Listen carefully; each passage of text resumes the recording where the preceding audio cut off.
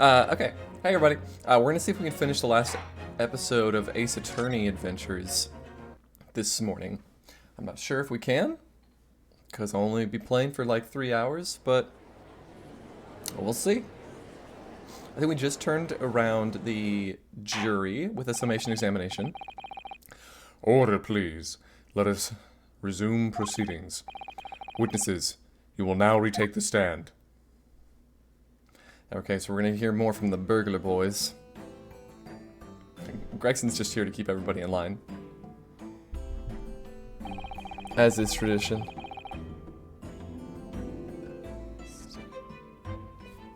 I presume you heard the defense counsel's summation examination. Oh, yeah, Governor. I did, Gov. I did. Mr. and Mr. Skulkin. Is that really how you say that? God, blimey! This is going to be hard work. Earlier in this trial, you gave the following testimony about your actions after you entered Windbanks. Well, it was bedlam soon, wasn't it? It was, Nash, it was. Didn't even have time to pull me dukes out me Lucy lockets. However, that was a lie. Your brothers. God, blimey! On the night in question, you rifled through the items on the victim's counter. We never done nothing of the sort. How'd you figure that out? They said contradictory stuff. You will now give formal testimony once again. You will tell the court precisely what happened on the night in question, and this time, you will tell the truth. Each lie that passes your lips serves to increase the severity of your punishment. And that, gentlemen, may deal a crushing blow to your chances of ever seeing the light of day again. Dang, Van Zeeks. A thought worth pondering, perhaps. Say no more, Gov. We eager. We'll blab, we'll squeak, we'll peach.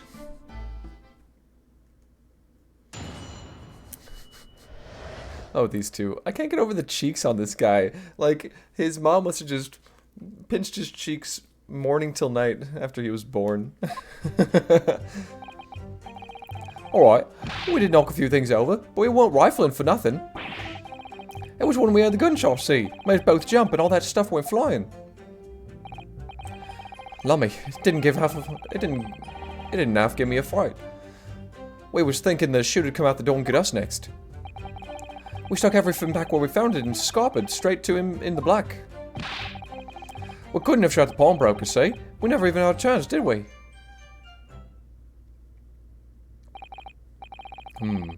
So you admit to the defense's accusation. You did indeed ransack Mr. Windibank's countertop on the night in question. Not ransack, Governor, no. That's right, Nice. That's right. It's more like we tied it up, yeah. Sorry. By their own admission, these brothers entered the pawnbrokery under dubious circumstances. However, they panicked and fled on hearing the gunshot, having first made good their mess. The way you say it, we hardly sound like roughs at all. We don't, Nash, we don't. Can't you make us sound a bit more cutthroat? It can't just be coincidence that these men showed up at Windibanks that night. There's more to their testimony than meets the eye. I'm sure of it. I don't know, man. They seem totally straight and narrow to me. Not actually. Yeah, I'll just press everything. I don't have a reason not to, really. If that's the case, then why didn't you testify to that effect in the first place? Well, you know, we ain't exactly squeaky clean, are we? We ain't, Nash, we ain't. If we admitted to something like that, people would think we was up to no good. Well said, Ringo. Me old China. We'd only land ourselves in even more trouble. And in fact now, as a result of lying in your previous testimony, that's exactly what you've done. Landed yourselves in even more trouble. Ah, well, that's rotten luck. Says the rotten apple eater. Witnesses, explain your actions to the court. Why did you ransack the victim's counter? We never ransacked nothing. Right, Nash, right. Well, more like we tied the place up. Van Zeeks is not having this. Oh, sorry. Yeah. Hold it! was when you heard the gunshot. I think anybody would jump at the sound of a gunshot, for sure. So what you're saying is, the sound of the gunshot shocked you so much, you knocked all those things off the counter. Well, it shocked one of us that much, yeah. This bag of nerves needs to learn to keep his shirt on. Look, it was loud, alright, blimey. My dead granny would have woken up with that bang. Big brother here screamed like a bloomin' baby and fell over the counter. He knocked over a load of books, a candlestick, and some skull whatnot. I got tangled in some marionette, what knocked over a picture frame, what knocked them scales on the floor. You've really mastered working quietly, then. What a racket. I think Granny would have been scared back into a grave at a clatter like that. So in short, the gunshot took you by surprise. And then some. It was quiet as a mouse, and then all of a sudden, BAM! What do you have to say, Gregson? What the heck? Inspector Gregson, do you have something to add? Like I keep saying, I don't appreciate being lumped in with these scoundrels. No, something to add about their testimony. You seem to react just now at what Mr. Skulkin said. Did it make you think of something? It's probably nothing, of course. I wouldn't even bother to mention it, only... Well, fact is, cases don't get solved if you ignore the little details. How about you just tell us what's on your mind? As you know, we brought these fellas into the yard for questioning last night. And the statement they gave then told a slightly different story to what they're saying now. Hey boys! Did it? You claimed you heard the victim shout something out before the gunshot. Might have, Gov, might have. Does ring a bell now that you mention it. Granted, it's only a minor detail, but still. Can't help feeling like perhaps you've been a bit sloppy with your testimony, fellas? If I discover the witness's testimony has been any more sloppy than it has hitherto proven to be, I shall be forced to bring in the very harshest punishment to bear against them. Easy, easy! Ooh. I'll get it right this time. That's it, yep. It's all coming back to me now. Then speak. Supplement your testimony with whatever details have miraculously returned to your questionable minds, sirs. Right you are, Gov.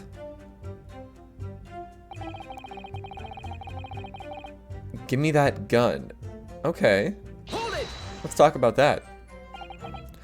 So in fact you heard the voice and the gunshot almost simultaneously. We did, Gov, we did. Although, I suppose if you're being honest, we heard a kind of wavering voice before the yell and all. If you don't want to get shot, give me that gun! Bam! That was a nice playthrough, yeah, thank you for that. Kind of thing. A career in acting tragically missed. And where were the voices coming from? Could you tell? Of course we could! From the other side of the door behind the counter it was. From the storeroom, where the victim was found dead. And the voice you heard, it was that of the victim, Mr. Windibank.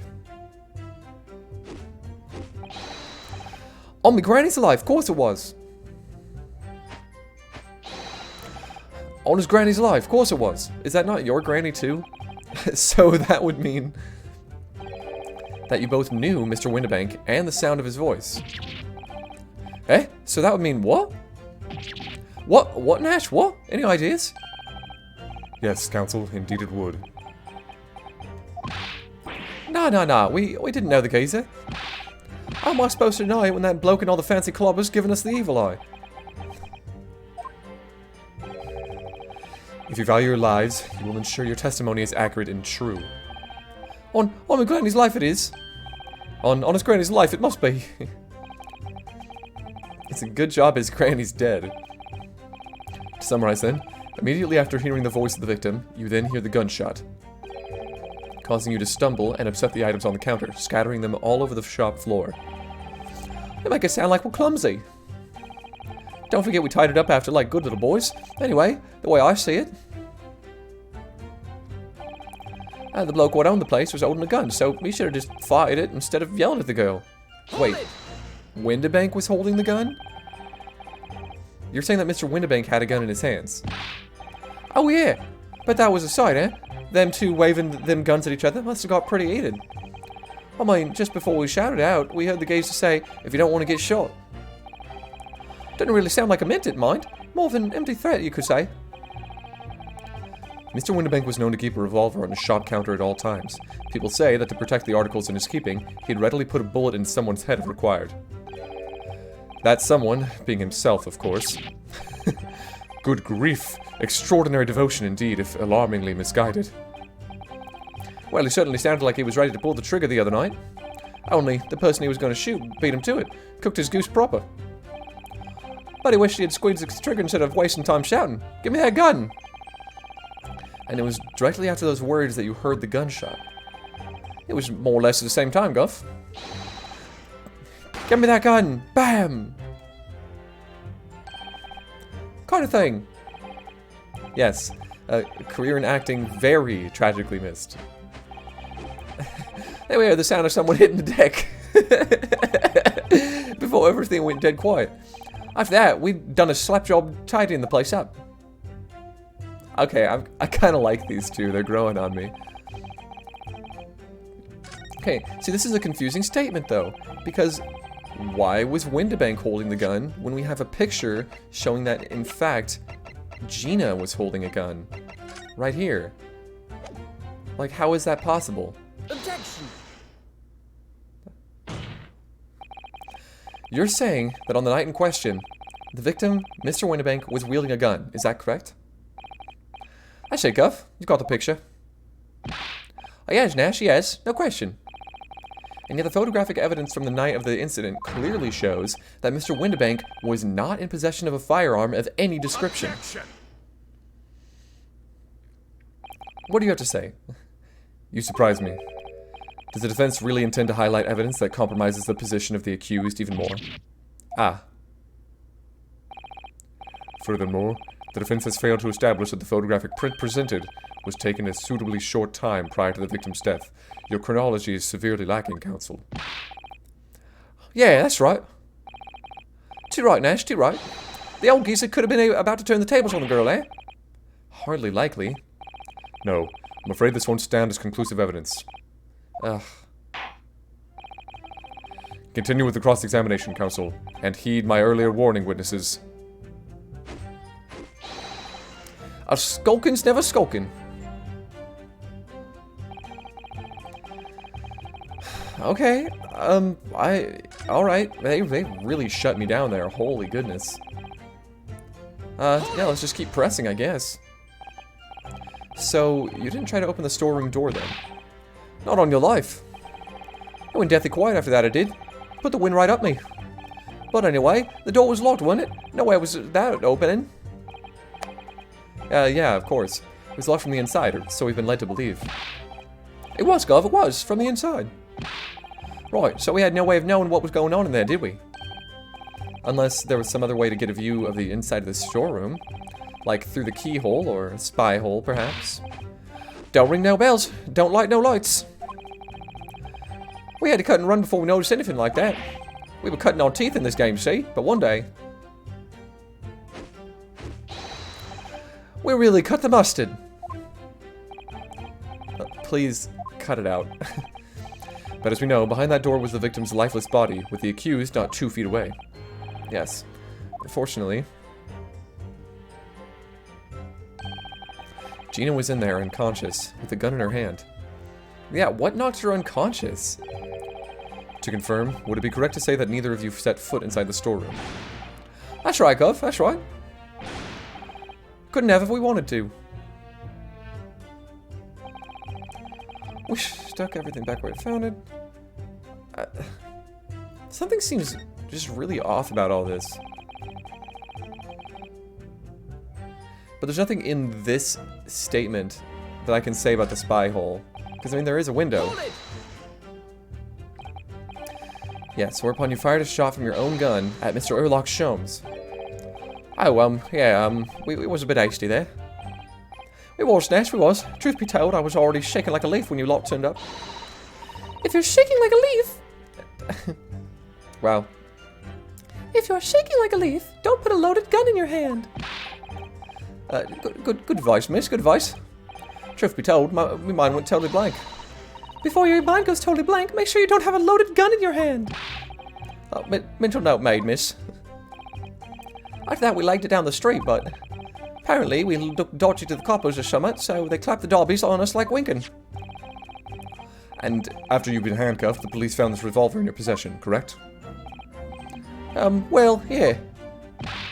Well, listen, that proves it done it, eh?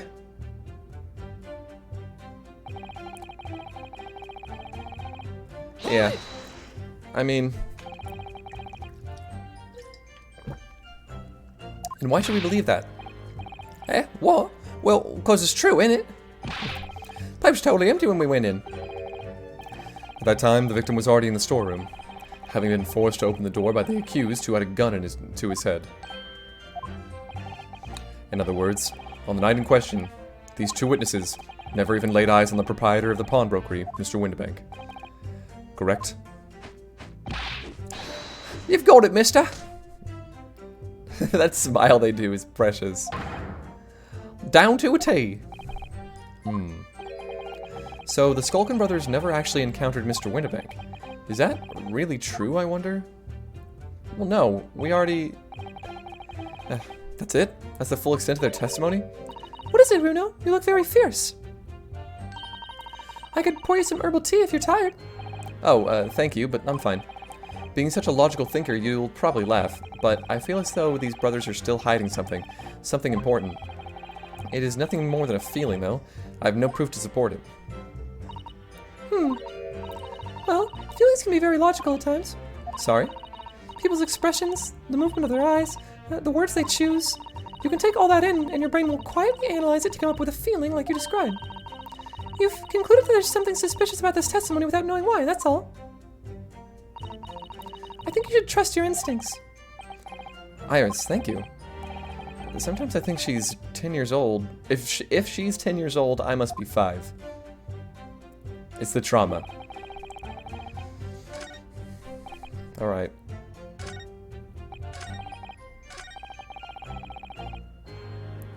So... was it this one or this one? It was this one, right? Where they talk about the fact that they knew Mr. Windibank. Or was that the other one?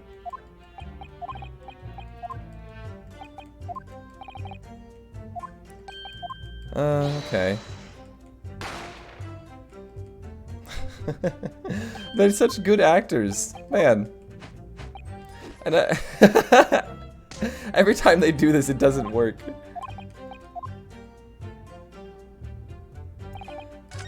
Okay, so do I need to do it on number 2 then?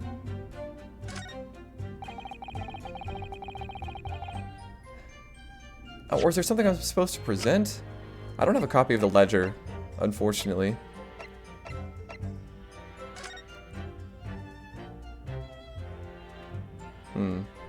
I just realized too that I hadn't really looked at these guns. So there's ammunition still loaded in 5 of this revolver's 6 cylinders. Yes, which tell us that only a single shot had been fired from it. Exactly. The bullet that hit Hurley, in fact, isn't it? Yes, it happened almost as soon as we walked in through Windibank's door. Oh, boy. My voice is not ready to do an Iris impression right now. I'll make those brothers pay. Alright, yeah, I don't really think there's anything else we can get from this gun, other than, yeah, shot's been fired, cool. But there's no markings on it or anything. Anyway. What about Windibank's gun? It's gonna say that there's no ammunition in it, of course. Yeah, I mean, the guns aren't the important things here. I need to be looking elsewhere. Do I have any evidence that says the brothers knew Mr. Windibank? Pawnbroker perishes in pick-purse plunder. How awful! For Ginny, I mean. But tomorrow's headline will be Discharged Diver is Dauntless Do-Gooder, right? Yes, something like that. If possible, I'd like to go even bigger. Bigger? How? Proud pickpocket protects planet post-trial, perhaps? Protects planet? Oh, I can't wait for tomorrow now. It's going to be so great. Okay, cool.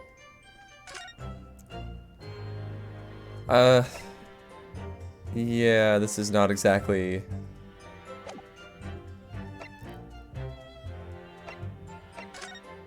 it's nothing to do with that. No, that's for the coat.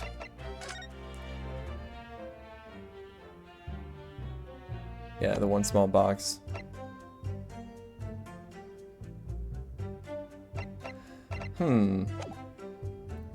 Alright, go ahead and press again on this.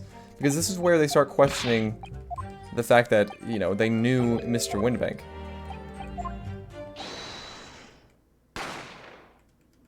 Yeah. Great, again, great acting, seriously.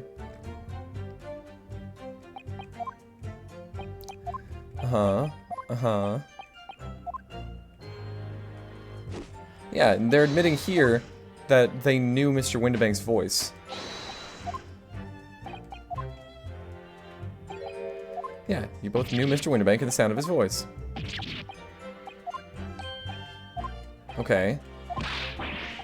But this is still the same dialogue. Nothing new is happening here.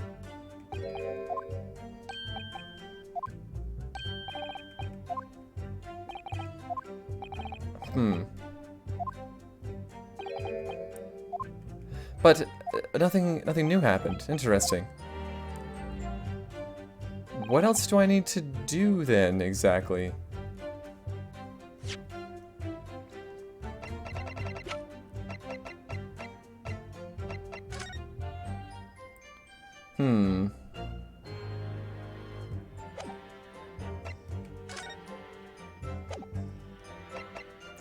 It's not sufficient evidence. It's not sufficient evidence? Well then, I gotta ask. What do you want from me, for real? Okay, let's go back to the beginning here. Knocked a few things over, yeah. Give me that gun. Windibank was holding a gun.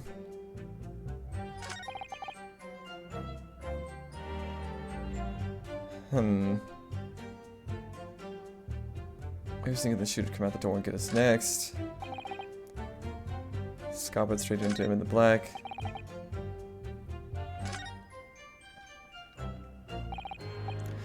I'm definitely missing something here. I just don't know if I need to keep pressing them, or if I need to, like, present something. It feels like I have nothing good for presenting. My armband's not useful. Pawnbroker ticket. I mean... yeah. But it doesn't say who it's for.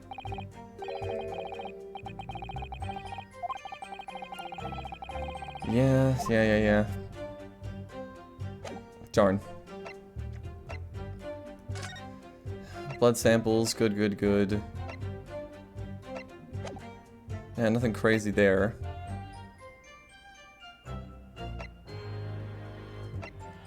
Hound of the Baskervilles.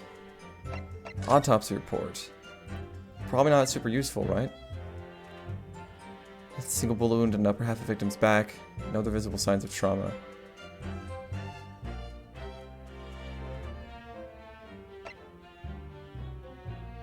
Wouldn't it be a little weird if they were fighting over the gun for him to be shot in the back? Like, that doesn't exactly make a ton of sense.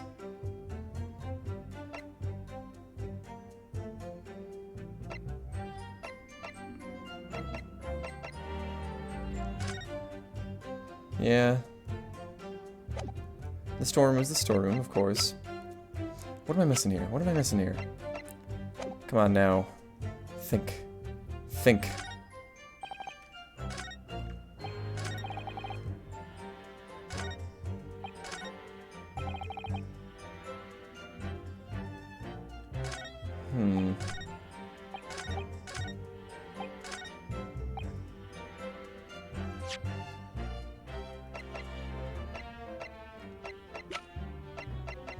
Because they didn't say anything about the fact they heard Windibank's voice.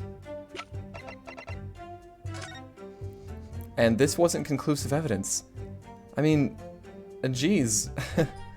Then what do you want, right? The curtain's kind of covering up the little window there.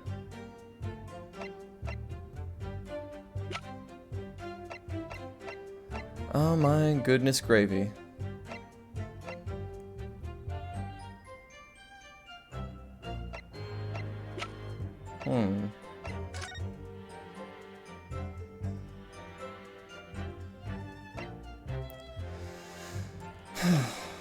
Well, darn.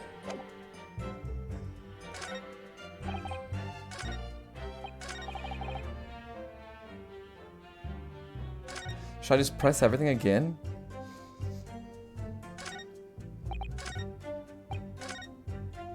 Maybe I should, maybe I should. Just in case.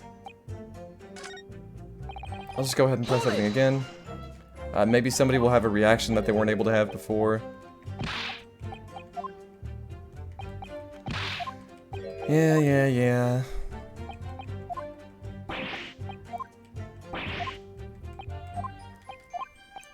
Yes. You eat out rotten apples. That's good. That's great, in fact.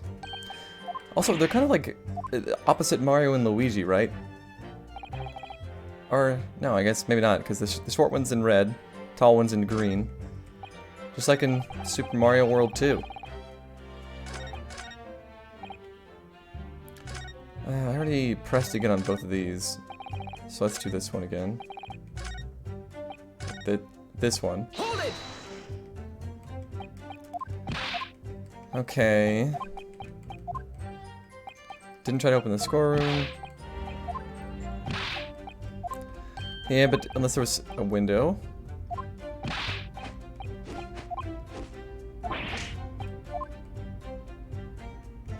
Okay, yeah, it doesn't let me say anything about the fact that there's a hole in the door.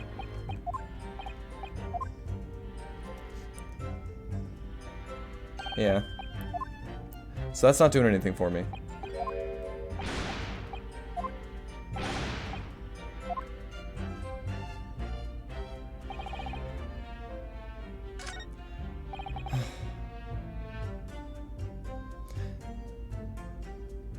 Well, son of a gun. Hold it!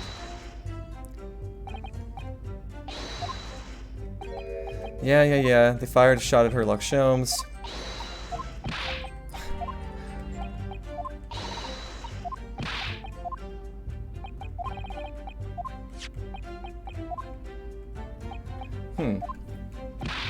I really don't know where to go with this.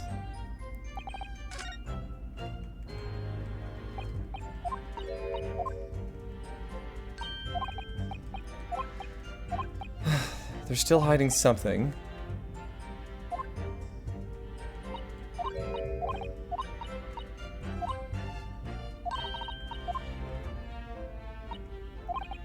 Okay. Son of a gun! I think the only option that I have now is to try and present more evidence, but they shot me down when I tried to do this one. Apparently it wasn't good enough.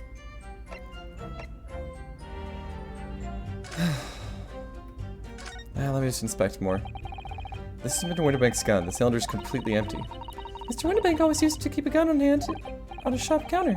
Yes, but there's only ever a single bullet loaded, I understand. That's right, to keep all the pawned articles that were in his care safe.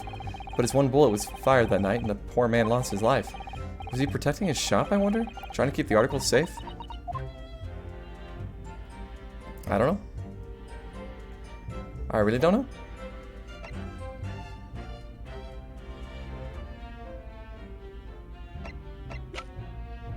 This, oh, geez, Louise. How am I missing everything here?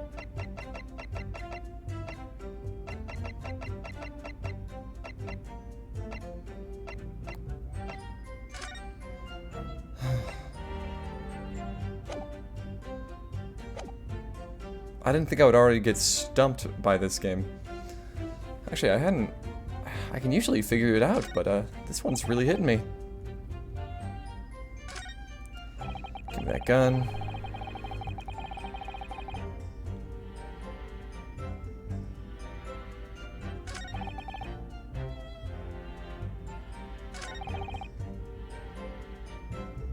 Do I just need to do it again?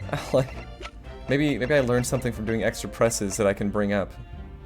Because this definitely went somewhere. I can't see any other way to do this.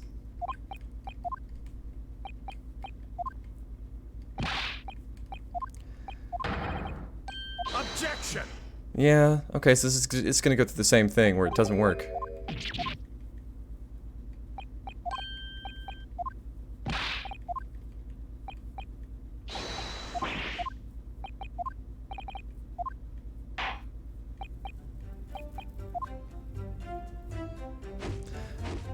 Oh boy.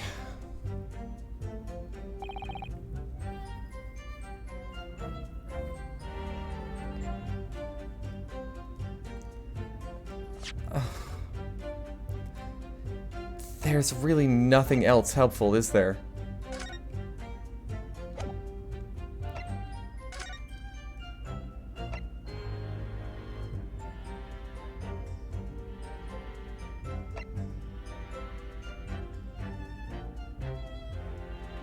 Yeah, so I guess this wasn't Urlach Shom's? Like, did the bullet stay in Urlach's body after he got shot? Because, like, where did this bullet come from? That's my question.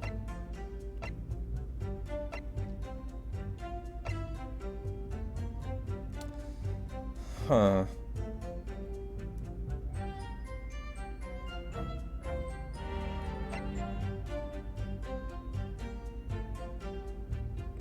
Maybe the older Skulkin brother got shot? Maybe that's what happened.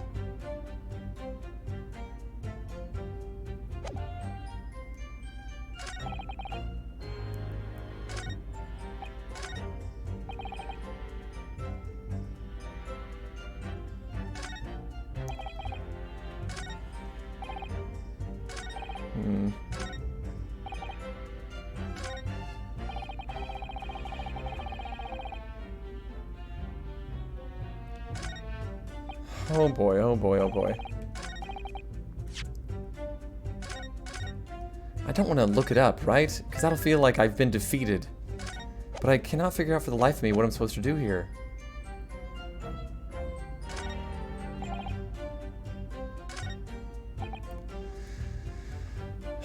We couldn't have shot the pawnbroker. We never even had a chance, did we? Well, I mean, the way I see it, you two didn't have a chance, but what about the third Skulkin brother? That guy's got to matter it somehow. Did I do another press on the last one? I'm pretty sure I did, right? Hold it! I don't entirely remember.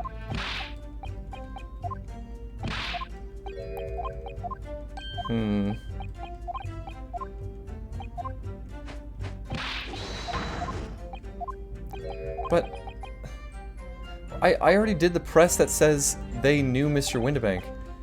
So why can I not use that information to refute them here?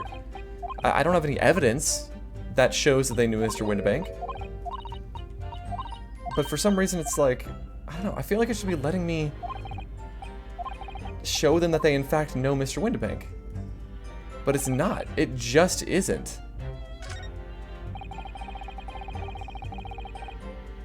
Ugh, my goodness. I don't have to look this up, but I'm kind of getting close to that, to be honest. The stereoscope's not going to help. Obviously, I mean, why would this help, right?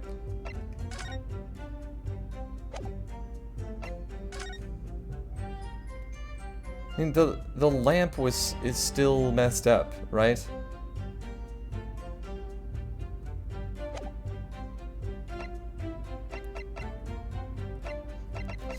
Nobody seems to care that the oil lamp got messed up.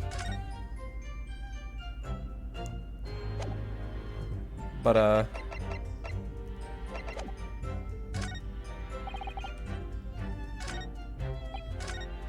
because these are the two statements that got changed, you would think that this is what I was supposed to do things with.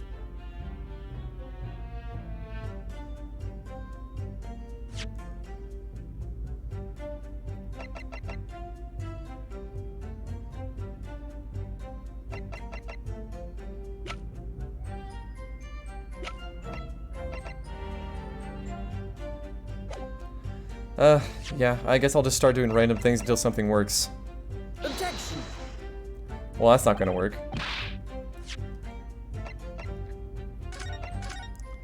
Go ahead and load, please. Thank you. I don't want to go through the whole thing there.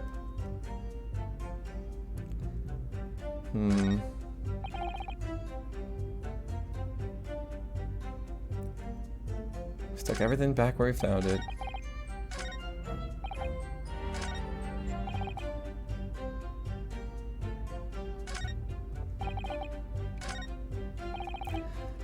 Jeez Louise.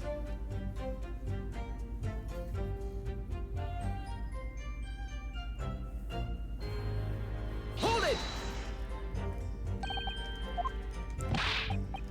Yeah.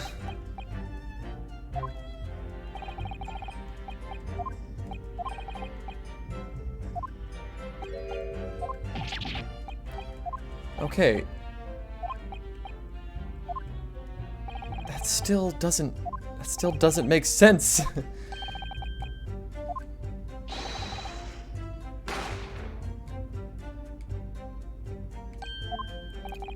Yeah. Acting career, very much so.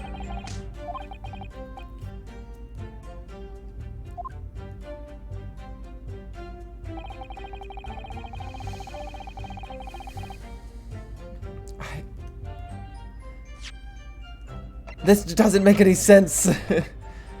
How am I not figuring out what I need to say here?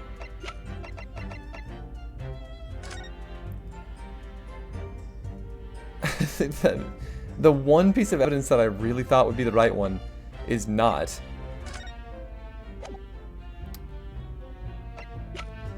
And in the blood samples portfolio, you can see that a shot was fired over here, which, I mean, I assume was not the burglar shooting Mr. Sherlock Sholmes.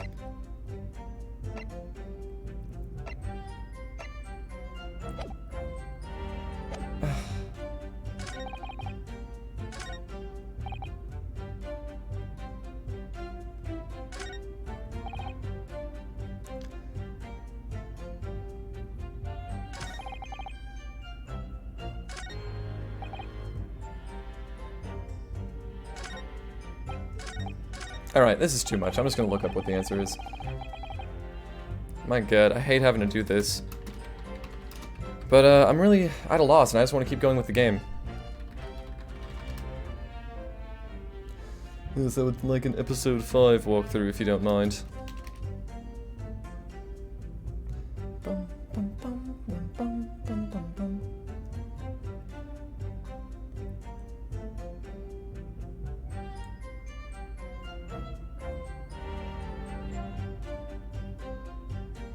Let's see.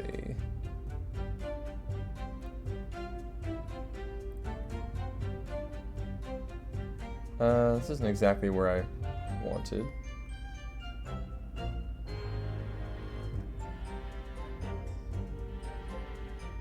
Let's see. Ah, this doesn't actually have the strategy on it. Got it.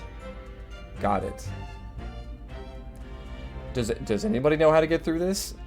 Of course they have to, obviously. Right? Right? Maybe not. Alright, never mind. I can't find it online, so I'm just gonna keep figuring it out myself. This has gotta be possible. Like...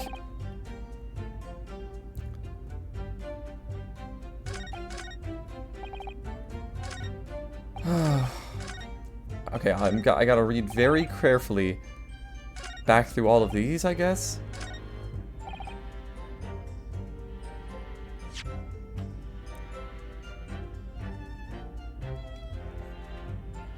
Oh, I can't present people. I didn't realize that it doesn't let me present people. It usually lets you do that in Phoenix Wright, but I guess that lowers the options for me to present. I just have evidence.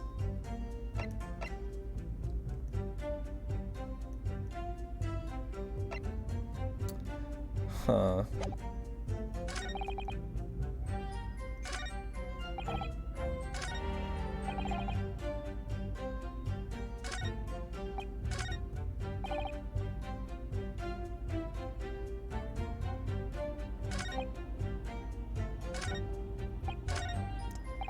I just don't understand. I'm missing something crucial here.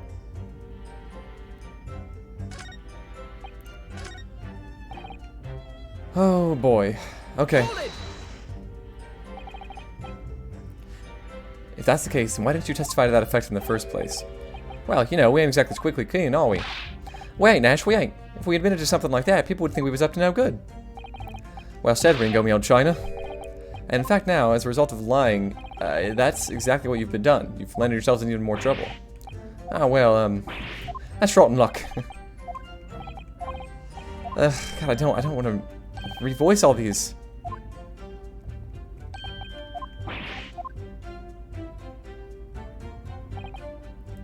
Hold it! So in fact, you heard the voice in the gun. Waver in voice. If you don't want to get shot, give me that gun. Okay. And then they say that it was Mr. Windibank that they heard. Yeah, from the other side of the door.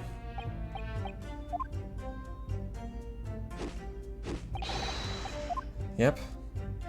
Here's where they say it was definitely Mr. Windibank. So that would mean that you both knew Mr. Windibank and the sound of his voice. Yeah.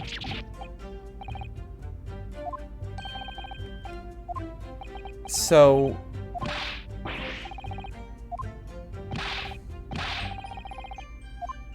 they're basically admitting to it here, but for some reason it's like not catching. Shouldn't that be caught?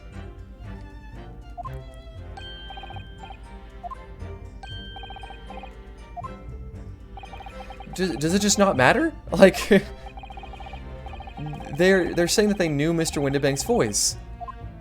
And for some reason I can't use that information later to say that they knew Mr. Windibank. But shouldn't I be able to? Like, what else can I possibly do with this cross-examination?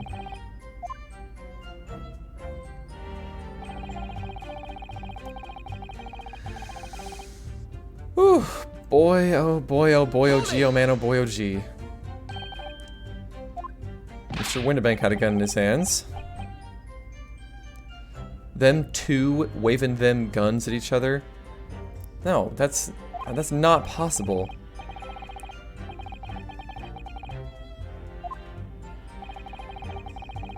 Yeah.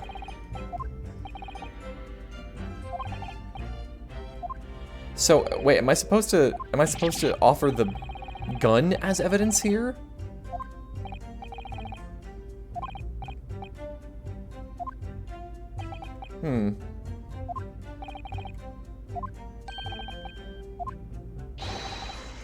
Yeah, maybe I need to just submit the actual gun as the evidence here.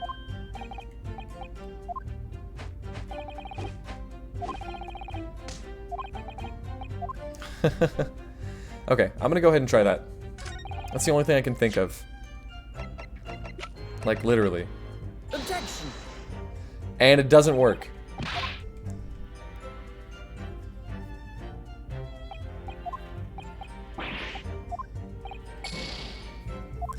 Maybe I'm supposed to use the photo of Mr. Windibank himself? The fact that he doesn't have a gun next to him? It's gotta be this statement.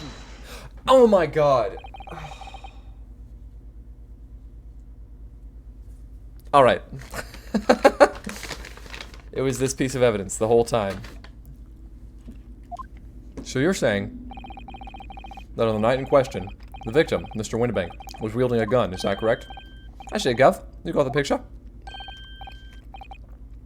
Yes, Nash, yes, no question. And yet, photographic evidence obtained immediately after the incident clearly shows that Mr. Windibank was not holding a firearm of any description. Eh, you what? Gordon Bennett, that ain't right. There can be no question that the victim's revolver was used in the incident. I would remind the court that Mr. Windibank's gun was found at the scene, but in Gina's hands. Not only was it identified as the murder weapon, but it was found in the accused's hand.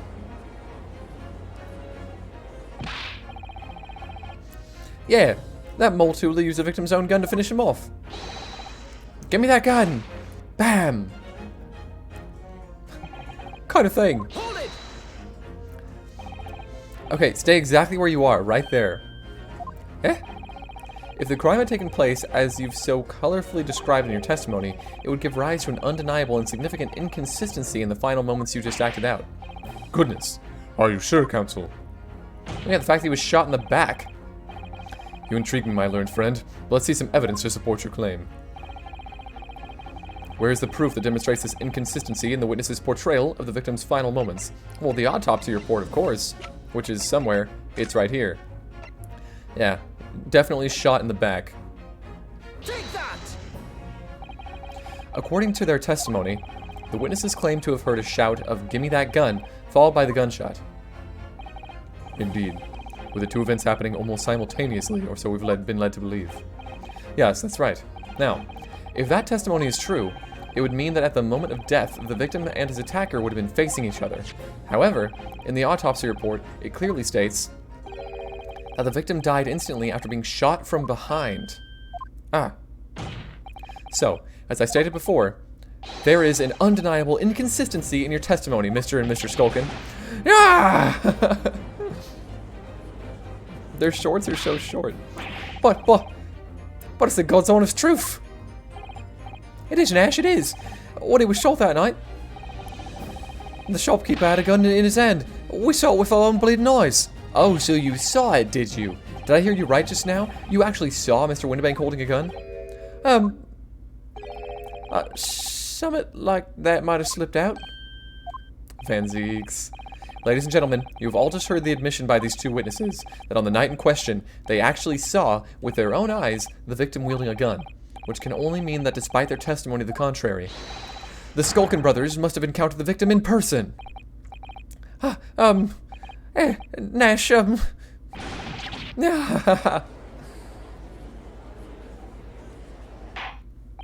Got him. Order, order, order. Witnesses, explain yourselves at once. Well, the thing is, it wasn't supposed to, It would seem that my previous warning fell on deaf ears. I made it quite clear that false witness would be the death of you. Am I to understand that you replaced the untruths of your original testimony with renewed lies? Ever so sorry, Governor. Truth is, see, we, Cut it out, Nash, cut it out. If we blab now, you know what it'll do to us. He? Who are they talking about? Not Van Zeeks, right? Let me make your position here perfectly clear. You will talk. There is no other option available to you. Bruv, come on, the game's up. But it'll have our guts for garters. That's gross, but kind of cool. In case it hasn't quite sunk in yet, no matter how hard you try to hide it, the truth will come out. On the night in question, it is now apparent that you brothers met face to face with the victim. I demand that you testify again to explain the precise circumstances under which this meeting took place. Well, do we have to? On pain of death. I suggest you make yourselves fully aware that this is your very last chance to tell the truth.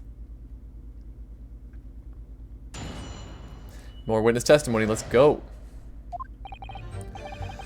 Alright, so we just got inside the gaff and heaved a sigh of relief when the geezer showed us his mug. Give me that gun, he bellowed, and then he flew at us like he was possessed. I thought we'd had it. Found old geezer. The bloke was strong as an ox. He chucked me over the counter. I pulled my gun on him, and then he legged it through that door into the back room. We never had nothing to do with killing him. That's all what happened, I swear. So now you're telling us that moments before the victim was killed in the storeroom, you in fact encountered him in the main part of the shop. Well, yeah, sorry. Well, we found ourselves at an interesting juncture. This changes matters considerably. But honest, Governor, this time. This time, Nash, this time. We ain't got nothing more to hide. Very well. Counsel for the defense, you may proceed with your cross-examination. Yes, my lord. Yes, my lord. This is it, the moment that I've been waiting for. Cool stuff.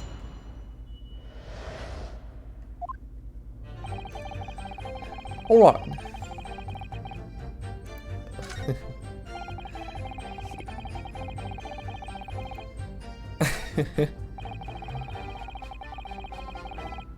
Dude, he chucked you over the counter? That's freaking awesome. Like, I'm not... That's amazing. Okay, yeah, he showed his mug. When you say geezer, I presume you mean the victim and proprietor of the shop, Mr. Winterbank? Oh, well, sorry. Sorry. I mean, that's right. We was keeping a close eye on the entrance to the gaff, obviously. But we never thought no one was gonna come out of the back room like that. The back room being the pawnbroker's storeroom. Yeah, that must be where he popped up from. Only place he could have been. So it would seem the victim was already in the storeroom when these brothers entered the premises. Which means Jenny must have been in there at that point as well. But that doesn't make sense, does it? If Gina had threatened Mr. Winterbank into the storeroom with her at gunpoint, then why would he have emerged from the same room all alone when the brothers arrived? Oh, I don't know. Did you see the accused at that time? What? Molly Tula? Couldn't tell you. No way, Cobber. We had bigger fish to fry then. I mean, the old geezer just lost it. Yeah, he came flying at you like a bat out of hell. We all know what happened. Well, not really. We're trying to get to what happened. You mentioned that Mr. Winterbank shouted those words in your previous testimony, too. However, you claimed that you heard him yelling them on the other side of the storeroom door. Oh, did we? But the truth is, he was shouting those words at you, wasn't he? Well, yeah. Was the victim, Mr. Winterbank, wielding a gun at the time? Was he ever? Blimey lummy, a great ugly barrel he had, pointed straight at my frontispiece. Frontispiece? So what you're saying is, you definitely saw Mr. Winterbank with a gun at that time, is that right? It is, Gov, it is, spot on. Then all of a sudden, he came at us, he did. It was bedlam. I didn't know what was going for who. You were clearly all going for each other. Like Nash said, we thought we'd had it. I mean... For an old geezer, the bloke was strong as an ox. He chucked me over the counter. Yes, I noted that you mentioned the counter in your previous testimony, too. Well, yeah, of course we did. He knocked over a load of books, a candlestick, and some skull whatnot. I got tangled in some marionette, what knocked over a picture frame, what knocked them scales on the floor. So in fact, it wasn't the sound of the gunshot that shocked you and made you knock those things off the counter. Well, Big Bravia went flying off the counter like a gunshot, I can tell you. Then the old geezer pinned him. He did, Nash, he did. If you hadn't been there, the bloke would have flattened me like a bloomin' pancake in seconds. At the time in question, the alarm was raised at the local police station via a secret cable from the pawnbrokery. There was a button under the counter used to activate it, which was presumably pressed by the victim. That's right. When the brothers fled the scene and back onto the street, they ran straight into the arriving police, didn't they? Poor Mr. Winterbank. He did everything he could to protect his shop. Which means he did not press the button when Gina was there, just, you know, with the gun in her hands. I pulled me gun on him, and then he legged it through the door in the back room. Hold it! Were you intending to shoot Mr. Winterbank? No, never. I was just, you know... looking out for me bruv, wasn't I? I was being flattened, don't forget. By a man whose shop was being burgled, yes. And then, the man fled into the storeroom when you pointed your gun at him, is that it? Yeah, that's it. He shoved me away, then ran off through that door and shut himself in. There's something about that last remark. Something that doesn't quite ring true. I wonder why Mr. Winterbank ran away into the storeroom. What? Well, according to what everyone's saying, Jenny was in there waiting for him with a gun. Ah, yes, that's right. Gina allegedly used Mr. Winterbank's gun to threaten him and force him to open the storeroom door. In which case, how did the gun end up in Mr. Winterbank's hands again? I have no idea, but that is strange, isn't it? This little inconsistency could be significant. I should make a mental note of it. Look, the point is, me and me brother here. That's right, Nash, that's right. Me and me brother here. We never had nothing to do with killing him. That's all what happened, I swear. I should have pressed that, but anyway. So that's all these brothers are willing to reveal this time, is it? They're still hiding something, don't you think? Yes, I'm sure of it, and not just a minor detail either. It was almost certainly because these two, that poor Mr. Winterbank, well, you can't let them get away with it, Runo. I know, but I get the feeling that there's even less evidence at my disposal this time to prove that they did it. We've come so far. Now it's time to finish them off. Well, I'll do my best. No promises, though, to be sure. Yeah, let's press on that last statement. Hold it! Just see what you guys have to say about it. You say you had nothing to do with it. Nothing at all. Nothing, Gov, nothing. The old geezer went and shut himself in the back room, didn't he? Locked it was, from the inside. We know it was, so we tried to open it. Oh, you did try to open it, huh? But it's a decent door, that one. Good and strong. Wouldn't budge an inch. So in the end, the situation remains unchanged. Inside the storeroom with the pawnbroker, there was only one other person. The sole proprietor, or the sole person who could have possibly shot the victim, the accused, Miss Gina Lestrade. Ah.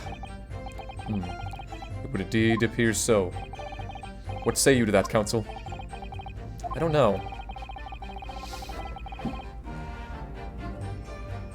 Was there anyone else apart from Gina who could have possibly shot Mr. Winbank? I might as well save here because of reasons. So, but do I have any proof that says there could have been? I don't even remember what I was supposed to make a mental note of.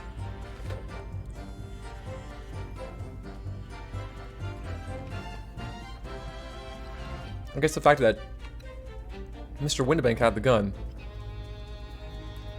You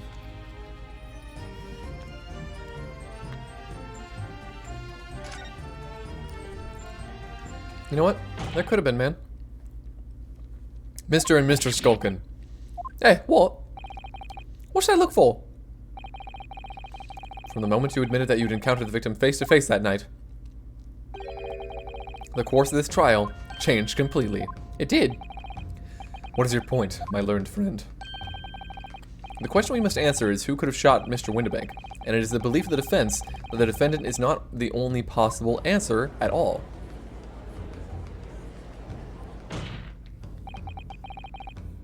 You have my attention. In that case, let us return to this plan of the premises. The victim was killed in the storeroom, which was locked from the inside. Those are the facts. So pray, what other possible answer to the question of who shot the man could there be? Counsel, you must now provide answers to the court in respect of 2 conundrums. 2, my lord? Twice as many chances to be right, maybe? Indeed. Namely, from what location did the culprit shoot the victim? And furthermore, where was the victim at the time? Wait, where was the victim at the... Wait. Where was the victim at the time? Understood, my lord. Are you alright, Bruno? I'm not entirely sure, but there's one thing I am sure about. If I can prove that there's a credible new alternative to what happened, it would change Gina's prospects hugely. So now, time for some clarity. Show the court on this plan the answers to the questions posed by his lordship. If you believe someone else could have killed the victim, indicate from where that person could have fired the gun. I would say, like, here, right? From the other side of the door. Take that! Because there's a little window. The defense believes that the culprit could have shot the victim from this location here. And in answer to the second question, assuming the culprit fired from the location indicated, where was the victim at the time? I mean, it's right here. Take that!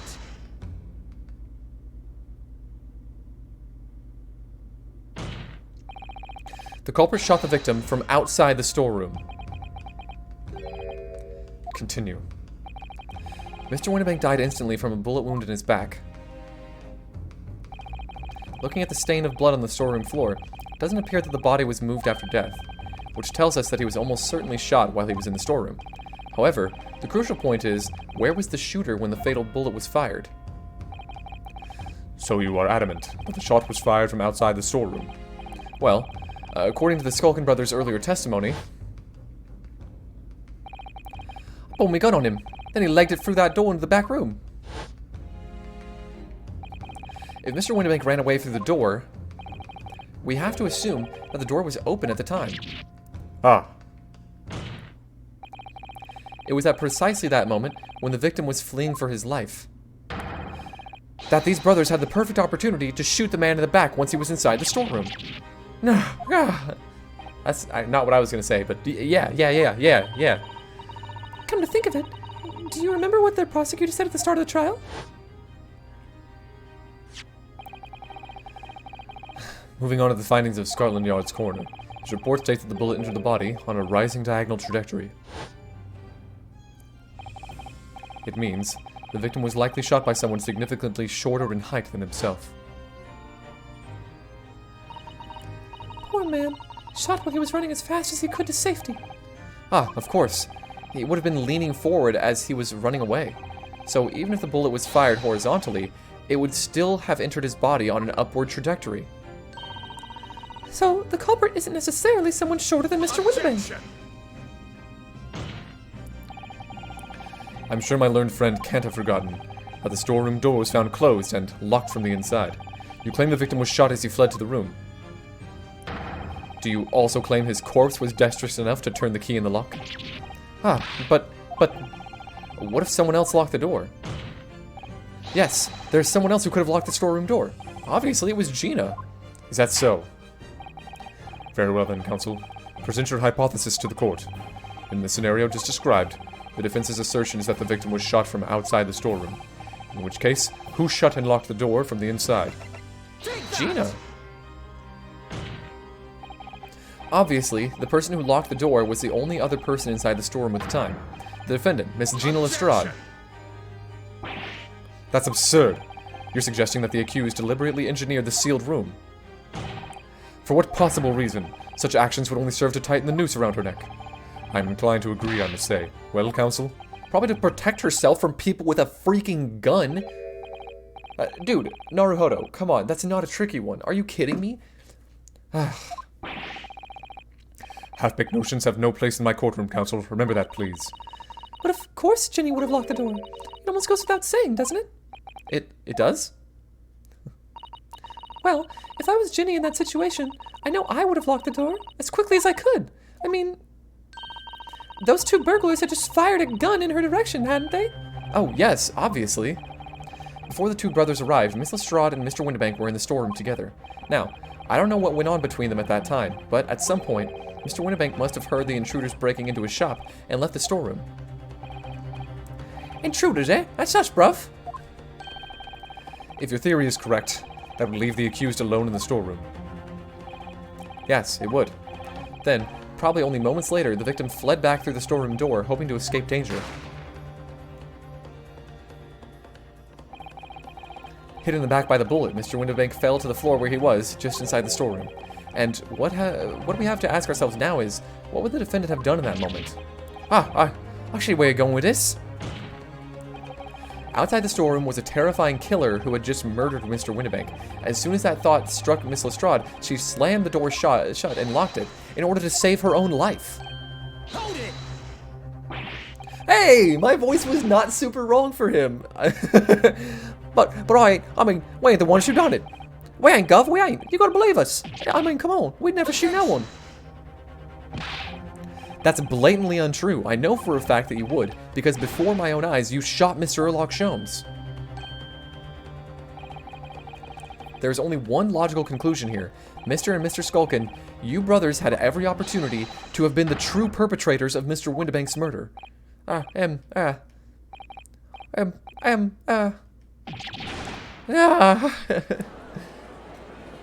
than the fact that their gun was only fired once, and Winterbank's revolver was only fired once as well. You can say it wasn't the pickpocket who shot the pawnbroker after all. I should have known it was those three brothers. They look as shady as a dense forest. That was amazing, Bruno. All the members of the jury seem to be firmly on your side now. I know, first time ever, and probably the last. Well, I think you've done it. Surely they'll have to agree to a verdict if not. No, the gun poses a problem. An admirable effort, my learned friend. What's this now? He's laughing? You find the situation amusing, Lord Van Zeeks. I myself find the defense's argument most persuasive. Yeah, he's got to bring up the gun. I dare say. Such chicanery is the bread and butter of the street performers in your provincial eastern nation. But such blatantly malicious conjuring tricks amount to nothing more than an inexcusable pettifoggery here. What? Yeah, literally, what? The hypothesis you put forward is so ostensibly credibly cannot...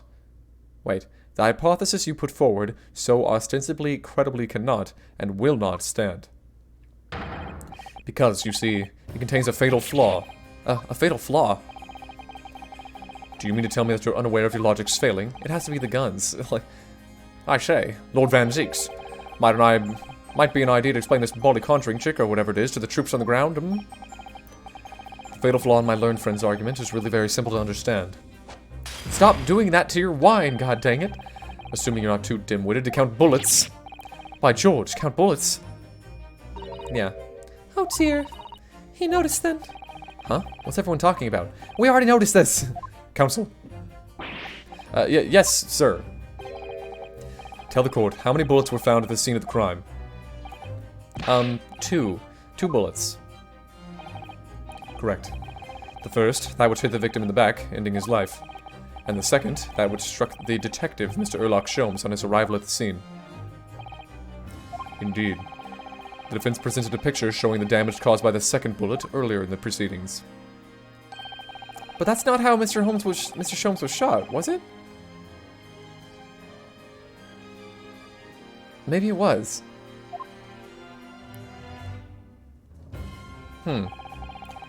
Lordship's misunderstanding is correct. Furthermore, we know there are 2 firearms involved in the incident. The revolver belonging to the victim, Mr. Winnebank, and the Skulkin brothers' revolver. The evidence shows that a single bullet was fired from each gun. Yes, indeed it does. A single bullet from each. Now then, my learned friend. You yourself told the court only moments ago that these 2 brothers shot Mr. Erlock Sholmes right before your eyes. Yes, I did. Oh my goodness, I think you'll find... And if the single bullet that was fired from the brothers' gun hit Mr. Sholmes, it means...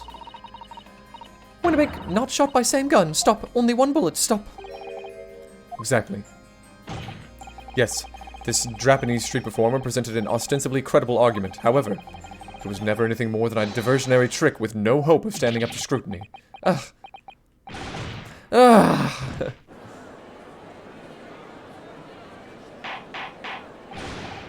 Order! Order! Order! Why do you... Pray forgive the discourtesy of flinging the dregs of this hallowed nectar into the public gallery. Lord Van Zeeks. But this court needs to open its eyes. The accused, Miss Gina Lestrade, is no ordinary little girl. Despite her young years, she can, regrettably, no longer be described as a juvenile. No, the person in the dock is far from a law-abiding citizen. She has a past riddled with criminal conduct. The truth is, the accused broke into the pawnbrokery on the night in question with loathsome intent. As we can see beyond doubt in this print, which depicts her threatening the victim with the murder weapon. I mean, it's not even pointed at him, though. And I have here in my possession one more piece of evidence the prosecution wishes to present. That disc. Why does this matter, though? Why would you bother presenting this? It seems totally out of the blue. I'll be taking that whatever it is in McGilded's down to the yard, thank you very much. Now, don't! Don't give it to him! It's mine, that is. It's mine! I'm sorry, miss, but anything belonging to McGilded has to be taken in as evidence now. Yes, that music box disc. McGilded's music box disc. The very day before the murder of Mr. Winnebank, the accused attempted to make off with this article, which clearly doesn't belong to her. And with none of the subtlety of a pickpocket, I might add, but by brute force and brazen impudence. Good gracious! Make no mistake, any sympathy for the accused on account of her years is misguided and dangerous. There are no depths to which this girl would not stoop if pushed, no crime she would not commit. The court forgets that fact at its peril. That's a hell of a claim you're making. I see. I think it would be prudent to take this music box disc into evidence, counsel. It's a grim testament to the defendant. Lord Van Zeeks, Inspector Gregson, what? Yes, Inspector?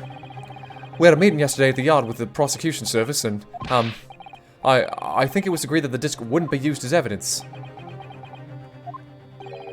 What's this all about? Why is the inspector acting strangely? That's the first time he said anything to Van Zieks at all. I'm unaware of such meeting. But those were the instructions right from the top.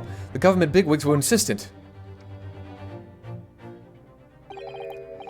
Inspector, I am the prosecutor, and I alone determine how to present my case. Your warning is noted. Thank you. Dude, shut him down, Van Zieks. Get him. The prosecution wishes to proceed with submitting this disc as evidence, my lord. Indeed. Bailiff. Okay. A very interesting thing, huh? The prosecution has established the accused's motive, opportunity, and baseness of character. There is nothing more to add.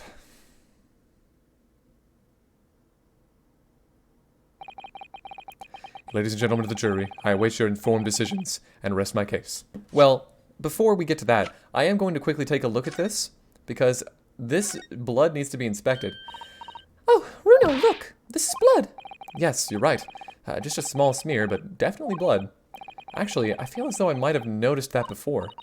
Haha, then it's my time to shine again! I thought I'd be waiting forever! Alright, hold still with that disc, Runo. Can we get this done quickly, Iris? In a flash! I don't know. What would it be? Green. Ooh, a lovely bright shade again. Wait, that color. What is it? It's just that green. It's not the first time we've seen that color, is it? Okay, and we know for a fact that that blood comes from the white top hat suit man that I forget the name of. I think he said his name was Benedict, but that's almost definitely wrong. In fact, he's probably the third Skulkin brother, if I had to guess. Yeah, this is the same blood here. An interesting thing to note. Just putting it out there. Dude, Scandinavian swivers from Trader Joe's. These things are great. Oh, my God. I don't believe it. I had the jury on my side for once. For all of 5 minutes. Oh dear. It wasn't even for 5 minutes, Runo. My lord!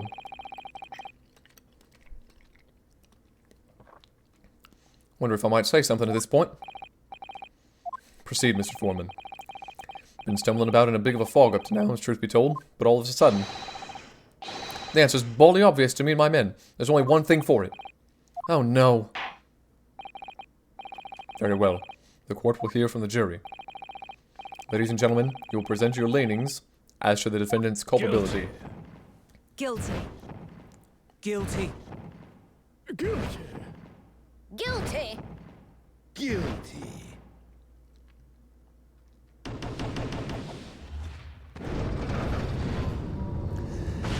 Here we go again. Ah shit, here we go again. We have a consensus among the jury, it seems. When you have eliminated the impossible, whatever remains must be the truth. That is a Sherlock Holmes quote. That's pretty neat. But it's amazing that Van Zieks said it and not Herlock Sholmes. That's my line. I wrote that for Hurley. Oh, well, there you go. Never mind. Ah, how dare he use it against us? Don't worry, Iris. I don't think we're finished yet. There's still more to this case than we realize. There must be, because there's only one thing that I'm absolutely certain of. Gina didn't shoot Mr. Windibank. That's beyond any doubt. Hell yeah. Very well. We will proceed with the second summation examination of the day. Mr. Foreman, are you and the other jurors ready? Garradeb Squadron is primed and ready for action, sir. Very good. So, ladies and gentlemen of the jury, you will each explain on what grounds you have now determined the defendant to be guilty. Alright, let's make this happen.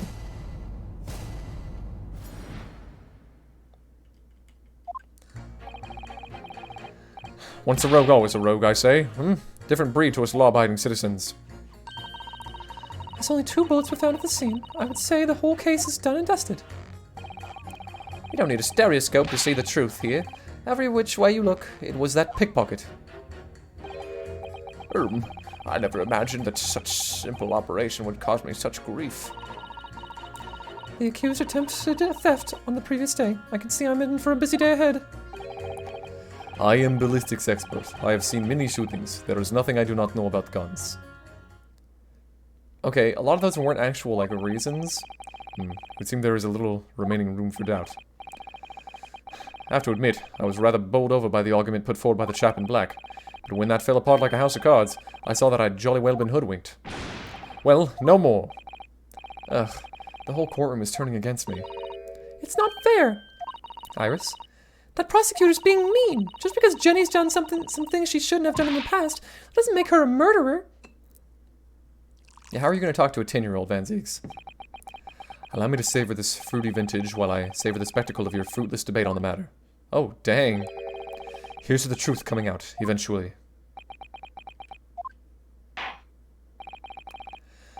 That's enough preamble. Counsel, proceed with the summation examination. Yeah, let's get hyped. Let's get ready. Yes, my lord. Dude, the katana is so cool.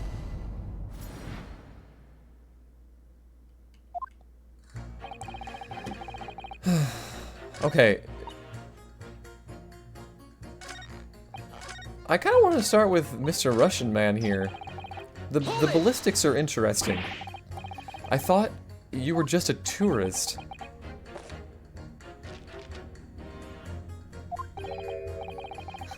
Good day. I am visiting London for sightseeing. I would like to take a bus to Crystal Tower, please.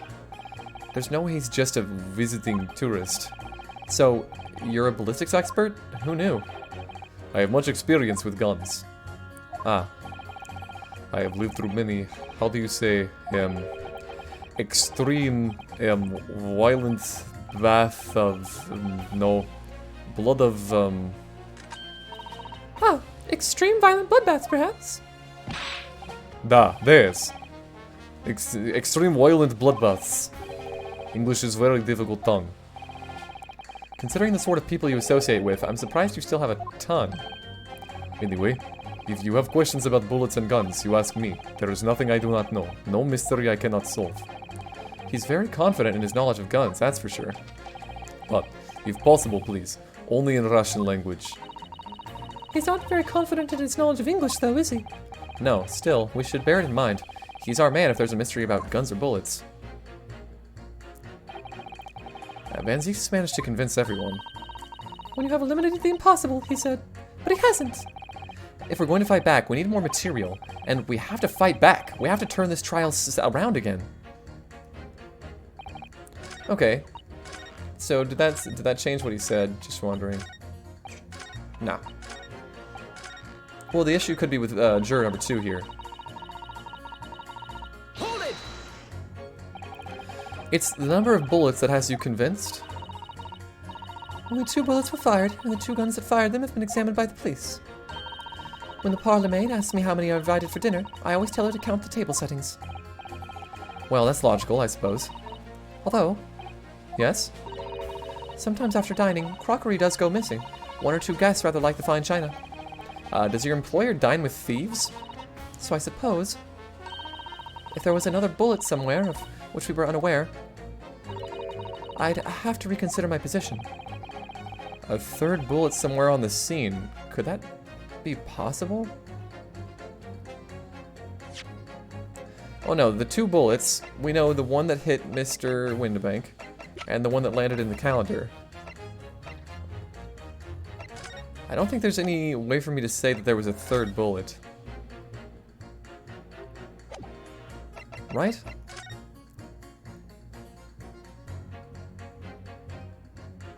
Oh, on the autopsy report, did it leave his body?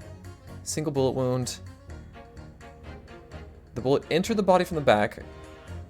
Did it not exit? Did it not exit the body? Because that's not really saying anything about that.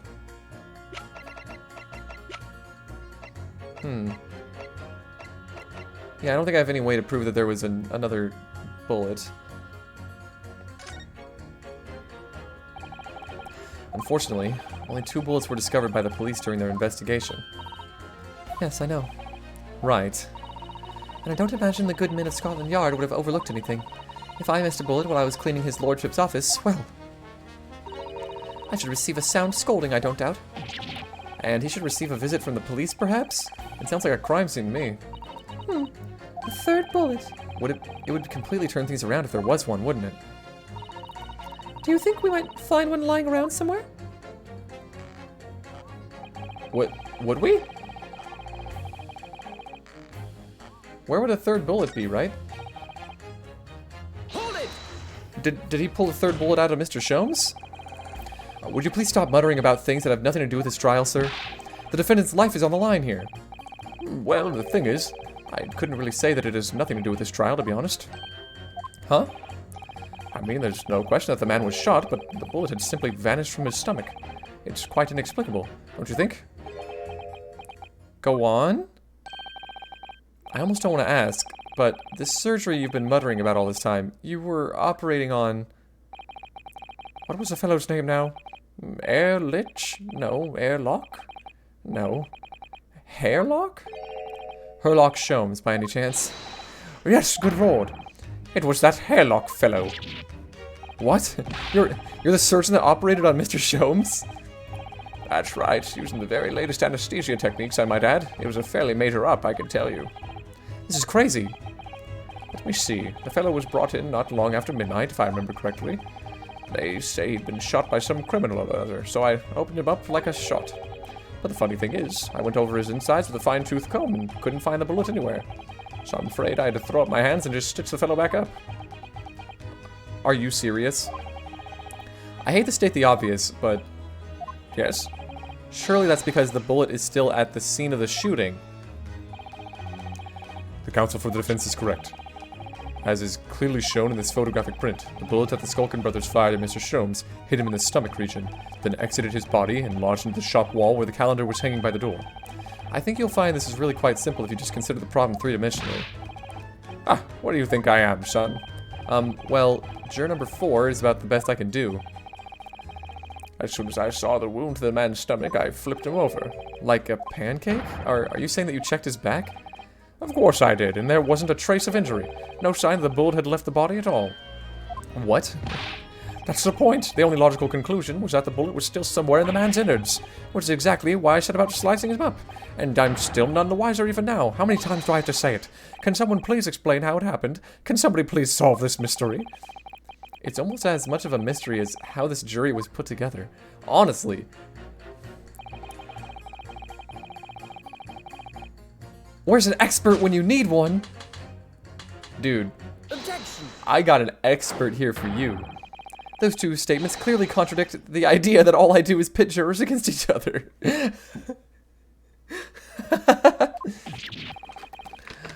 Oh, a ballistics expert.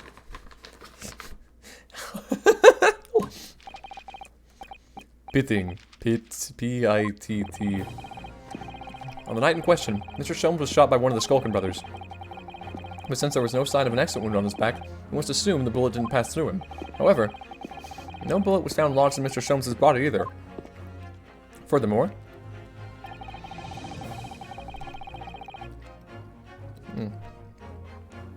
a bullet was found lodged in the wall of the shop where Mr. Sholmes was shot. Juror number 6. Hello, my name is Villain. Pleased to meet you. There's apparent contradiction in the facts that is so clearly troubling juror number 4. Are you able to explain the mystery? I have seen very similar situation in Motherland. Oh? It was night. There was blizzard. I was running away along mountain road in freezing cold. Golly. The snow was piling high on both sides of the road. It was very narrow and dangerous. My pursuers had hunting rifles, and they were on dog sleds. Mental note, don't ask too many questions. I was shot from behind, and I fell down in snow. And the situation was very similar to what I hear today from doctor. They could not find bullet in my body, and no sign of, how do you say, exit wound. Then, where did the bullet go? Bullet never hit me. Well, if it never hit you, why did you fall down? Bullet hit frozen wall of ice very close to my side. What? One small piece, very sharp, broke away from lump of ice and pierced my body. It made deep wound that looks just like bullet wound. Good gracious. Of course, piece of ice quickly melted inside me, and that is solution to mystery of disappearing bullet. I don't know if the same thing can apply. Because there was no ice. But that doesn't answer the question at all. The shooting happened in a pawnbroker's shop. Not some snowy mountain road in another country. Just an idea, but we might not be looking at exactly the same scenario here. Uno, where exactly was Hurley shot again? Well, according... The lamp! It hit the lamp! A piece of glass went into him. Well, according to the report, in his stomach, sort of around this area, I think. Well, that's precisely where he always wears a little pouch on his belt. Oh, or maybe that. A pouch? Actually, I might have noticed something like that. Yes, a pouch. It's where he keeps 3 glass vials of very dangerous chemicals that he uses in his investigations. What? Really? Doctor, where's the pouch Mr. Sholmes was wearing? Well, the fellow had nothing like that on his person when he arrived at the hospital, as far as I remember. If I may. Lord Van Zeeks? While I realize it is forbidden for the prosecution to interject during a summation examination, I should inform the defense that I have the pouch in question in the antechamber outside the courtroom. Sorry? As I understand it, when the police arrived on the scene and found Mr. Sholmes injured, they removed the pouch in order to assess the wound. Ah, thank goodness! I thought I was getting forgetful for a moment. Since then, it has been in my safekeeping along with all other evidence relating to the case. I can personally vouch for the fact that it has not been touched since the incident occurred. Very well. While extremely unconventional during the summation examination, I must demand the prosecution presents the item in question with all speed. Bring forth Mr. Erlock Sholmes' pouch. Alright, yeah, let's do this. I see. So this is the pouch worn by Mr. Sholmes on the night in question, is it? Look at that!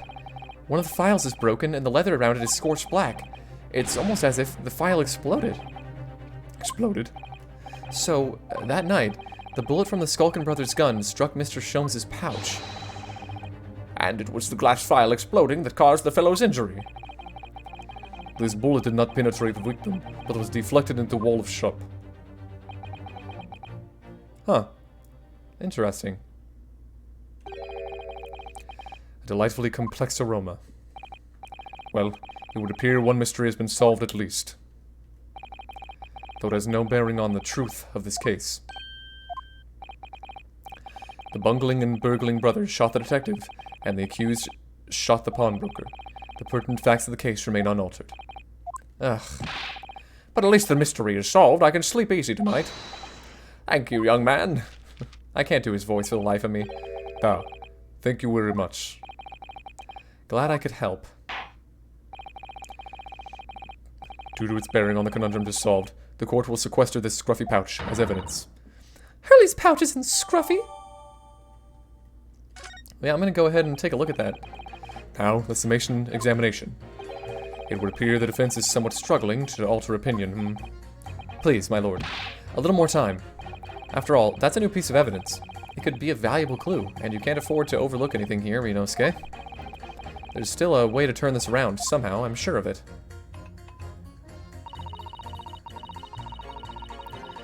Okay. I'm gonna ignore you.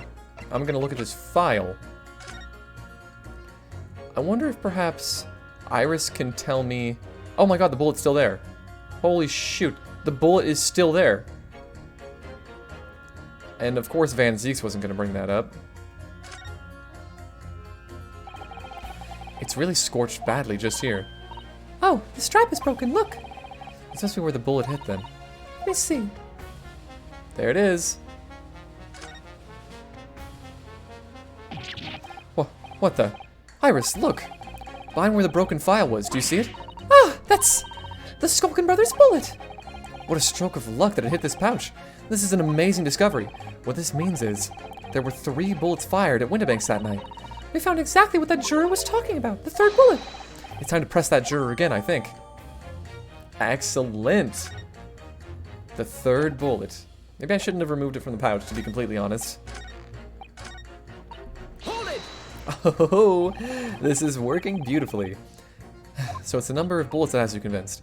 Only 2 bullets were fired, and the 2 guns that fired them have been examined by the police. When the parlor maid asks me how many are invited for dinner, I always tell her to count the table settings. Well, that's logical, I suppose.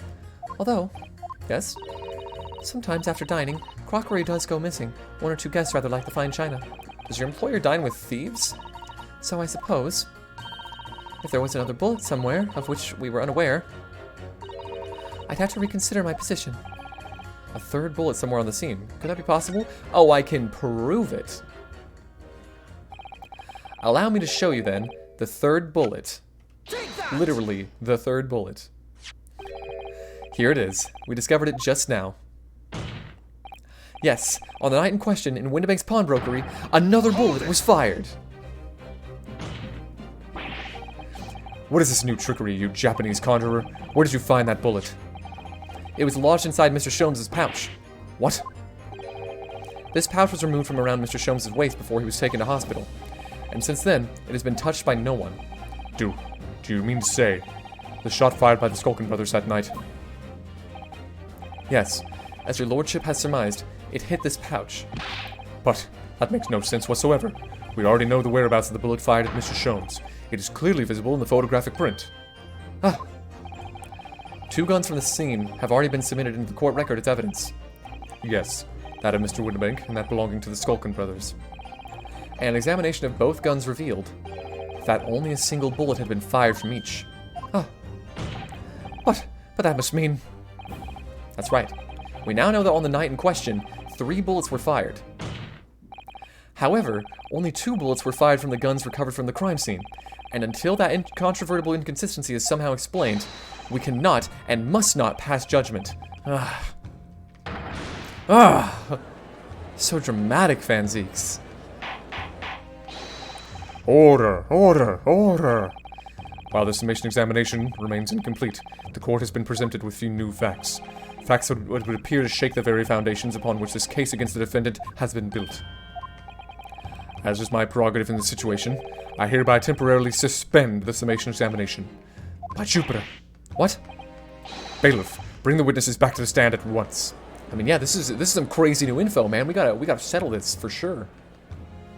I don't think any judge would feel good about bringing down the hammer here. Witnesses, Governor. were you listening to proceedings while the defense carried out the summation examination? We was, Governor, we was. Perhaps we can dispense with a tedious preamble. Simply answer this one question. A third bullet has been identified at the scene of the crime. What do you make of that? Make of it, Gov. I don't make nothing if I can help it. Is it one of yours? God blimey, Gov, God blimey, not a chance. In that case, did you have an accomplice? What? What? Never. The Skulkin brothers work alone. It's just the 2 of us. That's our trademark. How soon we forget poor Selkie. Only 2 of the bullets from the crime scene originated from the firearms we have in evidence. The third bullet was fired from another gun. Where is it? Lummy, that's an head scratcher. Counsel for the defense. Yes? I should like to hear your thoughts regarding these new developments. The third bullet, and the mysterious missing firearm from whence it came. Thinking back over all the testimony we've heard and all the evidence we've seen, I think I'm starting to form a picture of what really happened that night. My lord, I think it's clear that this third bullet tells us about the Skulkin brothers. Well, they definitely had an accomplice. On that night at Windibank's pawnbrokery, the brothers must have been working with a third man. The witnesses are clearly doing their best to cover up the existence of this accomplice, but the evidence all points to the fact that there was someone else present, someone carrying a gun. Objection!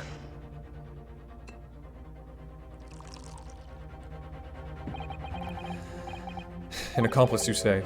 Pig swill. You were just... These protracted proceedings have already forced us to endure 2 summation examinations, yet in all that time, there's been not a murmur of a third man. If this apparently wraith-like being exists, the court must be shown hard evidence. Without it, this fantasy will be crushed. The prosecution demands answers on 2 counts. Firstly, proof, evidence, that this accomplice was ever at the scene of the crime. And secondly, the identity of this spurious character. The Skulkins are lying. I know that. But how can I ascertain the identity of the person they're hiding? Well, I already know. It's top hat, white suit man. Well, counsel, I'm supposed to prove the existence of this accomplice, and reveal the person's identity, even. In response to the prosecution's demands, my lord, the defense is ready to present answers. I believe I can provide all the answers the prosecution demands. So, my Japanese friend, despite the swimming eyes, you seem to think you have something to say. This promises to be interesting. I have to push forward now. There's no other option. I need to use every single piece of evidence available to me if it will make a difference. In that case, counsel, I would ask you to present the evidence without delay. On the night in question, in the moments leading up to the death of the victim, what proof have you that there was a third intruder present at the scene? Well, I mean, I'm gonna say the blood, right? Because the two Skulkin brothers that we have are unharmed. So someone had to have been shot.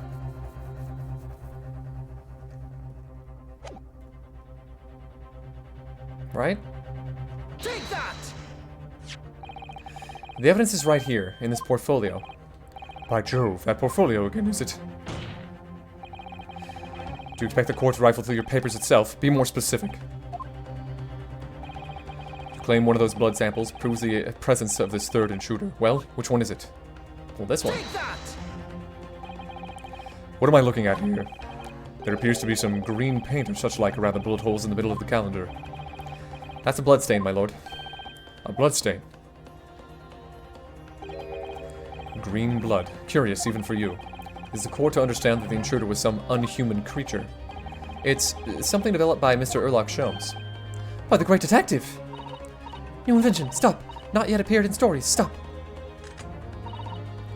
It's this, you see. It doesn't have a name yet, though. This fogger sprays a chemical that reacts with the different elements in people's blood to change its color. Different elements of people's blood? Yes, everyone's blood is slightly different, you see, because it's made up of different elements. So by seeing what color it changes to, you can tell in a flash whose blood it is. Unless two people's blood are the same color. Oh, that brings a whole extra dimension to looking at blood. Talk of blood in courtroom, stop. Very exciting, stop. As an example, this one shows the blood of the victim, Mr. Winnebank. Ah, a striking blue. Yes, so you see, the green color of this blood stain on the calendar shows that somebody else was shot in the main part of the shop. Now hold fire there, young man. Could be from some unrelated incident, couldn't it? No, it's not unrelated. The date showing on the calendar is the date on which Mr. Winnebank was killed. By golly. Therefore, we can assume that whoever was shot on the same day. Then whose blood is it? Well, the Skulkin brothers in the stand don't appear to be suffering from any gunshot injuries, which means it must be the blood of somebody else. The third intruder, in fact. Objection! Whose identity the court is still waiting to hear. You can't delay this any longer, my learned friend. Who is this alleged third intruder? Egbert Benedict, my friend. Take that! The man's name is Egbert Benedict. Egbert Benedict? Who on earth are you talking about, counsel? He paid a visit to Winnebank's pawnbrokery on the afternoon before the incident took place, when the accused attempted to deceive the pawnbroker into releasing this article into her possession. That's right. The man identified by the defense, Mr. Egbert Benedict, then attempted to take the article from the defendant by force.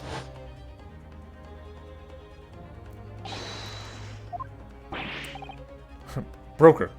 Yes, yeah? I believe this filthy pickpocket thief has just redeemed an article from you. Yes. The article in question belongs to me. I demand for it to be returned at once. Now that's a lie. What are you trying to pull? Give me back my overcoat, you wastrel, and needless to say... Yes! That's the thing the Skulkin brothers do! Yes! Any music box discs, too. So he's gotta be the third Skulkin brother. Inspector Gregson was there at the time and can attest to what happened. In the end, it was the inspector himself who took the disc. Can you corroborate this account, Inspector? Yes, my lord. That's more or less what happened. And in the interest of being thorough, I asked Winnebank for a print showing the fellow. Yeah. Taken from one of his red-handed recorder gubbinses. Yes, that's him talking to Mr. Winnebank that morning. And you claim this man is the brother's accomplice. Well, Mr. and Mr. Skulkin. Never seen the geezer before in my life. On my life, Gov, on my life. Never seen him. Well, somewhat unsurprisingly, it appears our witnesses disagree with the assertion. I'm sure your lordship recalls my learned Japanese friend's actual assertion, which was that he could prove the identity of the alleged accomplice. Yes, and I can. Then show us the evidence. I agree. We must see proof that the clean-cut gentleman in the photograph is the filthy criminal you say he is. This is the last piece of evidence. I've had a feeling that something has been missing in this trial from the very start, but now I'm going to drag it kicking and screaming into the courtroom. Are you ready to present your answer to the court then, counsel? Yes, my lord. The defense will present the evidence now. Proof that the man pictured in this photographic print was in fact the person struck by the third bullet. Let me bring back the portfolio. That proof is right here, in this portfolio. Good gracious, counsel. Does that portfolio contain the answers to every question posed? I see you share my interest in claret-colored liquids, my Japanese friend. But... claret? Is that how you say that? Enough. The court demands to see further evidence. Which blood sample proves the man you identified was the one shot by the third bullet at the scene of the crime? Well, this one. Take that! As I mentioned before, on the afternoon of the day in question, the defendant attempted, deceitfully, admittedly, to claim this disc from Windibanks. Which is when the aforementioned Egbert Benedict appeared on the scene, I believe. This man then attempted to purloin the article from the defendant's possession, no? That's correct, my lord. I myself was present at the time. It was following this that a minor incident occurred. But of course, sir. Here is the disc for you. Very well. Then I shall bid you farewell. Say goodbye to style. Wait a minute. That disc. It's mine. Ah, what do you think you're doing, you little tramp? You've drawn blood, you filthy animal. Being a music box disc, it has countless small but sharp metal protrusions over its surface. Those protrusions cause Mr. Benedict's finger to bleed, and the resulting smear of blood is still visible on the disc now. Goodness, a blood stain, is it? My assistant and I have just analyzed the bloodstain here in this very courtroom. Using my trusty Fogger gun. Yes, and we added the results to this portfolio. I say, It's green. It's exactly the same color as the blood around the calendar. The evidence is conclusive. The man calling himself Mr. Egbert Benedict, who was at Windibanks earlier in the day, is the accomplice who was present at the scene of the crime that same night. So there was someone else there. Look at those two brothers now. They're sweating buckets. Oh, who are you talking about? It's boiling in here. My lord, it is the opinion of the defense that Mr. Egbert Benedict should be summoned to the courtroom to testify. it would certainly seem that we can ill afford to ignore this gentleman's apparent presence. What can you possibly say? This has gone on long enough now. This flagrant ignorance of the mechanics of law. Sherlock Sholmes, you say? Yes, I've heard the name. The protagonist in a series of short stories for the vulgar classes, a god of detection of some such. And now you employ chemical substances devised by this fantastical persona in the highest court of the land. Do you expect us to take you seriously? The samples made by this plaything are not fit to be called evidence. So the bloodstain turned a shade of green. What of it? Here's to you successfully proving that no other blood in the world would turn the same color. Ah, well. Yes, there we go. The heel comes. And pray do not even think of suggesting that we should take Mr. Sholmes' word for it. Ah. Is he right? Is Mr. Sholmes' concoction a load of rubbish? I don't know. I mean, he is a great detective. What are you talking about? We can't let him get away with that. I knew it would come to this. Of course Mr. Sholmes' invention isn't going to be recognized by any official body, but what other choice did I have? I'm just remembering what Father Christmas over there said before. The judge. About how he was temporarily suspending the summation examination. Ah. In other words, The examination isn't over yet, is it? Good grief. What did you just say, young girl? And in the summation examination, the decision as to whether or not the trial continues is in the hands of the 6 jurors, isn't it? So the way I see it, it doesn't matter what certain other people think of Hurley's invention. At least, not for now. Yes, she's right. Young lady, you have quite the devious mind. It really just comes down to one thing. Whether these ladies and gentlemen of the jury are convinced by what you say, Bruno. Is that about right, would you say? Or did I misunderstand something? Unbelievable. Mr. Sholmes' partner is a force to be reckoned with. Dude, Iris is killing it. Iris Wilson, sharpshooter. That's not really a sharpshooting gun.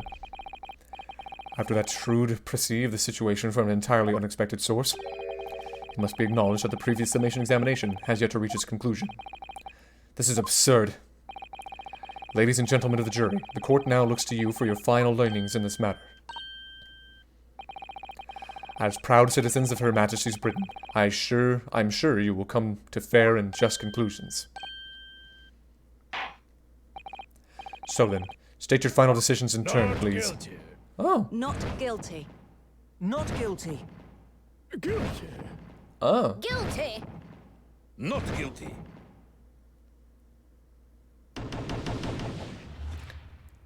Gotta wonder why those two are still leaning towards guilty, but yeah, I guess they're the more logical types. 2 call guilty and 4 call not guilty. Such is the outcome of the summation examination. My lord, with all due respect, this is an outrage. The prosecution refuses to accept this decision. On what grounds? If these jurors are persuaded by some half-baked concoction devised by a pretended or real police work, then they are too ignorant to be trusted with the judgment of anyone's guilt. I'm sorry, Lord Van Zieks, but the outcome of the summation examination could not be ignored. The trial will continue. Yeah, get fucked, Van Zieks. Nevertheless, we found ourselves in a rather awkward situation. The defense has very reasonably requested the subpoena of a new witness. But sadly, I fear that will be impossible. What? The name the gentleman gave for himself, Egbert Benedict, is quite clearly false. I don't believe it. Just when I'd managed to prove the man was there that night. Could I say something? I don't know who's talking. Who was that, please? Who spoke? It was me, my lord. Juror number 5? What have you to say, madam? If possible. Inspector. Eh? Me? Ma'am? I wonder if you might show the photographic print to me again. The one in which the gentleman is shown. All right, yes. This one, you mean? Of Mr. Benedict? Yes. There's no doubt in my mind. Juror number 5, you don't mean to say you know this man? Yes, I know him. What? No. Good gracious. Man, this is all so lucky. The fact that, like, 3 of these jurors just happen to be the exact right people I need. Order, order, order. Juror number 5, how on earth? I am a communications officer. Stop. As we can clearly see, the gentleman in the photograph is... Stop. Also a communications officer. Stop. He works in my office. Stop. Apparently you've got the hots for him, too. A very talented operator, in fact. Stop. He should be in the communication station now. Stop. Tapping away on the telegraph. Stop. This doesn't seem right somehow. I can't put my finger on why, but it doesn't feel right. I suppose we all imagine the accomplice would be some sort of hardened criminal. It's a bit unexpected to find out that he has a reasonable job by day, whatever he gets up to at night. Yes, I suppose that's it. I suppose that's why I felt something was wrong. If the gentleman is at London's communication station, we should be able to subpoena him within the hour. Lord Van Zieks, if you please. Yes, my lord. Make the necessary arrangements with all haste. As your lordship bids. The court will recess for 1 hour. When the new witness arrives, we shall reconvene to hear the gentleman's testimony. Inspector Gregson. Yes, my lord. I should like to hear from you specifically about events at the pawnbrokery on the day in question. Come to my chambers during the recess. Yes, sir, my lord. Very well. Court is adjourned until 1:40 p.m.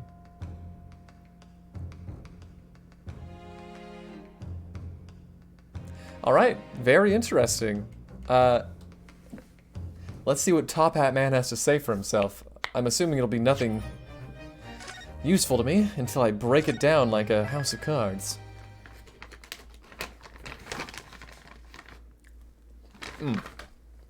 Man, these things are so good.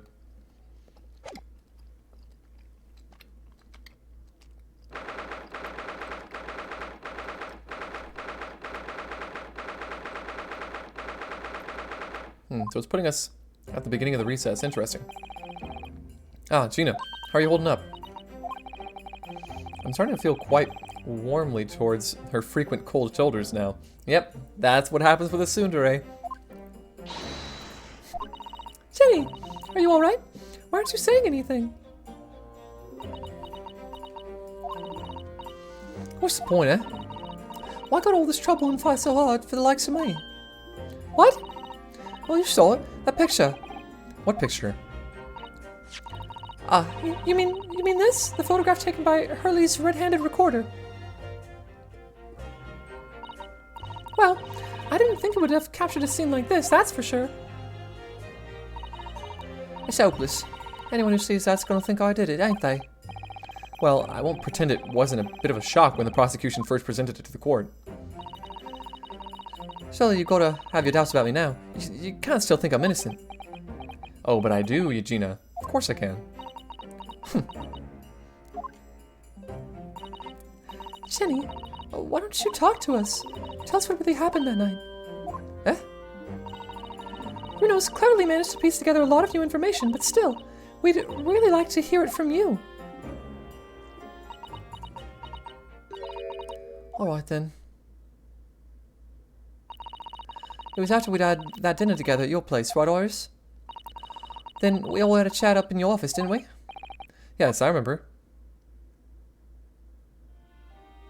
Oh, it's gonna take us on a flashback, I see.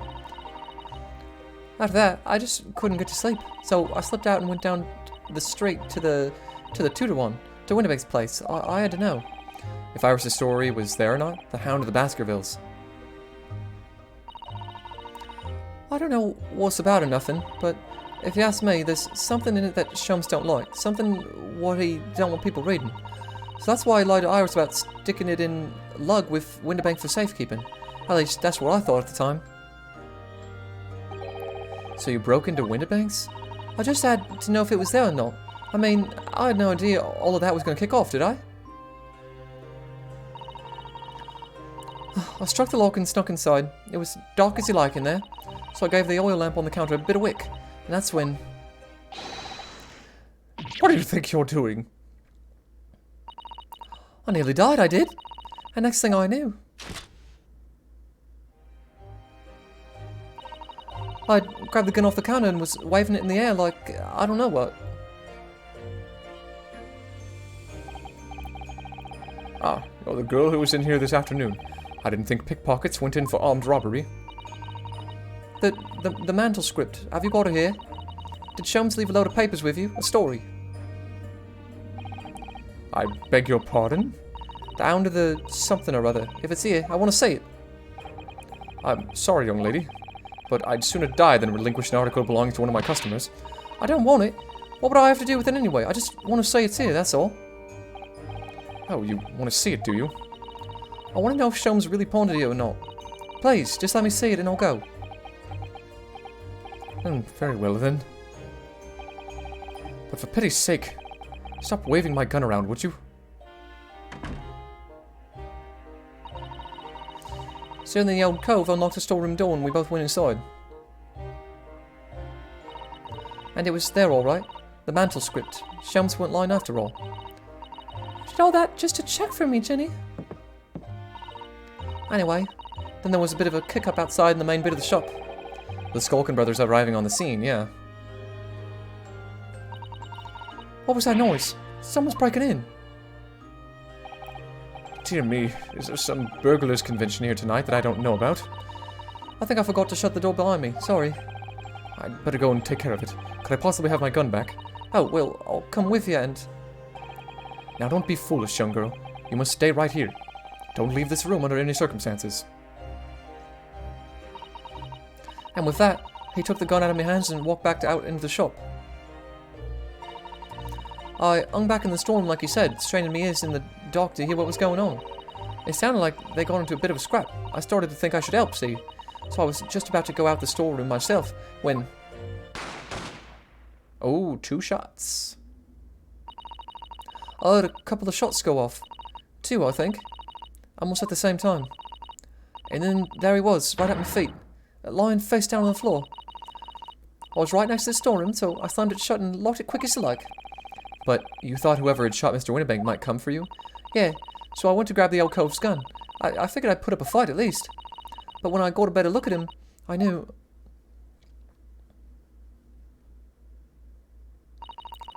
Winterbank was a goner. I felt funny in my head all of a sudden, kind of dizzy. And after that, I don't remember nothing. I don't see when you passed out, Gina. If I hadn't done what I done, the old cove might still be alive. Did you tell the police everything you just told us? Of course I did. They didn't believe a word of it, did they? All they said was, if I kept telling lies, it'd make things even worse for me. It'll be alright, Jenny. Don't worry. Just stay strong a little longer. Runa's about to put the real culprit through the mill. That cove, what was there in the afternoon? That Agate Benedict. I still remember how he looked at me, like I was nothing. Ooh, I don't like that side-eye. Hey, he was there that night. We don't know his real name yet, but I'm convinced that he's involved somehow. Anyway, thank you for telling us what happened, Gina. I appreciate your honesty. What? You can leave it all in Runo's capable hands now, Jenny. Yes, my hands are very capable. I'll have you know. Mr. Naruto, Yes? how come you trust me? I don't get it. I mean, have you forgotten what happened here before? Come on, it was only 2 months ago. Me and McGill did. We told you a whole pack of lies. And you got the bog trotter off with him, even though he was a killer. No, I could never forget that. Oh, I did what I thought was best at the time, but the pain of that error of judgment doesn't get any easier to bear. Still, don't forget that I also made you a promise. I told you that I'd be on your side to the bitter end, no matter what. but what if I'm lying? You could be working to get another killer off the hook, for all you know.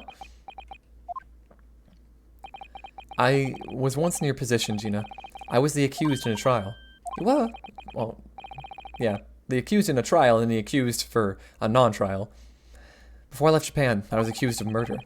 And strange as it might sound, the circumstances of the crime were pretty damning. I was sure that no one would believe me if it... I was sure that no one would believe it wasn't me who'd done it. Oh, Runo. But there was one person who stood up for me, who believed in me, and was prepared to defend me. My best friend. Oh my god, I love Kazuma so much. Rinosuke, no one believes in you more than I do. Leave this to me.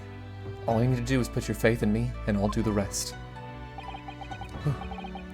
I was so happy I cried. But even then, somewhere inside me, I couldn't help thinking, surely he doesn't really believe in me, not completely. But I was wrong.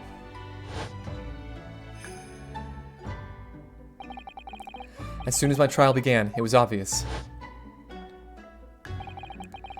that he had an absolute, unwavering belief in me.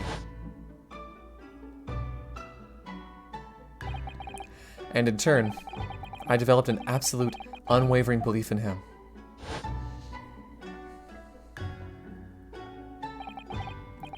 Since then, I came to realize, if you want someone to believe in you, you have to believe in the other person first. What are you saying? I promise you, Gina, that no matter what happens, I'll keep believing in you. So you don't need to worry. I won't let you down. Even though I'm a diver, and no good liar? You're not like McGill did. I know that. Yeah. That's right. You're our friend, Jenny. Iris. We know you better than you think. and we've come to the conclusion that you're someone we can trust. Yes, That's really all we need to know. exactly. Mr. Naruto, I...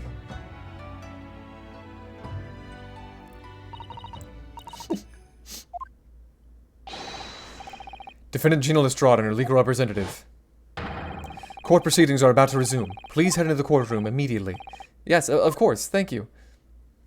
That was a really short hour. I've been both a defendant and a defending lawyer in my time, so I knew only too well just how hard it was to put all your faith in another. And I also knew just how hard it was to bear the burden of another putting all their faith in you. Oh. You're dang right, this is the redemption arc. And when she says she's a diver, it means she's a pickpocket, not like a scuba diver. This is it at last, the final chapter, the final battle. Wish me luck, Susato-san. And I hope you're watching over me too, partner. I love Kazuma. I wish he was alive. 17th of April, 1:41 p.m. The Old Bailey courtroom.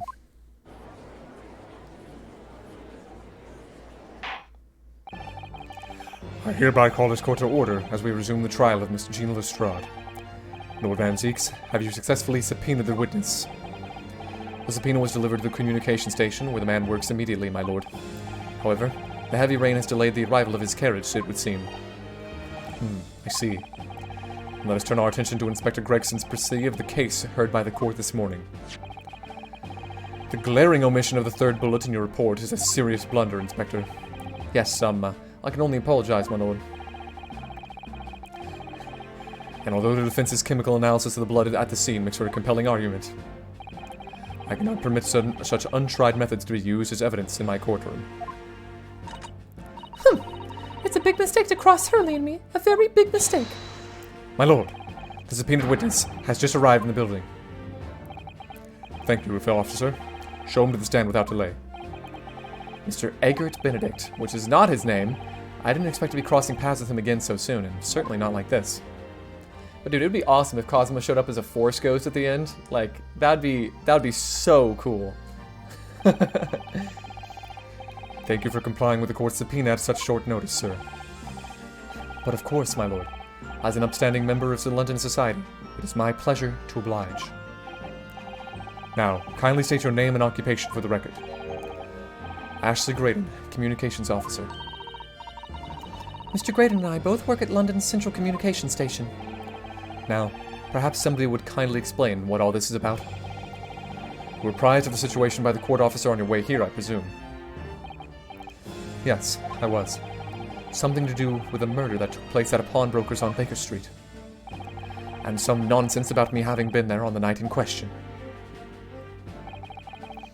That is the accusation, indeed.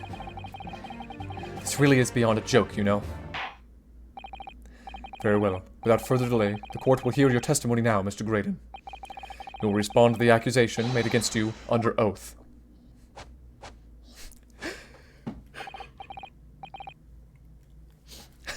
Why do you have to do that little dance move, you know? Like, what is that adding to this? Gladly, my lord. Gladly.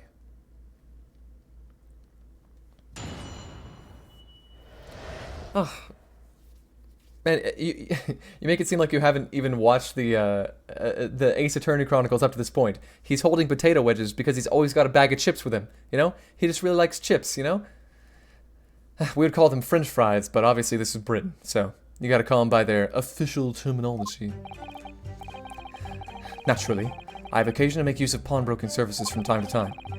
But are you seriously suggesting I colluded with these thugs to break into the place on the night of the murder? I have no intention of admitting to such an outrageous accusation, even if certain parties here present claim that my blood was found at the scene.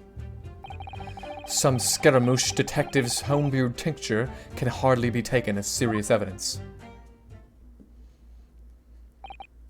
So, you deny the accusation completely, do you? I must say, I am dismayed. For the highest court in the land to be swayed by the self-professed detective's toy. It was the will of the jury, and our great British justice system demands that the jury's will is upheld. then it would seem we have the misfortune of a most inept assembly of jurors today. By golly! How long am I expected to be detained here? If, following the defense's cross-examination, your involvement in this matter has not been established, you'll be free to leave immediately. Good. Then I shall be away in time for afternoon tea, some small consolation at least. Let us not hold up Mr. Graydon any longer than necessary, counsel. Proceed with the cross-examination. So, we meet again, Mr. Eggert Benedict. Or is it Mr. Graydon? My apologies. You are? Rinos Gainaruhodo, defense lawyer. We've met. If you say so. Ashley Graydon, enchanté. So. Ah!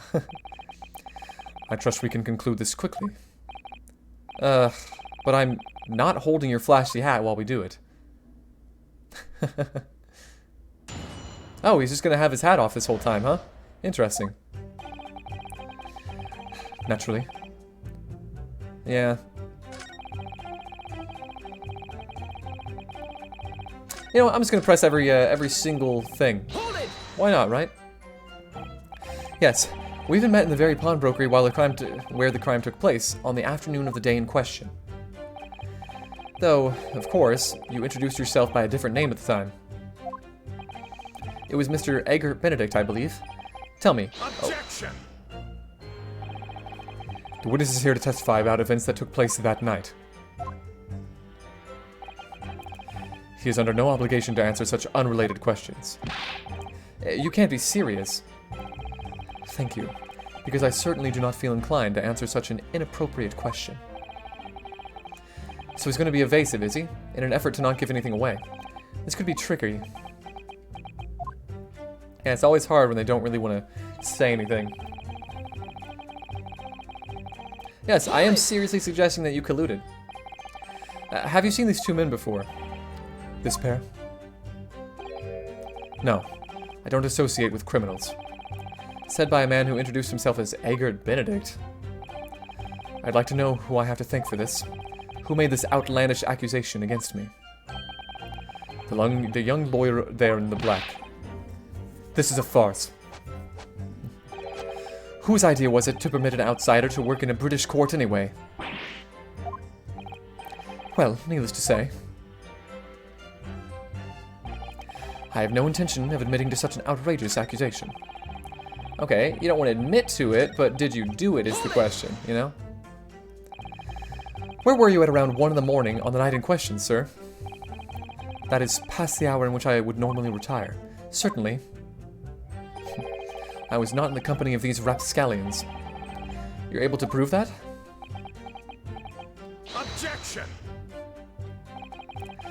Listen carefully, my learned Japanese friend, for you appear to be under a gross misapprehension on this point. What do you mean? The witness maintains he was not at the scene of the crime. He has no obligation to prove his absence. If your accusation is that the witness was present at the scene, the obligation lies with you to prove your assertion. You will fulfill that obligation before putting any more unreasonable questions to the witness. This guy's movements are so stupid. A silent victory wiggle. Thanks. Hold it!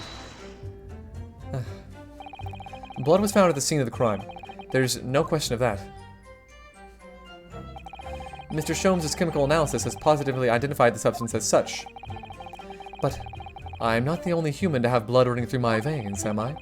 How can you be sure that the blood is mine? It could equally be the blood of one of these two miscreants. Every individual's blood has a slightly different composition, it seems.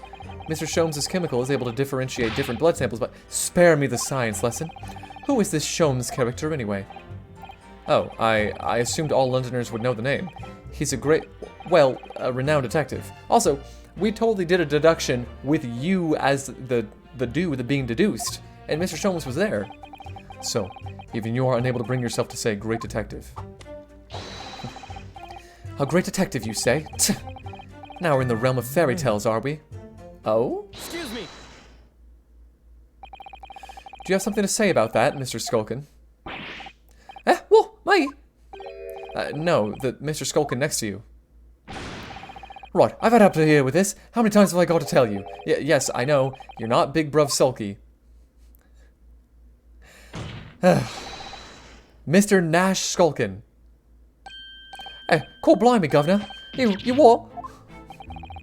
It reminds me of the farmers from RuneScape. Call blimey, mate. What are you doing in my pockets? Is it not the case that when Mr. Graydon just spoke, a thought went through your mind? Would you care to share that thought with the court? Hey, me thoughts? I don't have none of them. It must have been him. You what?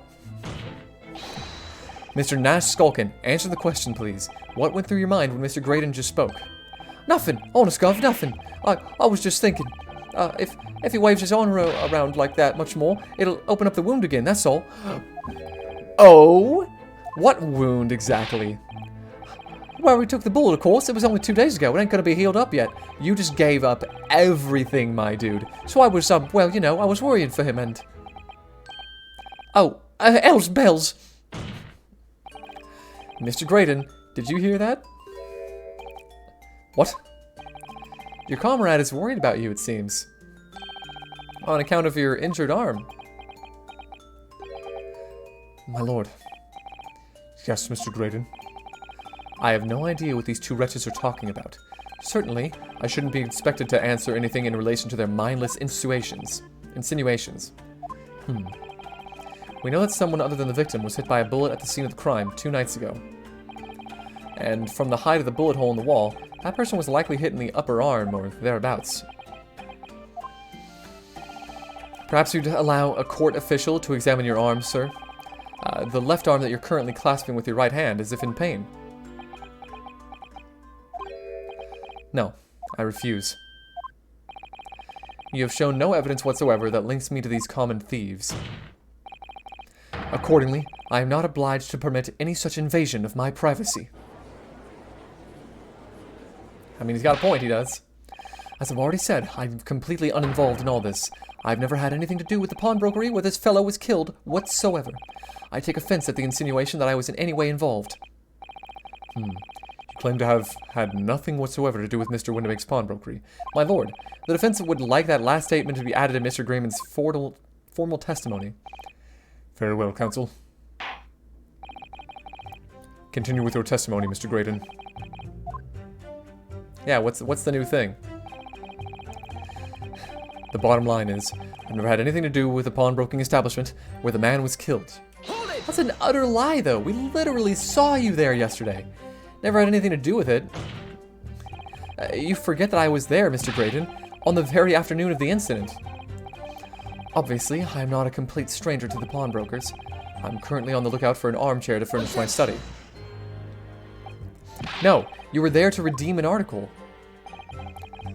I have no idea what you're talking about. Yeah, Gregson, you were there. You can back me up on this. Do you have something to add, Inspector? Yeah, come again, Sunshine. You were there too, in fact, weren't you, Inspector? That afternoon.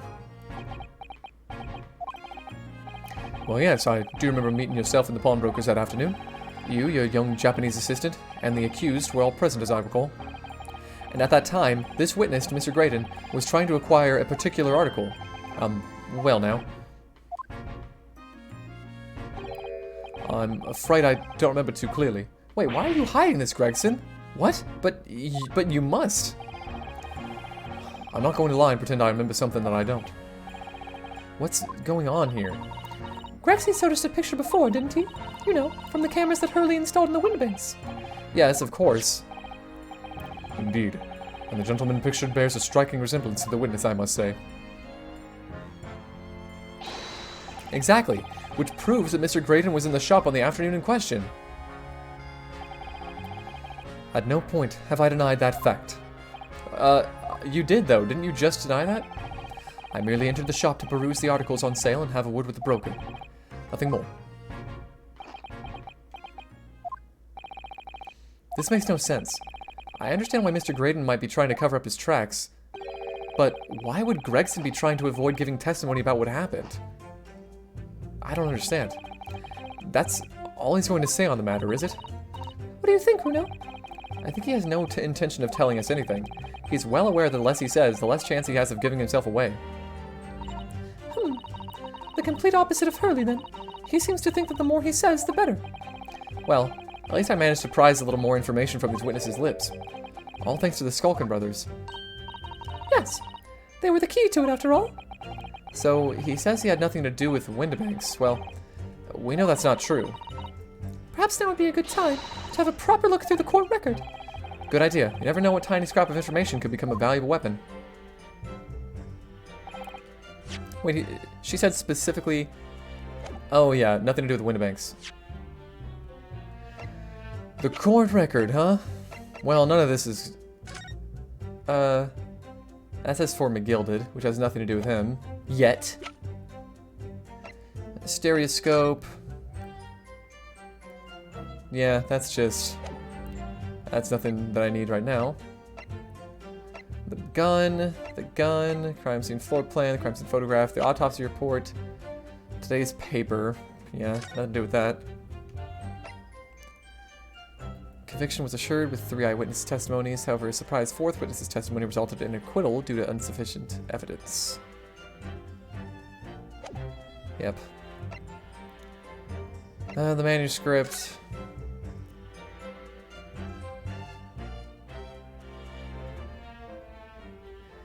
Yeah, it doesn't have any names on this, right? So...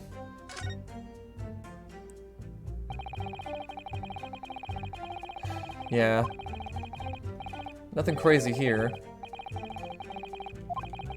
I really wish he would put names on these, but I guess this allows anybody to redeem it as long as they know the right code word. And that has nothing to do with anything.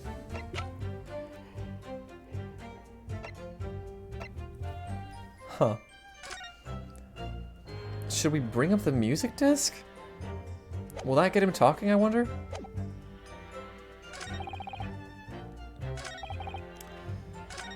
Let's see.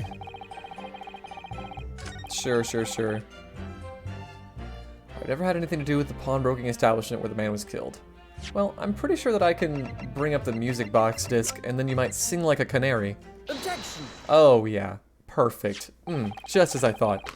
Have you ever seen this disc before, Mr. Graydon? I'm sure you have.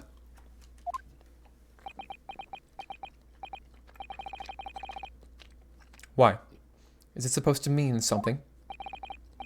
This disc was until the day of the murder. In pawn in Mr. Windibank's shop. It was redeemed by the defendant, Miss Gina Lestrade, that afternoon. However, somebody mysteriously appeared to try to take it from her. And that somebody was you, of course. Wasn't it, Mr. Graydon? As I have reiterated numerous times now, you are mistaken. That was not me. I've never seen that disc before in my life. It may have escaped your notice, but there was a small smear of blood on the disc. Ah, yes. Resulting from an abrasion of the thumb, perhaps? That's right. The surface of the disc is covered in hundreds of tiny metal bumps. In the skirmish to acquire the disc, the thumb of the person who tried to take it suffered minor lacerations. So, while the disc bears the remnants of that skirmish in the form of this smear of blood, the thumb of the person in question must bear the remnants also, in the form of a scratch. Good gracious, indeed it must. Mr. Graydon, you refused to allow a court officer to examine your arm before. Are you now going to refuse us to allow to examine your thumb? Because I have no doubt that it bears a small scratch consistent with a smear of blood on this disc. You'd have to take off your gloves, I guess. Well. It would seem I underestimated you. What? What is the meaning of this? So you admit it now? You admit you have a scratch on your thumb from when you attempted to take the disc from the defendant?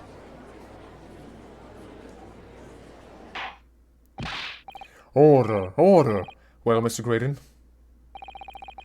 It would appear there has been something of a misunderstanding here. I did not attempt to take the disc, as you put it. No, quite the reverse. What are you trying to say? It's really quite simple, you see. The disc was mine from the outset. Is there some crime in taking an item that you own out of pawn? What? It would seem, Mr. Graydon, that in this piece of evidence, my learned friend has established a link between yourself and the incident. Accordingly, you will tell the court everything you know about this disc now. As you wish, though I'm quite sure it has nothing whatsoever to do with the pawnbroker's murder. If you say so, man. I don't really believe it, but whatever. There's a note on the disc saying, "For McGilded," but the item belongs to me. The redemption ticket was stolen from me by the accused, that filthy gutterling, on the day in question. I proceeded at once to the shop in order to explain my situation and redeem my article. In the end, of course, the disc was taken by the police. In other words, I had absolutely no reason to break into the shop later that same night. Well, so you say. Did I hear you correctly, sir? McGilded, you say? The famous London philanthropist? Who perished in this very courtroom 2 months ago after being acquitted of a distinctly messy murder. Yes, my lord. The one and the same. Good lord. Mr. Graydon, are you saying that Mr. McGilded and yourself were acquainted? Yes, that's correct. Oh, it is it? An interesting conundrum. Order. Well, I certainly didn't expect to hear that name uttered here in my courtroom again. According to what Gina told us, this disc was placed in pawn on that fateful night 2 months ago. McGilded himself gave instructions to deposit it at Windibanks. It's funny that Mr. Graydon here is claiming the disc belongs to him then, isn't it? In all likelihood, he's lying. So he appeared that afternoon at Windibanks in order to get his hands on McGilded's disc for some reason. Counsel, you will commence your cross-examination, please. Yeah, I'll get right on it. Don't you worry about it.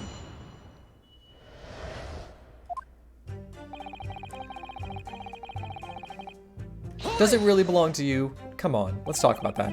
Would you care to explain how this belongs to you? As you will observe, a communications officer such as myself commands a fine salary. You are clearly exquisitely dressed, sir. So you see, I have little need to make use of the services provided by the pawnbrokery trade. However, I did once find myself in difficulties having misplaced my purse whilst on an errand, which is why I pawned my fine black overcoat to the broker in question. You claim that was your overcoat? Obviously, and in my haste I clean forgot that the music box disc was in the pocket. And yet there is a note on it that reads, "For McGilded." I am a collector of rare and unusual music box music. I first met Mr. McGilded at a gentleman's club in the city, and was interested to discover that he shared my penchant in that area. So, the disc in question. It's a pre-production sample. I promised to let Mr. McGilded hear it. But then you forgot that it was in the pocket of the overcoat you were forced to pawn. Yes, exactly. Gina didn't mention any of that in her testimony 2 months ago, did she? No, because McGilded had threatened her to keep her mouth shut, which means that if we dig too deeply here, it's going to expose Gina's perjury. Oh dear, that is complicated, isn't it? Let's leave it alone for the time being.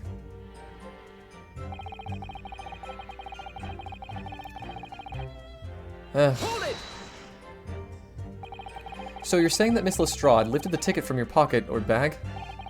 That's right, despite being mindful of danger when walking in the insalubrious areas of her kind frequent.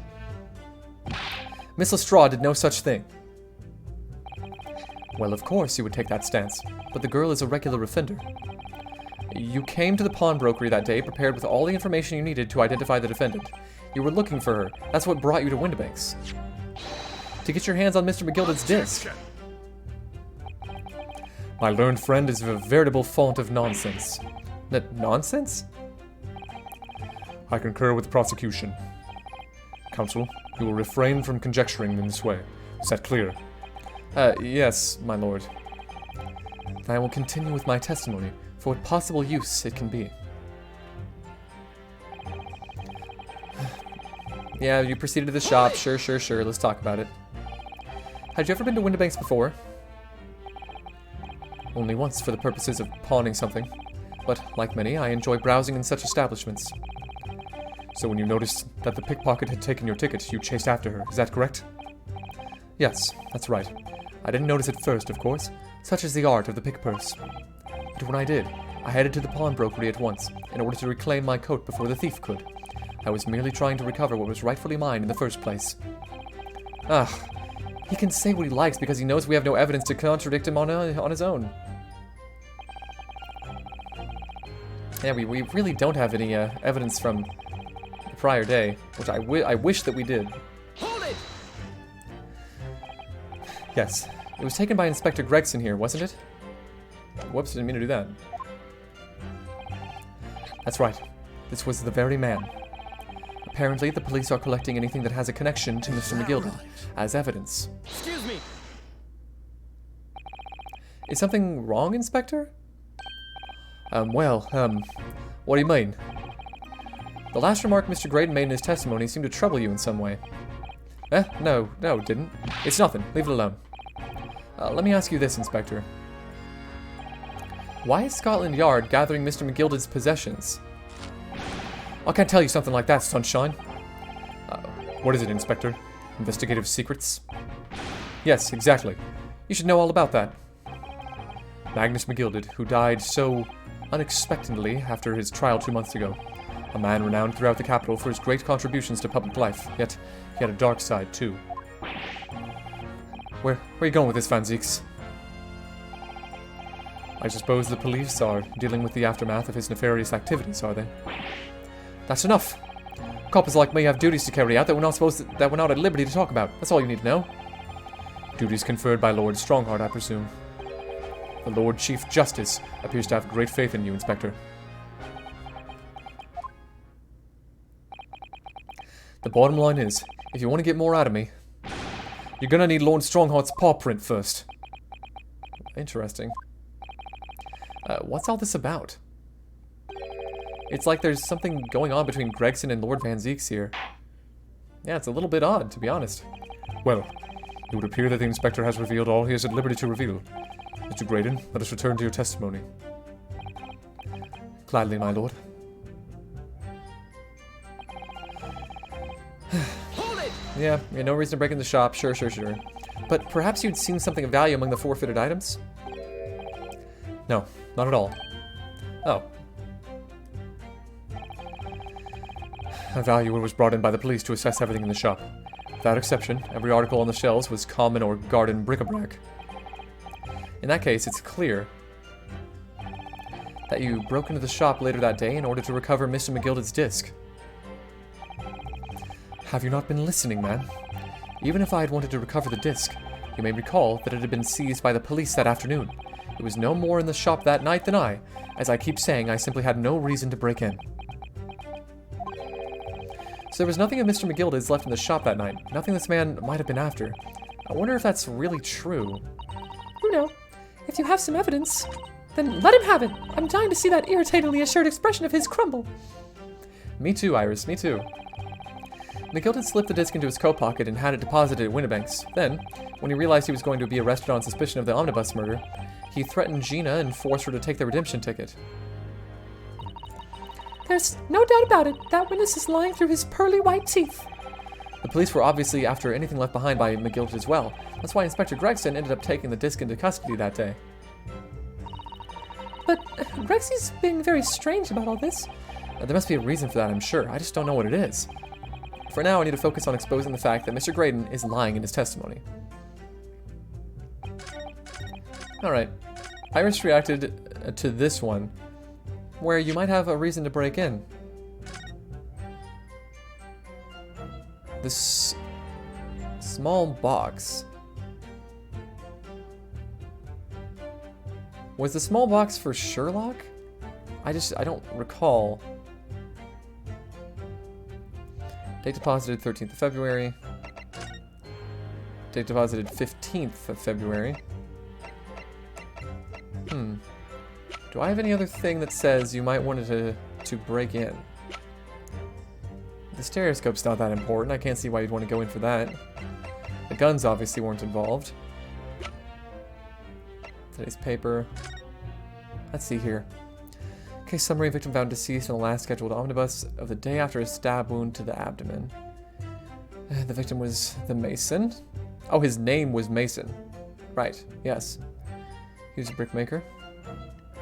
Defendant was good old McGilded. Conviction was assured with 3 eyewitness testimonies. A surprise 4th witness's testimony resulted in acquittal due to insufficient. Nah, this is not the evidence I need, huh? Would you want to have gone in for the manuscript? There's no way, right? Why would you have wanted to go in for the manuscript? Especially since it wasn't Mr. McGilded's. I had absolutely no reason to break into the shop later that night. I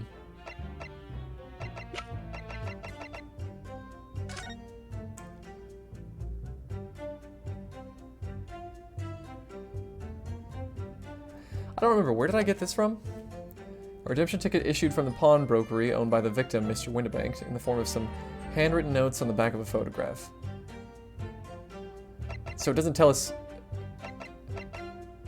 who. Alright, I'm gonna go ahead and save my game and just try for that one. I mean, what other options do I have, right? But I'm not entirely sure, to be honest. Objection! Oh, apparently this was right. This disc was deposited at Windibank's on Magnus McGilded's instructions. You knew that, and you went there with the intention of attaining it for yourself. Conjecture again, and in any case, the disc was taken into custody by the police that afternoon. The witness had no reason to visit the pawnbrokery again that night. Objection! Sorry, my learned friend. Haha, turn it around on him. But that's not true. What? Mr. McGilded had another article in pawn at Windibank's, as this second pawnbroker's ticket proves. Ah. There were 2 articles belonging to Mr. McGilded in Windibank's pawnbrokery, and the reason you broke into the shop that night was to recover the second one. Together with your 2 accomplices, the Skulkin brothers. Ah. This is the second ticket, is it? What had the man deposited? The article description reads, "One small box." A rather vague description, it seems to me. Are you suggesting that I broke into the pawnbrokery with these clowns in order to steal some trinket box? I believe there are adequate grounds to suspect that you did. This is absurd. Why on earth would I do such a thing?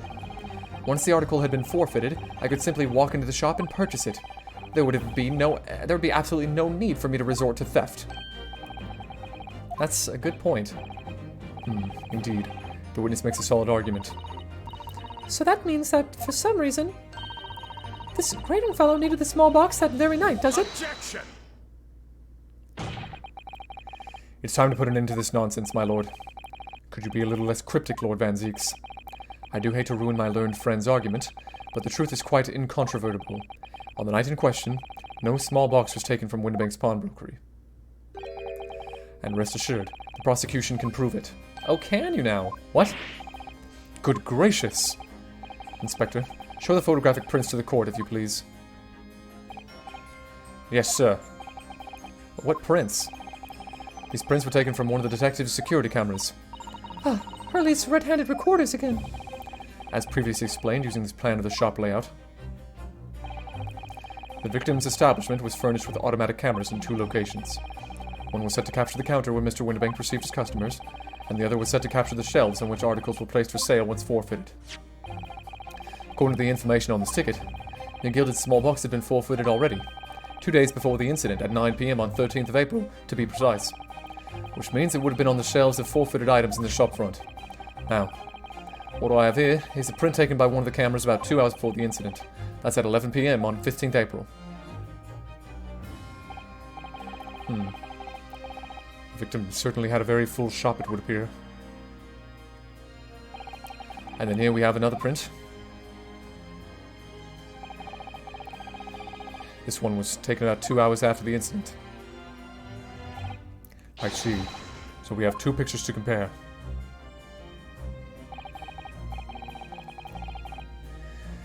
Though I must say that placing them side by side leaves me cold. Alright.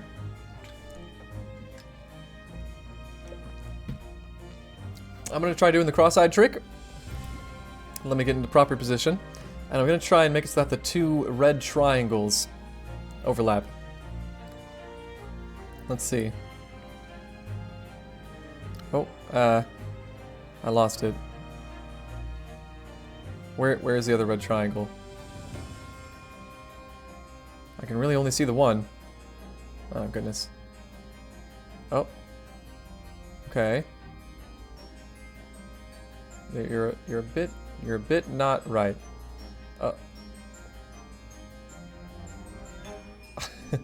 Come on. Come on, just link up. I know you can do this. I know you can do this. Oh. Oh, I see what's standing out. Yeah, the box that I mentioned earlier definitely has been moved. The one in the bottom right, next to the stereograph. Dear me. That's starting to make my head ache. Obviously, at Scotland Yard we considered theft as one possible motive in this case. We explored the possibility that something had been taken in addition to the victim's life. So your men have already compared these two prints thoroughly, Inspector? Yes, sir. We counted every single item in each of these two photographic prints. And the Yard's conclusion is that exactly the same number are present in both. In other words, nothing was taken from the pawnbrokery on the night in question. My learned friend's assertion is nothing more than a hopeful fantasy. Ah! I don't believe it. If I could have just shown that he'd stolen McGilded's pawned box, I might have been able to break him down at last. You know what, Bruno? I've been thinking. Yeah. Oh, actually, even looking at it now, just straight on, you can see that the box has definitely been moved. I wonder if these two photographs really are exactly the same. What? Maybe I shouldn't have done this so early. So, counsel, in the light of the evidence put forward by the prosecution, what is your position? It seems that, in fact, on the night in question, nothing was stolen from the victim's establishment. Do you accept the prosecution's assertion? I don't know. Could there be some hidden discrepancy in these two photographic prints somewhere? Oh yeah, there's definitely a discrepancy. I wasn't sure at first, but there's a clear discrepancy between these two prints. What? You must identify the location in question for the court, counsel. Indicate the precise location of the discrepancy in which you speak. Well, yeah, it's right here. Take that! Granted, these two prints are almost identical. However, there is one minor discrepancy between them. What? When you view the two pictures stereoscopically,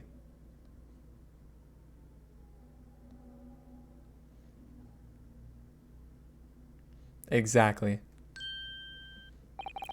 A single area stands out as being different, the location of this small box. Let me... wait. Unbelievable. But it's true, though. Can't deny it. By Jove, you're right. How extraordinary. I love this guy's face. It's absolutely amazing. Just had to save that as a screenshot. Well, this tells us is very simple. Mr. McGilded's small box was indeed not stolen from Windibanks on the night in question. However, there can be no doubt that somebody picked up this particular box and then returned it to its place on the shelves. Are you suggesting that the small box originally deposited by Mr. McGilded is in fact... Yes, the very same small box I just identified in those photographic prints. Mindless guesswork. What if it was? So a box was moved on the shelf. Nothing was stolen. Which means, quite simply, that nothing has changed. That may be true, but... Alright, McGilded's box wasn't stolen then. But doesn't the fact that it was moved like that change things? Well, it's gotta change everything, of course. I believe this changes everything about the case.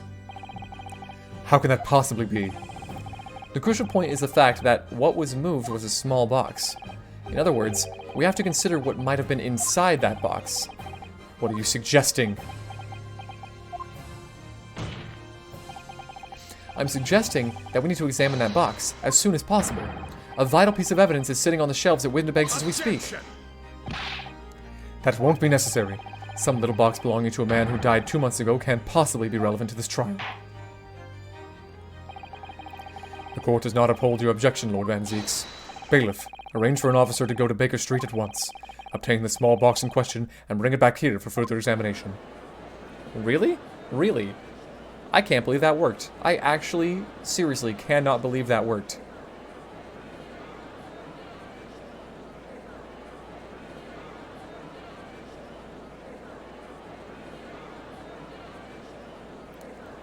Alright.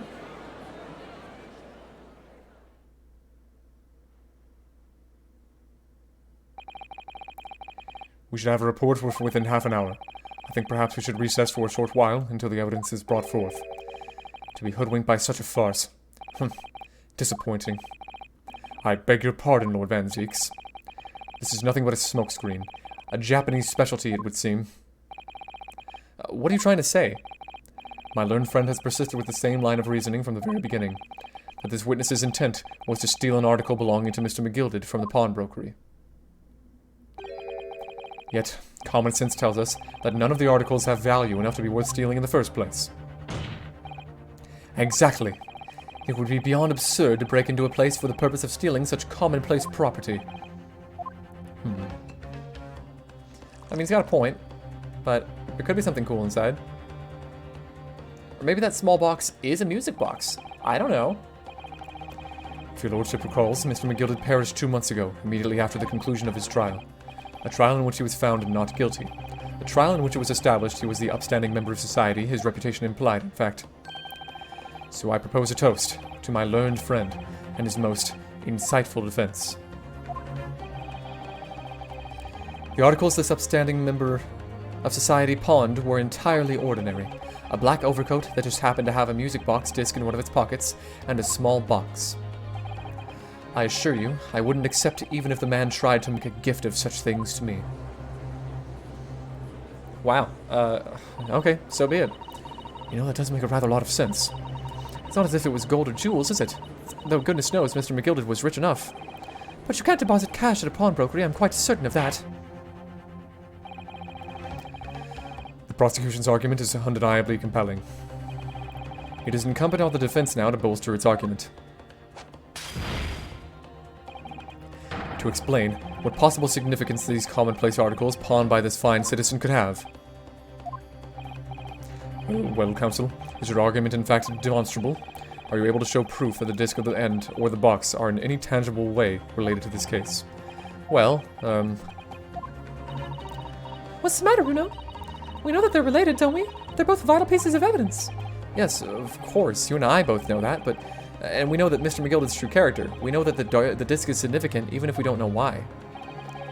But if we explain all that to the court at this point, we'll have to acknowledge that McGilded's acquittal 2 months ago was a mistake. That the defense's argument was flawed, based on false information. Oh no! And that would mean admitting that Gina committed perjury.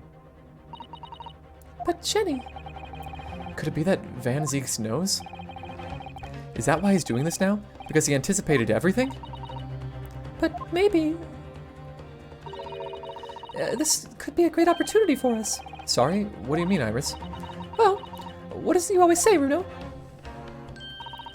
Sooner or later, the truth comes out. Every time. Alright. The exact significance of the things that McGilded deposited with Mr. Winnebank is something that only Gina can explain to the court.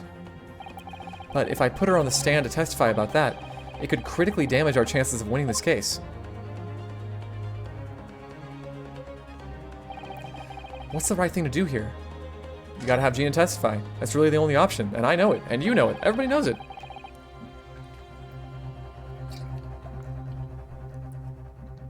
My lord, the defense would like to make a proposal.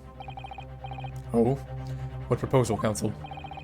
While the court awaits the arrival of Mr. McGilded's small box, I would like to call the defendant, Miss Gina Lestrade, into the witness stand.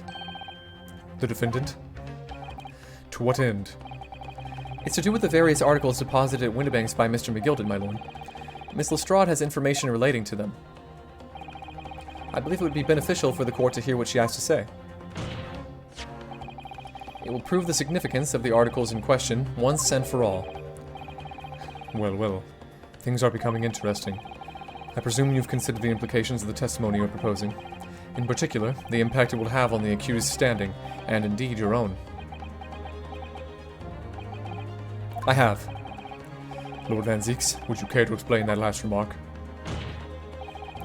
The prosecution accepts the defense's proposal. I move to interrupt the cross-examination of the current witness and hear from the accused herself. Alright. Very well, If you have no objection. So, the court will now hear the testimony of the defendant, Miss Gina Lestrade. You witnesses currently in the stand may step down until further notice. This guy. Then I shall bid you good day. Wait. You, sir, shall remain in the stand while Miss Lestrade testifies. Damn right you will. As you wish. Alright then, Gina. It's time. I know this will be hard, but please, put your faith in me here. Good luck, Bruno. I mean, this was the only way this trial was going to continue. Gina's got to talk about what happened. The articles that Mr. McGilded had deposited in Windibank's pawnbrokery are intimately related with the omnibus case, the trial of which was heard in this courtroom 2 months ago. yes. I remember this young lady being brought before me in that trial as well. That's right, my lord. Her testimony helped to establish the innocence of the defendant, Mr. McGilded. The omnibus case was intriguing, to say the least. And now, here we all are again, the same players in that trial facing each other once more. A twist of fate, perhaps, my Japanese friend. Allow me to recap the events of 2 months ago. An old brickmaker was stabbed to death in an omnibus running along London's winter streets.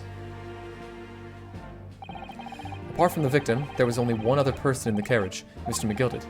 Naturally, he was the prime suspect for the murder. But as the trial progressed, another possibility emerged, that the murder in fact took place above the defendant's head on the roof deck, with the body then being dropped through the skylight into the carriage below. It was Miss Lestrade whose testimony brought that possibility to light. At the time of the incident, Miss Lestrade was concealed under a seat in the carriage, hoping to pick the pockets of unsuspecting passengers. Then, immediately after the trial, having been acquitted of the murder, Mr. McGilded died in this very courtroom, in the most extraordinary of circumstances, and we still have no idea who did it. A mystery that remains unsolved even now, 2 months on, as indeed is the omnibus murder itself. Be that as it may, I recall neither the disc nor this small box being mentioned in the course of those proceedings. Miss Lestrade, would you tell the court now, please, what really happened in the omnibus 2 months ago, I mean? I don't know what you mean. I already said all what I know. And what about everything you told us yesterday from inside your prison cell? Please, Miss Lestrade, this is extremely important. But... Remember, little girl, if it transpires that you willfully withheld information in the trial 2 months ago, the Home Office will seek to prosecute you for perjury. And naturally, you will lose all credibility as a witness. Although, let's face facts, you have little credibility to lose. Come on, Gina. Jenny, don't listen to him. Please, you have to trust Bruno now. Iris, we're on your side. Damn right we are. Alright then. I'll talk. It's the right choice, Gina. Well, it would seem that my learned friend is hell-bent on bringing the entire courtroom down about his ears. So be it. I must confess that I'm struggling to understand what on earth is happening here. However, it would appear that Mr. McGilded's pawned articles in that extraordinary case of the omnibus harbor secrets of which we have been hitherto unaware. So, Miss Lestrade, you will now give your testimony before the court about the events of 2 months ago.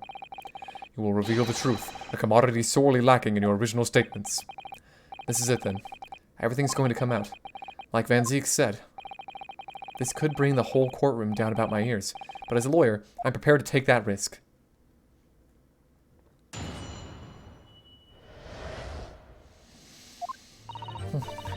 Truth is, that brickmaker cove was in the cabin of the omnibus the whole time. When the Irishman dragged me out from under the seat, I saw that disc on the floor. All of a sudden, I heard a scream from over my head, and that pal on the roof deck went off to call the cops. That's when McGilded slipped the driver some 10 to do a run to the pawn shop roundabout. He threatened me not to snitch, not to say nothing to no one about what I'd seen or heard. Good grief, this is outrageous. What you've just told the court bears almost no resemblance to your testimony 2 months ago. As you say, my lord. then there's every chance I may have adjudicated an error in Mr. McGillard's trial. It sounds very much to me as if the man deliberately deceived this court in an effort to cover up the most wicked of schemes. Without doubt, your lordship is correct. A great injustice was done in this courtroom 2 months ago. The actions of the accused in that trial, of this witness, and of my learned friend are entirely inexcusable. I don't believe it. The whole trial was a farce? It was lies? That McGilded fellow was rotten to the core, just like that pickpocket. Don't forget that lawyer from the east. They were all in on it together. Okay, I was not in on it, you silly butt. You're wrong, the lawyer, Mr. Naruto, the lawyer there, he didn't know nothing about it. Humbug. I don't think so. Are we really expected to believe that? He really stitched everyone up, didn't he? What an operation to get the man off scot-free. Unforgivable. Stop. The lies have to stop. Stop. Yes, the defense made a terrible error of judgment. I intend to take full responsibility and suffer whatever consequences are deemed appropriate. However, it's imperative that the court allows the witness to elaborate on her testimony, because the true significance of McGilded's pawned articles must be brought to light. Very well, my learned student friend. Oh, now it's student friend. Interesting. Given the depths of calamity you have just plunged yourself into, this may well be worth hearing. Words fail me. The situation is utterly deplorable. Mr. Naruhodo. Yes, my lord. I will decide upon your fate following the conclusion of this trial. Of course, my lord.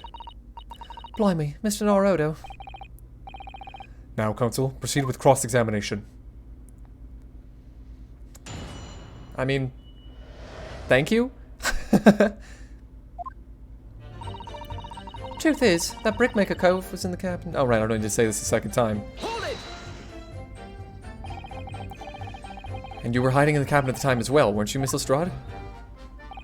If I remember rightly, in the storage compartment underneath one of the seats. Yeah, that's right. It's pitch black under there, so you can't see nothing at all. Now, in your testimony 2 months ago, I feel certain that you claim Mr. McGilded was the sole passenger, did you not? False testimony, my lord. That's what he told me I had to say. But it's important that you tell us the truth now. Were Mr. McGilded and the victim acquaintances? I don't know. But I did hear him talking a lot. What were they talking about? Well, I couldn't hear too well, but if I had to say, I think it was about money or something. They kept talking about buying and not buying. Perhaps business dealings of some kind. Well, anyway, they got louder and louder. It started to sound like a proper fight. I was pretty scared by then. I hardly dared to breathe, and then, all of a sudden, I heard a noise like someone keeling over on the floor. It was blooming loud and all. And I believe you let out an involuntary scream? Yeah, that's what gave me away.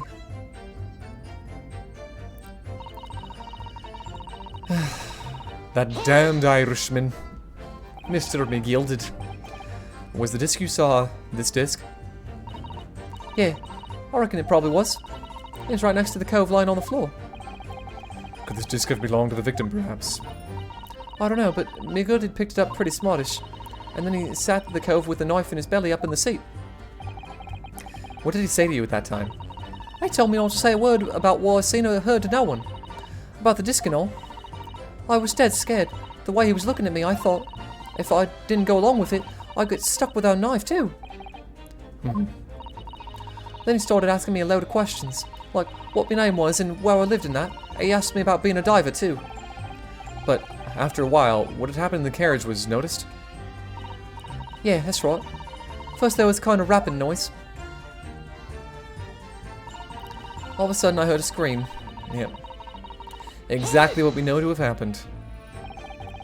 There were 2 gentlemen occupying the seats on the roof deck, I believe. That's right. A Mr. First and a Mr. Fairplay. They must have looked down through the skylight and seen the cove with the knife in his guts. When they screamed, the driver pulled up the horses and McGill got me out of sight. Out of sight? Where? Back under the seat while I started off. Once the carriage came to an halt, the 2 coves from the roof ran off to fetch the slops. If they immediately left to fetch the police, it would appear they were entirely unrelated to the incident.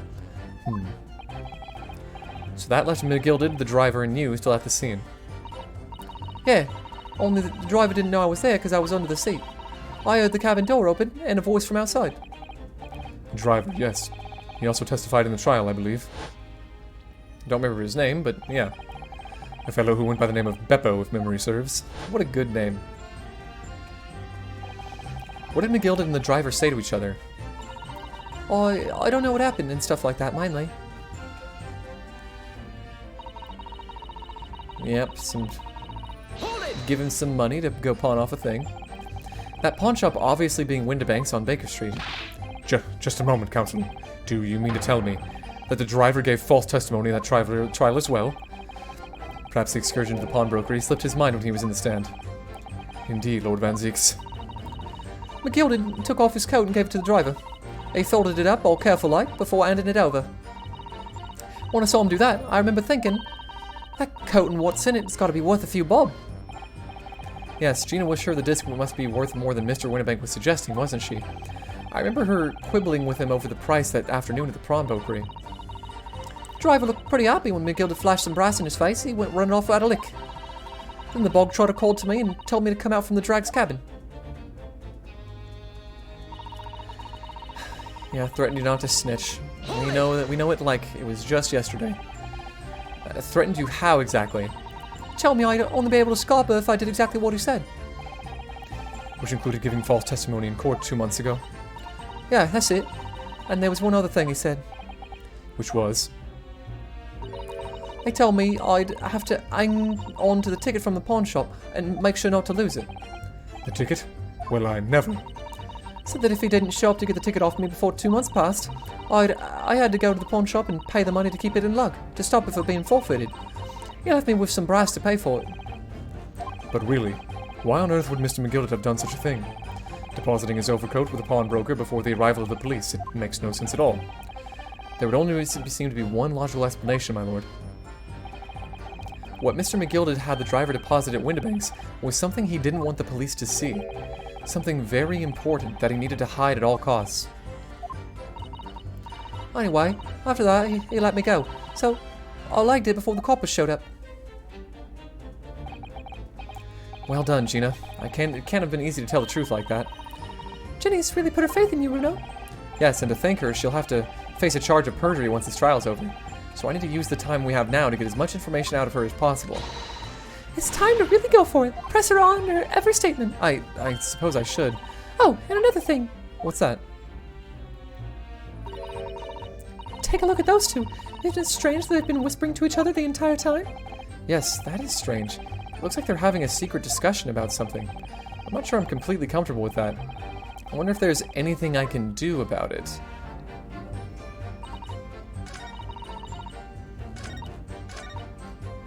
Yeah, how do I do that exactly?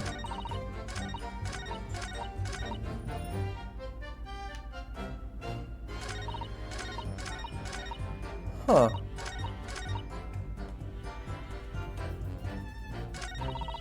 Were they really whispering the whole time? I just didn't notice. Hold it!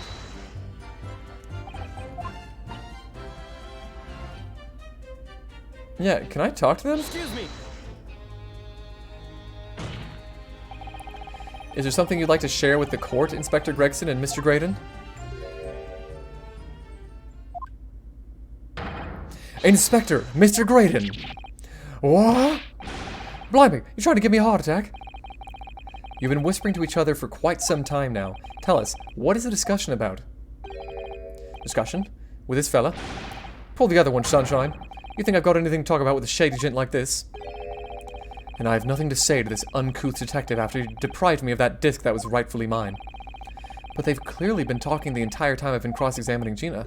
It's as if they've been negotiating.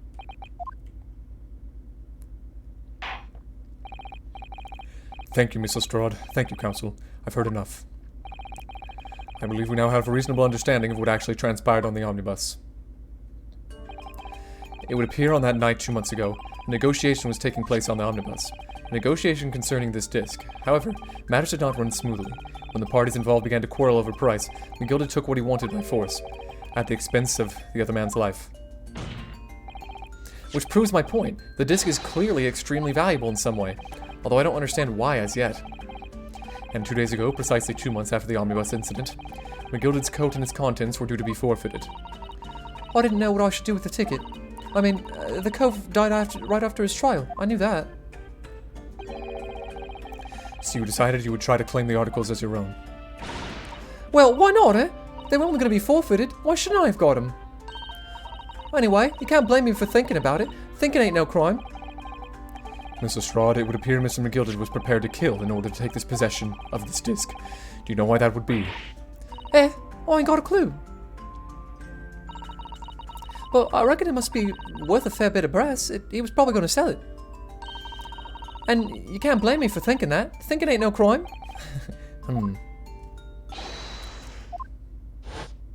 My lord, the evidence your lordship requested has been located and is ready for the court's inspection, sir. Alright, let's do this.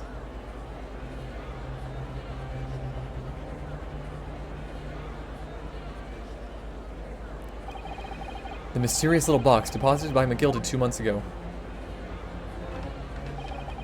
There's no doubt in my mind that it's a key piece in this far-reaching puzzle. That's it to be continued? Okay, well, like, I'm pretty sure we're close to the end of this. I would much rather just finish the episode. I can skip lunch on account of these, beautiful snacks I have.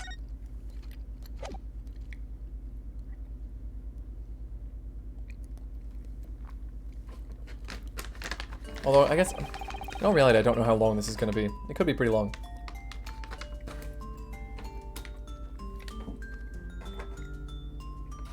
You know, I don't have long hair.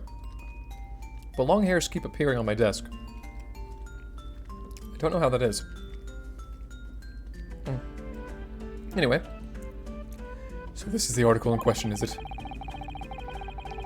The small box deposited with the pawnbroker by Mr. McGilded 2 months ago. And on the side of Mr. Windibank's murder, the only item on the shelves that was touched by whoever broke into the pawn shop. Quick, quick! Let's open it and see what's inside. It's gonna be a music box, right? Yeah. Absolutely. Good gracious, this is no ordinary box, it seems. Wow. Although in truth, I had an inkling that might be the case. It would appear that the box houses a miniature music box movement. Then, is it too much to expect? I think it would be reasonable to assume that it is a device for the playback of this disc, my lord. Can we go ahead and play it? Like, I don't know what music's gonna come out of it, but maybe it matters. So, here we have the means to play back Mr. McGilded's disc, deposited at Windibank's at much the same time.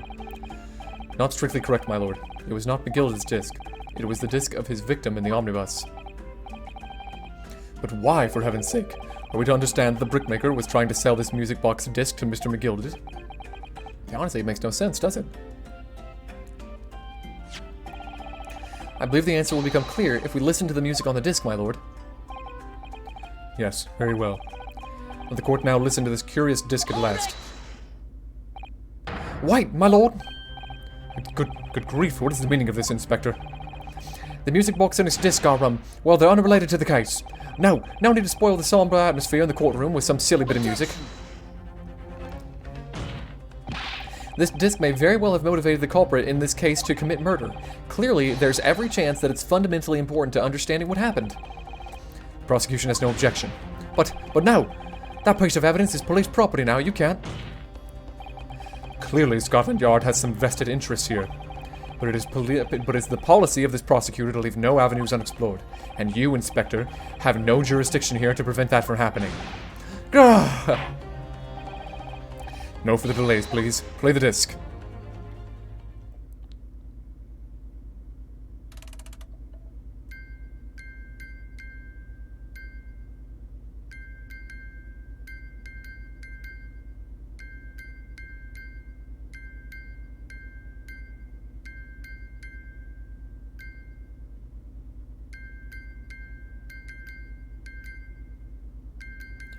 That's Morse code, right? It's telegram stuff. I'm almost positive. Like, that has to be it. And juror number 5 is probably going to pick up that, like, almost immediately. What on earth? That's certainly not what I would call music. No.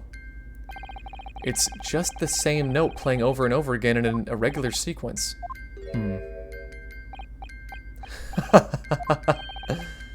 Mr. Graydon, This really is priceless. After all that, the music box is broken. Broken? It can't be, can it? No. Okay, I already know the secret, so let's just hurry up and get to it, right? Well, obviously. If the officer sent to fetch it didn't drop it on the way back to the courtroom. Oh, that's what you're gonna claim? well, with much regret, I feel the court must accept that this music box offers little in the way of clues. Not true. Are you ready to move on, counsel? Come on. Yes, alright. It does sound as though it's completely broken, but is it? Could this music emanating from the music box possibly be a new clue? Yeah, you're damn right it could be a clue. I believe that it could be relevant, my lord. Good lord, but how can it be? It is an abomination, counsel, mere noise. I fail to see how it can have any meaning whatsoever. It does sound strange, I agree, but there's one thing bothering me. While Graydon stands there chortling victoriously, the inspector beside him has a rather telling expression on his face. It's as if Gregson recognizes the sound, as if he's familiar with it somehow, and that's making him appear extremely on edge. That's the stance of the defense, my Japanese friend. Answer me this. Oh.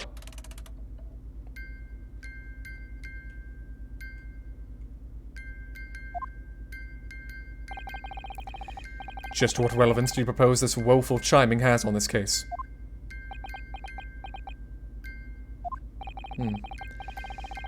It's the defense's belief that the sound emanating from this music box is not supposed to be music.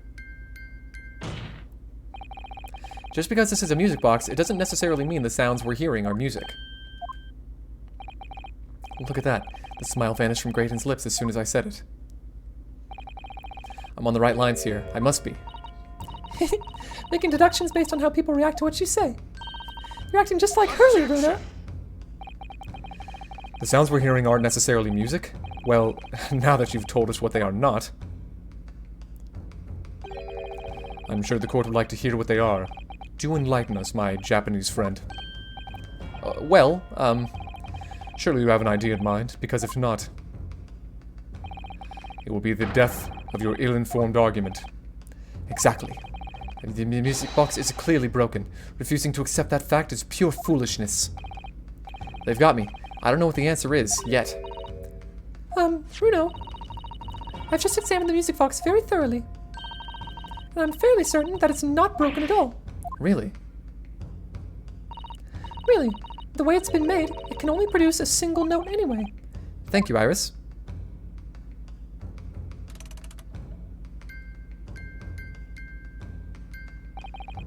Alright.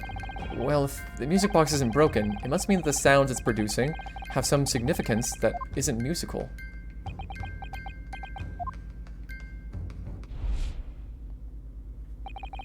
Ah! Could it be? Is that what these sounds are? Something's just struck me, Bruno. I feel like recently, in the past few hours even, I've heard another sound very much like the one this music box makes. Yes, it's a familiar sound. Actually, Iris, I was just thinking exactly the same thing. I'm going to have to press the defense for an answer. If your assertion is that the sound produced by this music box is not in fact music at all, then what the devil is it, counsel? All the evidence we've seen so far, all the testimony we've heard, it's all pointing to one single answer now. The prosecution demands that my learned Japanese friend presents proof now. Tangible proof of this latest wild speculation. Alright. This could be the best chance I'm going to get to fight back in this trial.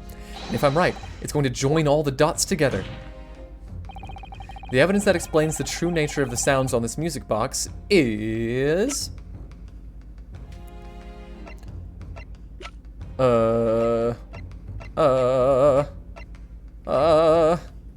I go to people? No. Today's paper, the gilded case notes, Iris' story manuscript.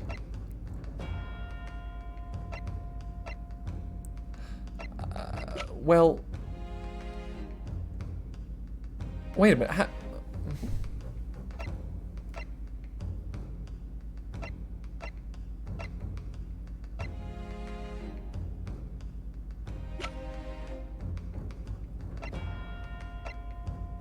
Because I want to say that it has to do with Morse code.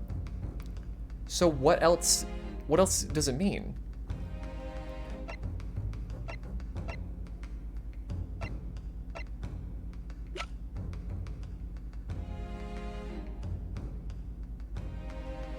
Wait.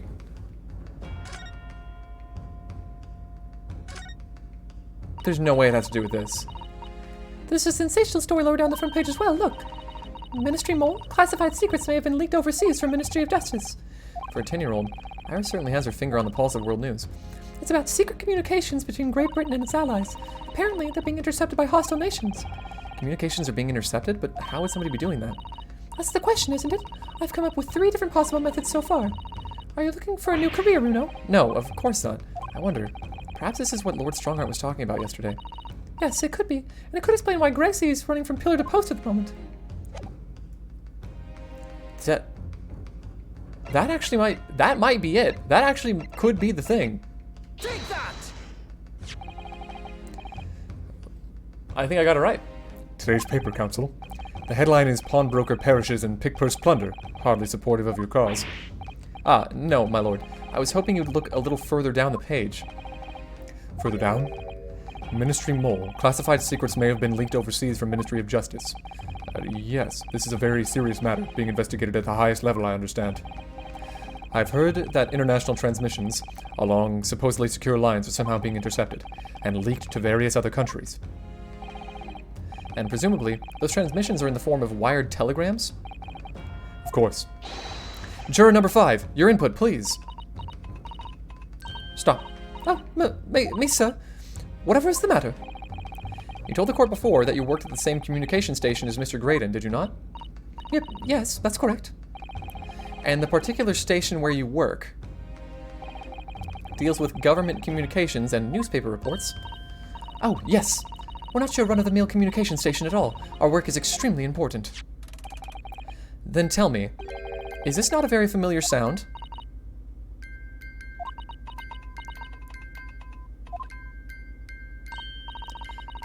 You don't mean to say, is it? That's right, madam. It bears more than a passing resemblance to the sound made by your telegraph machine as you tap it. I believe it's called Morse code. I don't believe it. Now, correct me if I'm wrong, but when it comes to leaking telegrams from government departments, there could be nobody more perfectly placed than a highly skilled communications officer. Ah, are you suggesting that the music box disc contains stolen government secrets in Morse code? Order! Order! Please, everyone, order! But this is high treason, Council, deserving of capital punishment. Too much new vocabulary. What is this treason? And what is capital punishment? These sorts of words I'd half expect you to know. For our sovereign government's confidential information, hostile nations would surely pay almost any price. Yes, and on that night 2 months ago, that was the very negotiation that was taking place inside the omnibus. But in the end, the Gilded perished, and the all-important disc lay unclaimed in the pawnbrokery. My word! In which case, whoever stole that information in the first place must surely have been beside himself with worry. Because if the disc were to be discovered before it found its way to the country, out of the country, it would reveal that an act of high treason punishable by death. So the culprit had no choice but to retrieve it, and in order to do that, he would have had to gain entry to the pawnbrokery illegally in the middle of the night. Because the article left behind by Mr. McGilded would incriminate him too much if he got it into the wrong hands. Isn't that right, Mr. Graydon? You think I've been stealing government secrets? Preposterous. Absolutely preposterous. So, in response to the defense's accusation, you claim complete innocence, do you? Well, of course I do. I've had to stand here in silence while that pretentious foreign lawyer has been prattling away. Objection! Then by all means, counter the charges, sir. The prosecution demands the witness testifies in response to the accusations brought by the defense. Dude, even Van Zieks is coming with me now. Let's go. Delighted, I'm sure. The witness is reminded that the crime under scrutiny in this trial is the murder of the pawnbroker, Mr. Winbank. That being a most flagitious offense for which the law of this land sanctions a capital punishment. But the heinous act of high treason is no less a serious crime. I urge you to bear that in mind as you testify, Mr. Graydon. So then, let us proceed.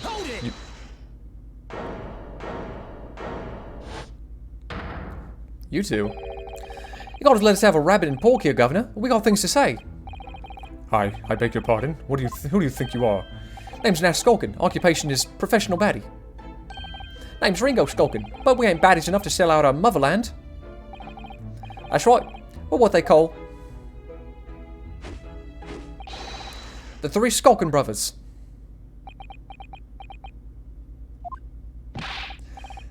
Bad timing, fellas. Very bad timing. Okay, so that doesn't matter at all. I guess that was just for a joke. A mere communications officer couldn't possibly steal confidential government information. Besides, the sounds produced by that music box aren't even Morse code. It was some low-class brickmaker negotiating with McGilded anyway, was it not? I've no relation to the man. Look, all we've done is break into the gaff the other night like what he told us to. If we'd known there was dodgy government secrets involved, we wouldn't have touched it. Why are you guys getting involved now? That seemed totally unnecessary. Why'd you even say anything? Mr. and Mr. Skulkin. What must I do, Governor? What's up? Do I take it that you now admit to the crime? That on the night in question, you did indeed gain entry to the premises illegally? And moreover, you did so as a party of 3 in collaboration with Mr. Graydon here.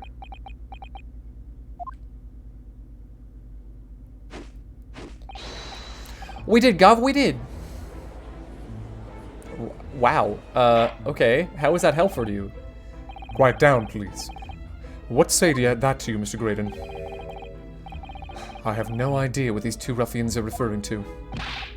You little rotter getting us mixed up in all this monkey business. You never said nothing about about no government secrets. I was supposed to be straight up job. And what about the geezer whose shopper was, eh? Poor bloke didn't even have to die, did he? Nice to know who your friends are. What if these men say I deny the accusations? Indeed. Well, I certainly wasn't expecting this little music box to become so significant in the proceedings. However, as it has, I will admit it into the court record as evidence. Yep. Alright. Whatever, man. Is there even anything more to examine from the music box? I really don't think so, right? Let's take a look. Yeah, for McGilded. What's down here? Oh. What is it, Bruno? I've just noticed something about this music box. Looks like the bottom of it opens up as well. Ah, you're right. Well, come on then. What are you waiting for? Let's open it. Alright then. Here goes.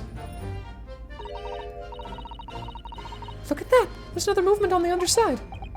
So, does that mean you can set another disc to play on the back on this side? Yes, I think so. It looks like the two movements are linked together. They're linked. So if you had two discs, they would both play back at the same time. Interesting. Very weird. I don't have a second disc though, do I? Pretty sure I don't. Who would have thought there would be a second movement on the underside of the box? And this movement is like the other one. The comb's teeth are all the same length. Meaning that they all produce the same notes. Yes, they must do. Except that the length of the teeth of the two combs isn't the same. So the single tone produced by this movement will be different to the single tone we've already heard. What? Basically, each movement can only produce a single note. But the notes they produce are different. A music box that can only play 2 tones. Interesting. Huh. That's really, really interesting information. Wow. So maybe... Yeah, let's talk about this then. Hold it! They're not? To anyone with a brain, that would be blatantly apparent on listening to that music box for even a few seconds. Of course. Surely it can't be that my learned friend is unfamiliar with Morse code. Ouch. He looks genuinely shocked at my ignorance. I would be more than happy to demonstrate the basics for you, sir. A lesson here in court? Morse code is a continuous series of two distinct tones. Tones, you say? Yes, a short dot and a long dash. By combining those in different ways, you can construct letters. I see. For example, this is A, and this is B. But when you listen to the sound produced by this music box, you only hear one tone, don't you? But it sounds so similar. The rhythms of it is the same in everything. There's no discernible meaning to this apparently random sequence of sounds. So your assertion is fundamentally flawed. This is not Morse code. It's half of Morse code. So I need to figure out how could the other half be done. Really, you shouldn't be so surprised. What did I tell you? That music box is nothing but a worthless piece of scrap. Perhaps you might consider studying your subject matter before casting aspersions in the future. Ugh, stop. Nothing to say, but stop. Oh, it's so frustrating, isn't it? Iris?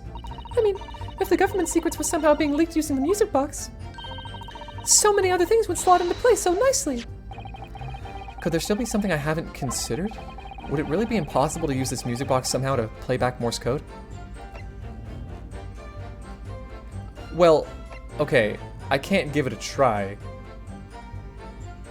Right? Because I don't have a second disc. I'm just gonna give it a try.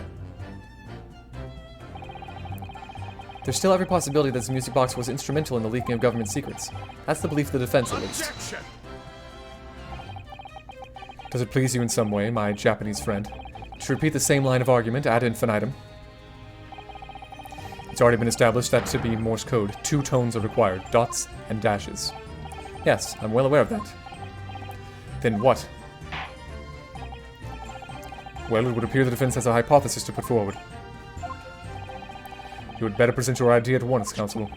How do you propose that this music box, which appears to produce only a single tone, could have been used to cipher secret messages in Morse code?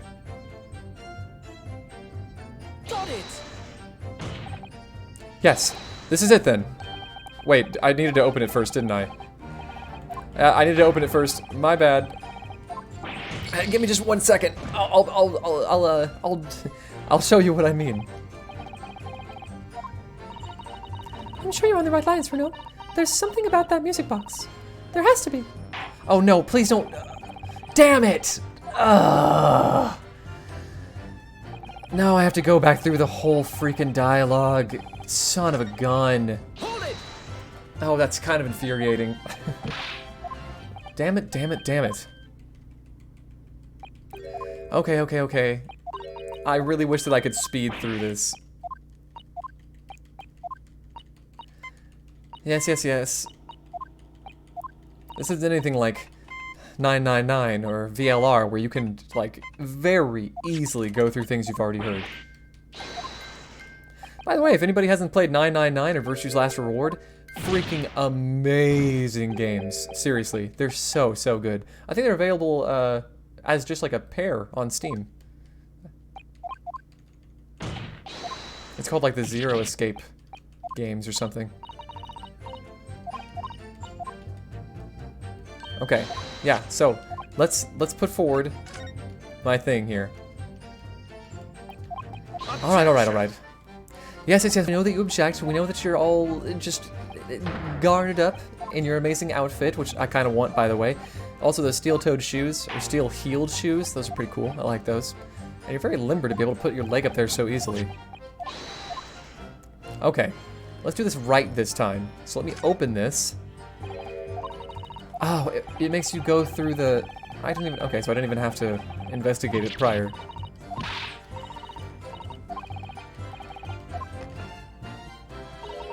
Look at that. There's another movement on the underside. Yeah. Oh, yeah. Got it! This is what I wanted to show you. Good gracious, what am I looking at? Another movement on the underside of the music box? What? It's that easy. It appears, my lord, that the two movements are linked together. In other words, you can put two discs in this music box, and the sounds of both will play back at the same time. Good heavens. As the court has heard, Morse code comprises of 2 tones, a short dot and a long dash.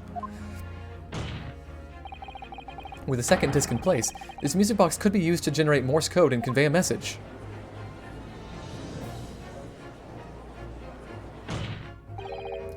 This is beyond a joke. I'm sorry? This poor excuse for a lawyer has absolutely no evidence to support his claims.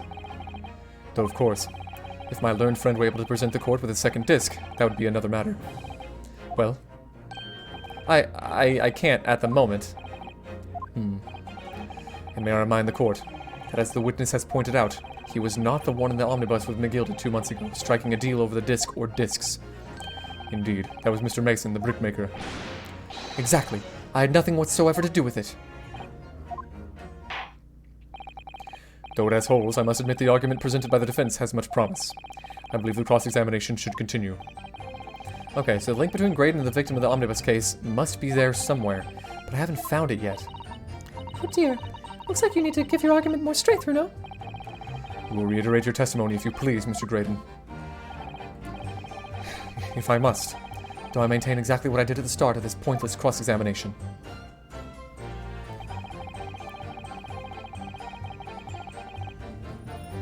Well, let's hear more about it, yeah? So 2 months ago in that omnibus, McGilded killed the brickmaker and stole the disc. Mr. Mason was a single man with almost nothing to his name. It seems he lived in an artisan quarter some years ago, but people there remember little about him. That doesn't make much sense though, does it? How would a humble brickmaker come to acquire his secret government information? How indeed. There must have been somebody else involved behind the scenes in all of this. Somebody who acquired the disc and gave it to Mr. Mason, in order to take it to the meeting with McGilded and negotiate a deal. Dear me.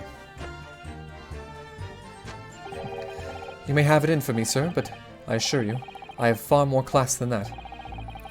An old brickmaker from an artisan quarter and this well-to-do communications officer. If only I could find some evidence to link the two of them together. If you have nothing more to add on that note, let us return to the witness testimony.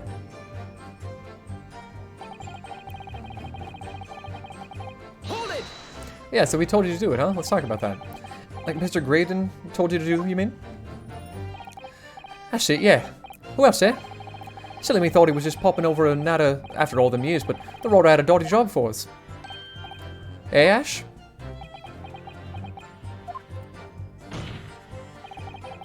Let me stop you there, Mr. Skulkin. After all them years, you say? Do you mean to tell me that Mr. Graydon is an acquaintance of yours? Seems that way, huh? We're the sociable kind of baddies, you know? Sure, let's say Graydon's in old China. Excuse me. Is something wrong, Mr. Skulkin? Eh? No, the other Mr. Skulkin. What? Who? Me? When your brother was testifying just now, he said something that seemed to cause you to react. Oh, I was just remembering the old days, that's all. We used to have a right old laugh together way back when. Together with Mr. Graydon, you mean? Yeah, with Ash, I mean. You look at him now and just fancy whistling and fluting, you wouldn't add him and David. But when he was younger, he was from the poor part of town, just like us. Is that so? But he was always a leery one. He had the brains, he had the savvy. Always coming up with smart ideas like what would never have gone through our heads. God blimey, ain't that the truth? Remember Milverton and Skulkin's milk run? That was a corker, eh? Save it until after the trial. Your reminiscing has no place in this courtroom. And neither does your fruit. Oi, the geezer asked us a question, didn't he? And we was what answering. Yeah, we ain't done nothing wrong. Nevertheless, the court is not prepared to accompany you on your trip down memory lane. Counsel, can we turn our attention back to the testimony, please? I don't know. Could that sentimental story be relevant somehow?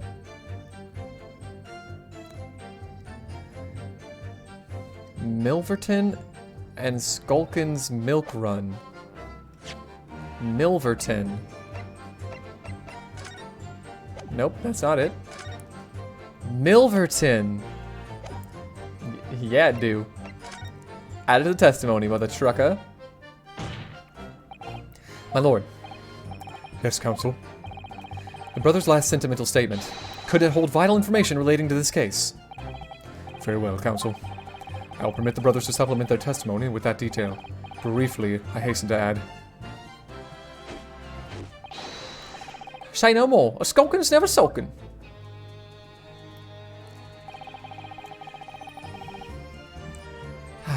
Milverton and Skulkin's milk run. Go, though. Them were the days. Yeah, can I go ahead and just put your notes? Objection! Nope, I have to press it first. My bad. Don't mind me. Oh boy. Ugh. Yeah, I should have pressed it first. Should have just pressed it first. Hold it! Alright, here we go. I'm sure I'm going to regret asking, but what exactly was that? Some kind of business? Just a little scheme we had going back when we was youngsters. A bit of fun, really. Delivering fresh milk to the locals. That's what it was all about. That sounds alarmingly legitimate. There must have been a catch. I suppose since we're here, I should ask them to elaborate, but on what? The business name, please. So this business was just a bit of fun, you say?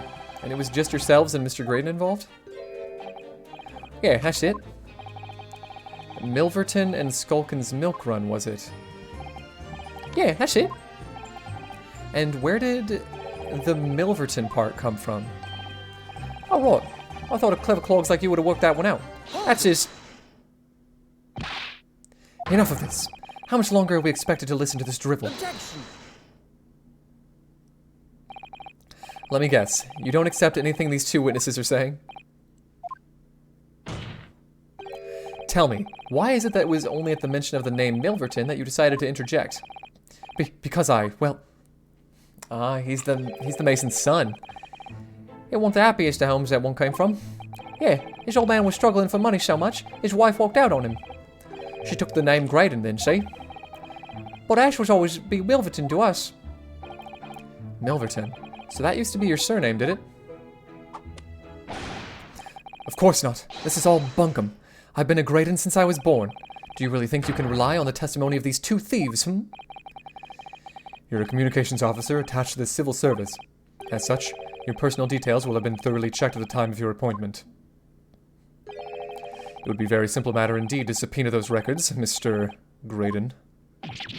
Well, it would appear that Mr. and Mr. Skulkin's testimony has been reliable, for once. You were born Ashley Milverton, then. Is that correct? Very well, yes.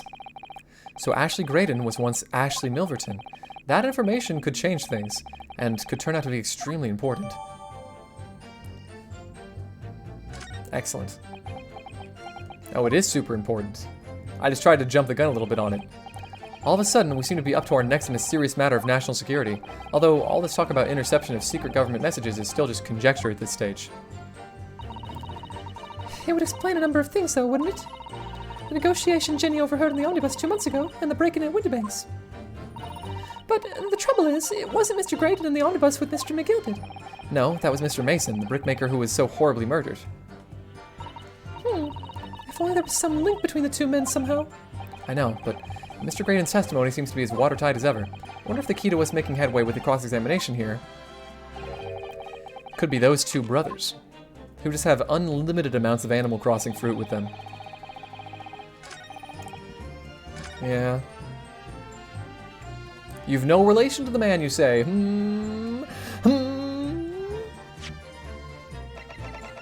Is this why I present this? Objection! Mr. Ashley Milverton, tell me, why did you try to hide your former name from the court? Because I haven't gone by that name for years. It means nothing to me. No, I don't think that's the real explanation at all. The truth is, you had a reason to hide that name. Explain yourself, please, counsel. I have here the notes from the omnibus case, my lord. And as we all know, the victim, the man who we now understand to have been negotiating with Mr. McGilded. Yes, Mr. Mason, the brickmaker. That's right. Only Mason wasn't his surname at all. It was his given name. His full name was Mason Milverton. Milverton? Do you mean to say, saints alive? Mr. Ashley Milverton is it not the case that the brickmaker, Mr. Mason Milverton, was your father? Oh, I don't.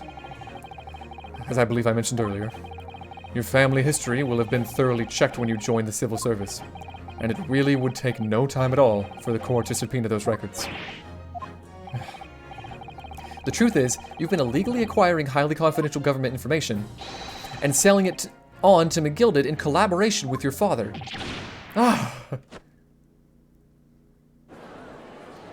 Bruv, cool. This is cool. The new facts and evidence unveiled by the cross-examination of this witness all come together to reveal the truth. The truth, you say? That you collaborated with your father, Mr. Mason Milverton, in illegal dealings with Magnus McGilded. And by dint of this music box, you mean, counsel? Yes. Stealing information being sent in secret government communications and selling it on to McGilded. Mr. Grandin concocted this elaborate scheme of using 2 music box discs to encode the information, as presumably a safety measure against the information falling into the wrong hands. And a very effective one. I shouldn't have given the scheme any credence whatsoever. But the deal with McGilded went sour, and the brickmaker met his end. Yes, but before he was arrested, McGilded managed to temporarily dispose of the stolen disc at the pawnbroker.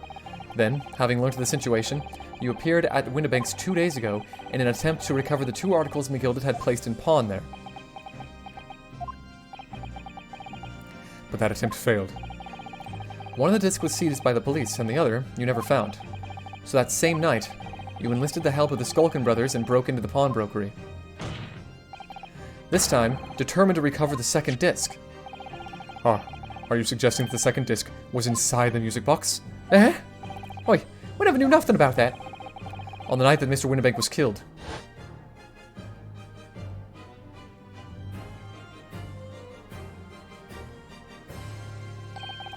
The intruder to the pawnbrokery touched one item, and one item alone. The music box. That is rather ingeniously demonstrated using the 2 prints from the security camera indeed. So, the question that naturally begs answering is this. Why was only that one article disturbed? The answer is obvious, because it contained the second disc, which the intruder was desperate to retrieve.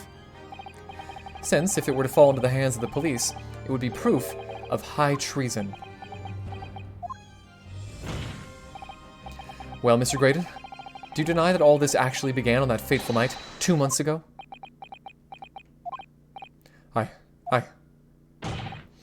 I refuse to accept any of this nonsense. Sir, there appears to be blood seeping through the sleeve of your jacket.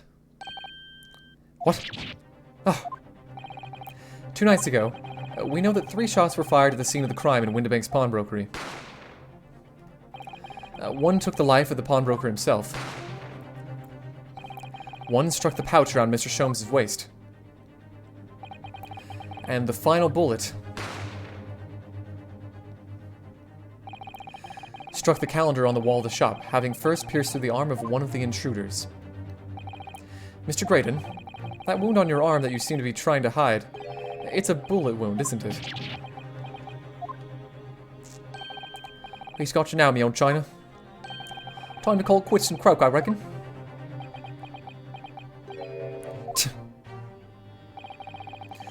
Don't acknowledge my presence there under any circumstances whatsoever.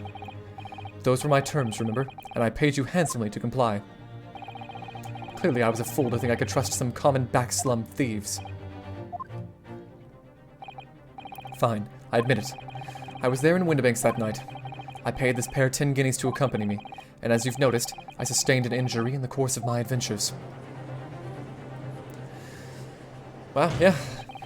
But that is all. I admit to nothing more. Stealing government secrets, negotiating with Mr. McGilded. That's gotta hurt your arm, right? As God is my witness, I'm sure I recall nothing of the sort.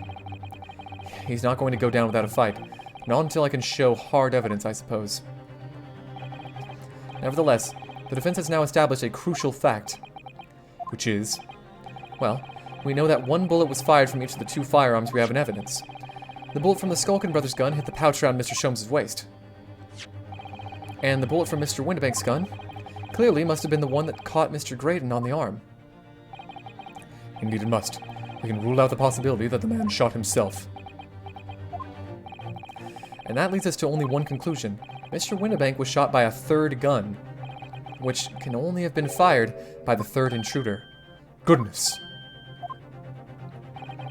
That's right, Mr. Graydon.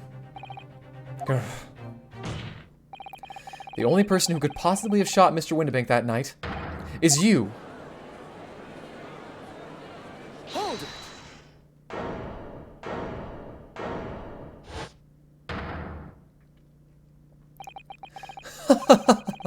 You little upstart. You made a grave mistake when you summoned me here. What? What's that supposed to mean? Yes, as you rightly say, I was there at the pawnbroker's. I did my best to hide the fact, naturally. I had no intention of ruining the distinguished career I'd built for myself at the communication station. But did the thought never cross your mind?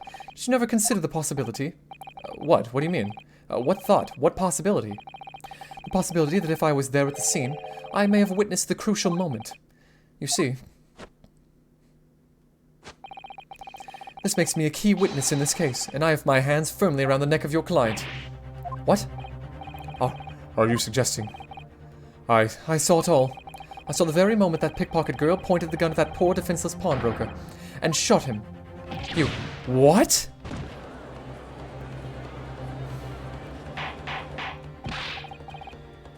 Order, order, order! Well, it would seem we are finally entering the last act of this theatrical trial. Mr. Graydon. Yes? I trust you are fully aware of the implications here. If it is shown that your claim is false, you will have incriminated yourself as the killer. Oh, I understand fully. I must ask you to give your formal testimony once more. You will explain to the court precisely what you saw at the moment the defendant allegedly shot the victim. Wow. Nothing would give me greater pleasure. Man, I'm about to string you up by your entrails, man. This is gonna go horribly for you. While these ruffians were jostling with the broker, I was still near the entrance to the shop. When Windibank threw Nash over the counter, I felt a sharp pain in my arm. Nash wasn't the one that got thrown over the counter. I pursued the man, but he shut himself in the storeroom. I could see him through the peephole in the door, though. The accused, in a black coat, shot the man in the back as he was trying to flee to safety. I saw the blood spatter all over the wretched girl. Then she tossed the gun out the peephole, so I picked it up and made my escape. Dude, there's like 3 or 4 different lies in there. Literally, like, almost none of that could be true. Good gracious, this is quite extraordinary testimony. You claim, sir, under oath, to have clearly seen the defendant pulling the trigger. Which obviously didn't happen. Order, order, order! It wasn't my intention to testify in this way. But neither is it my intention to be found guilty of a murder I didn't commit. So you see, my hand has been forced. I tell the truth now as an act of self-preservation.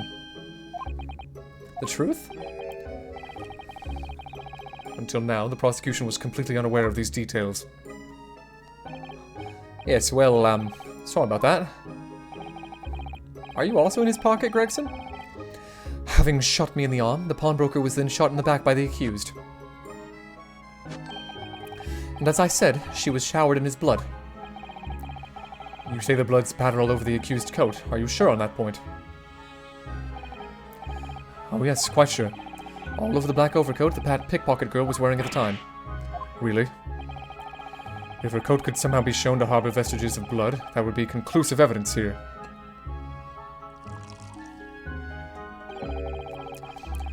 Such an investigation is entirely possible, my lord. What? Only very recently, a German scientist has developed a technique to identify human blood. So here's to true science, not some amateurish detective's dubious foray into the world of chemistry. There's nothing dubious about Hurley's work. His ideas are all sound. Ideas are no use to us here. In science, as in law, theories must be proven before they stand. In Germany, the technique has already been employed in the courtroom as the basis of evidence. Scotland Yard has a small quantity of the chemical reagent used, with your lordship's permission. We could shatter all vestiges of doubt within minutes. This doesn't look good, Bruno. Why not? Because it does have blood on it. Well, we know, don't we? That there's blood all over the front of Ginny's coat. If they test it with their chemicals... Oh, help. You're right. I was forgetting what happened yesterday. Yeah, we figured that out. Don't move, Ginny. I'm going to shoot. There's tons of blood all over that coat. Boy. But that's not Mr. Windibank's blood. That stain is from 2 months ago. That's Mr. Mason's blood from when he was stabbed by McGilded, who was wearing this coat at the time. My lord, the defense objects to the test proposed by the prosecution. Overruled. Lord Van Zeeks, make it so at once.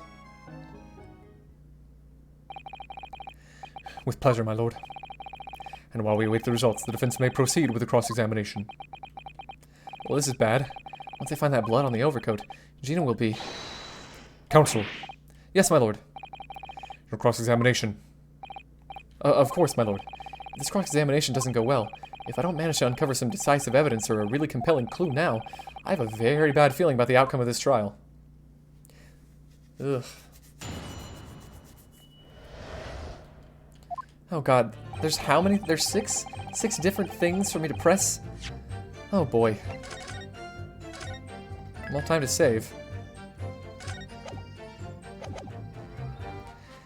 While these ruffians were jostling with the broker, I was still near the entrance to the shop. Okay, I'm just going to press on everything, obviously. Mr. Windibank emerged from the storeroom, I believe. Ringo and Nash were scouring the counter when he suddenly appeared and flew at them. He already had the revolver in his hand. Fortunately, I wasn't too close. I've never been so scared in all my life. Yeah, we're just your regular mild-mannered burglars, that's all. We don't lock irons.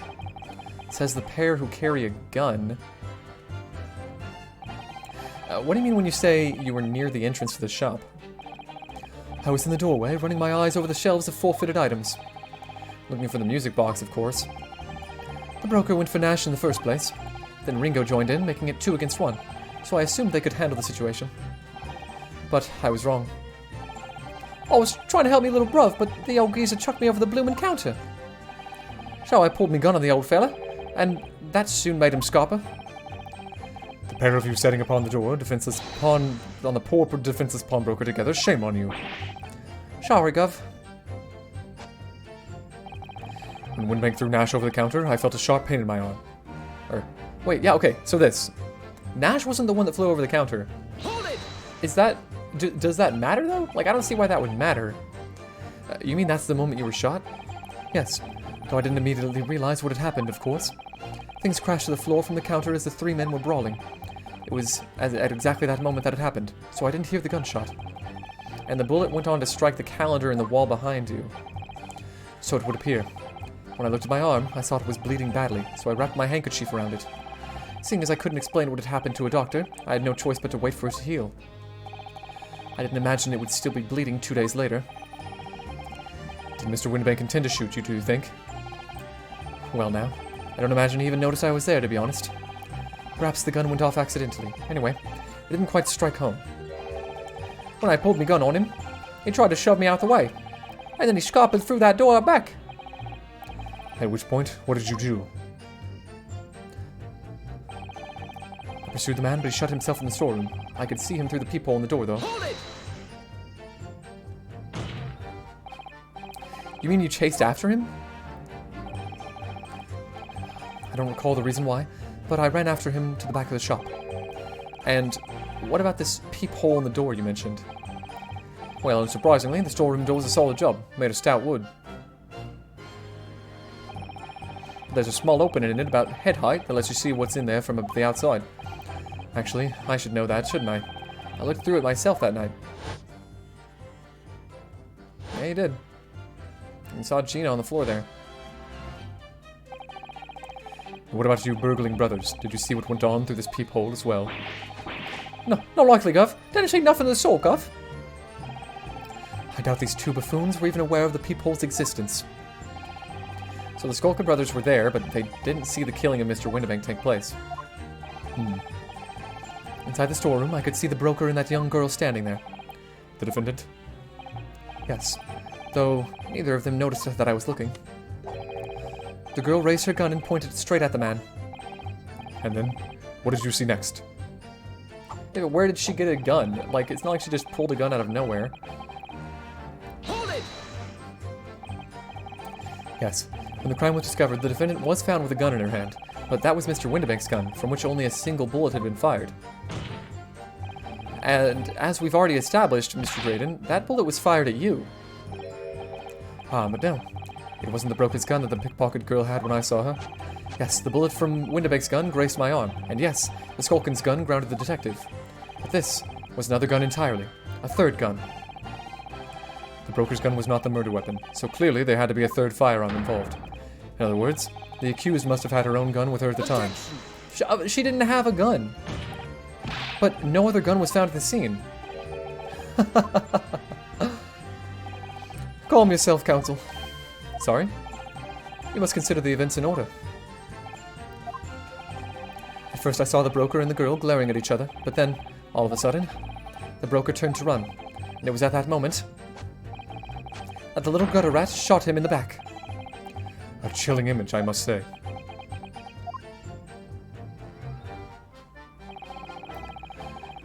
Yeah, the blood got all over her, we know. All over her? Yes, through the peephole, I saw it clearly. Of course, the stains are invisible now, what with the coat being such a dark color. But I assure you, that garment is sullied with the victim's blood.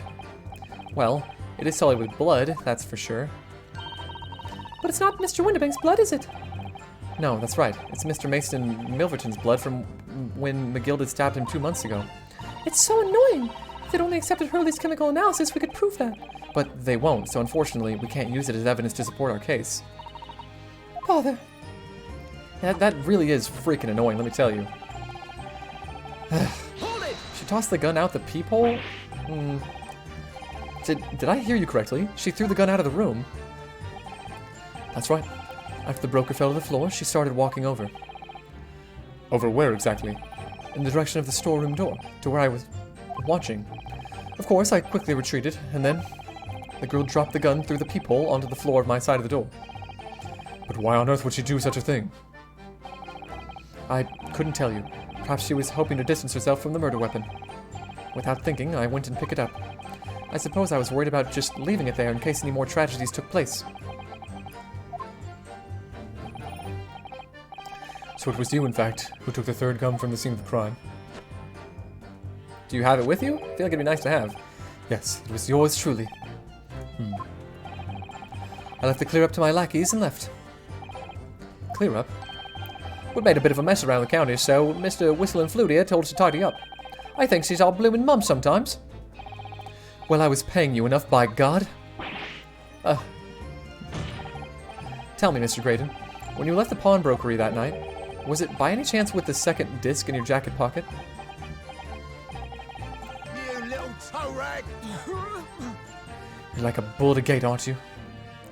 Oh, there's something happening here, I see. Excuse me! Gentlemen.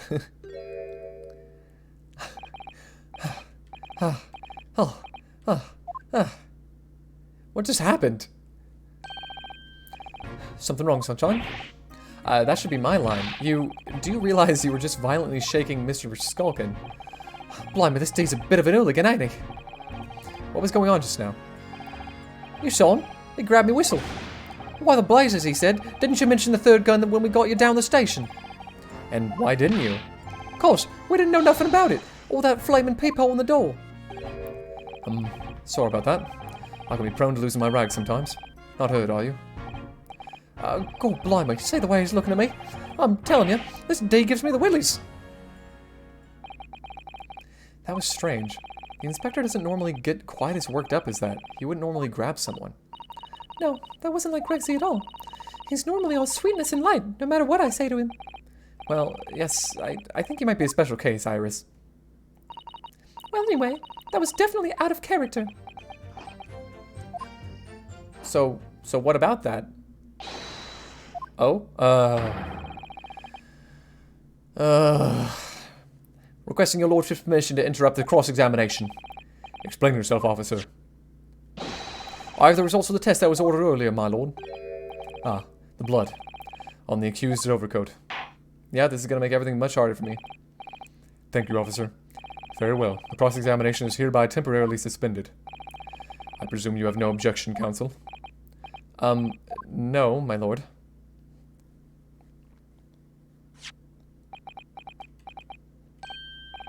Well, there you have it. The report, please, Inspector. Yes, sir. Traces of human blood were found on the overcoat of the defendant, Miss Gina Lestrade. From the extent of the stains, it would appear that they were the result of spattering following a gunshot wound. End of report. That's... Goodness me.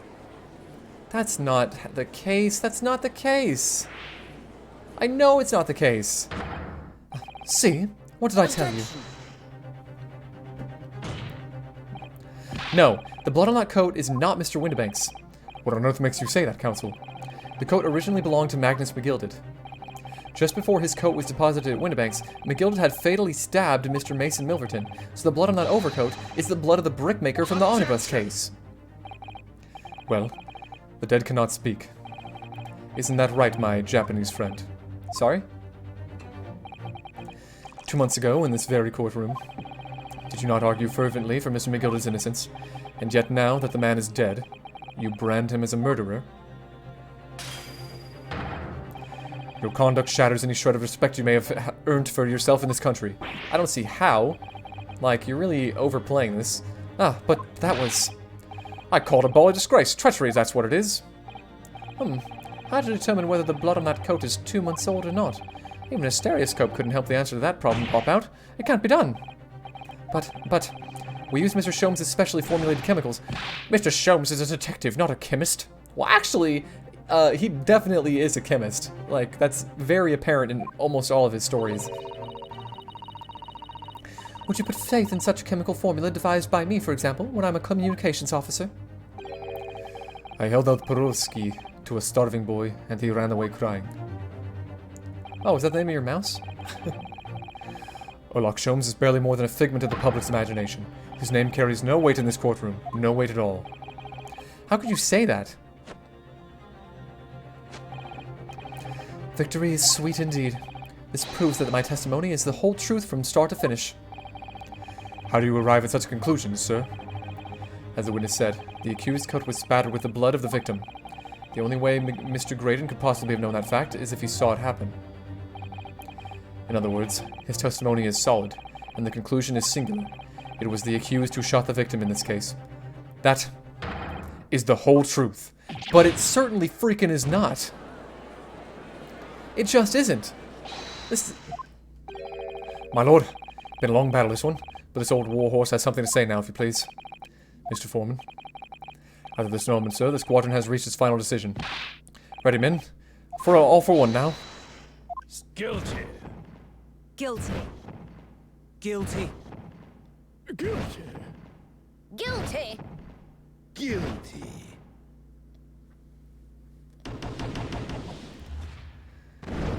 Oh boy.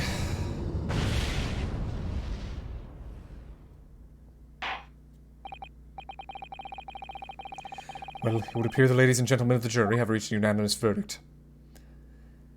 Oh boy, this is long. The defense has consistently failed to unpick this witness's testimony.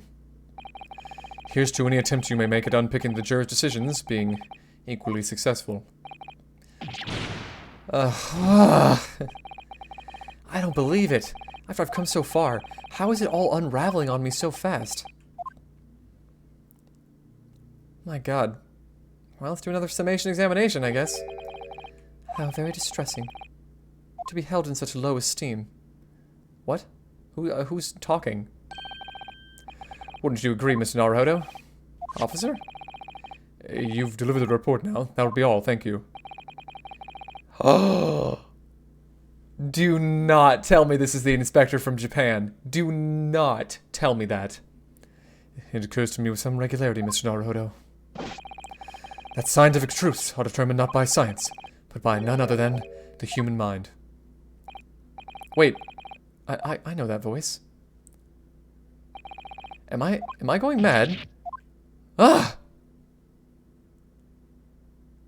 Oh, it's Herlock Sholmes! Mr. Sholmes! What? I would have loved for it to be the inspector from Japan, though. That would have been awesome. Order, order, order! What business do you have here, detective? The last I heard, you were recuperating in hospital. As well I would be, had I not been set upon an errand. What errand? Hurley, it's really you! You're awake at last! Yes, good day, Iris. I appear to be rather late to rise. My apologies. Now, my lord, if you will humour me, In what manner, sir? I have something of great importance I wish to give to the young lawyer over there. I need no more than 5 minutes. Would you be so kind as to spare us the time? What say you to this, Lord Van Zieks? This trial has taken many hours of the court's time, having spent so long already. Exactly. Haven't spent so long already. We don't want to go wasting any more precious time. As I was saying, having spent so long already, it would seem churlish to deny the defense a mere 5 minutes. Yeah? Very well then, counsel. You have 5 minutes. Hey, what's up, buddy? My dear fellow, I apologize for my tardy arrival. Mr. Sholmes, are you all right now? All right. I'm all wrong. Sorry. I've only just managed to summon the strength to stand, man. I've asked the judge for 5 minutes. But I fear even that may prove too much for me. Pray forgive me should I pass out. Let's make this discussion as short as possible. Hurley, this place is full of idiots. None of them can see how wonderful your chemical blood analysis is. Ah, well, that concoction of mine was really just a bit of sport to assist me in my investigations. I never took the trouble to refine it for appraisal by the scientific community, an oversight on my part. Right. Modesty? Surely not. But enough of that. I'm here to give you this, my dear fellow. What's that? A lavender furoshiki wrapping? A leaving present from Miss Susato. From Miss Susato? If possible, matters were to be settled without me giving you this. Those were her instructions when she asked me to do her this favor. I don't understand. Miss Susato foresaw today's events, I believe. She knew that the culprit would attempt to escape justice by means both devious and underhand, and that you, Mr. Naruhodo, fighting fairly as you are wont to do, would find yourself in considerable peril. At that very moment of crisis, you were to be given this small parcel. Those were the dear lady's instructions. A leaving present from Susato-san. Whatever could it be? What is this? Oh, it's the machine I made. Ah. Yeah, it makes a little cat door hole. Hey, Waggy, you cutie patootie. Look, I use this. It's my latest invention. What is that? I call it the cat flapomat. You can make a cat flap for a little furry friend like Waggy in seconds.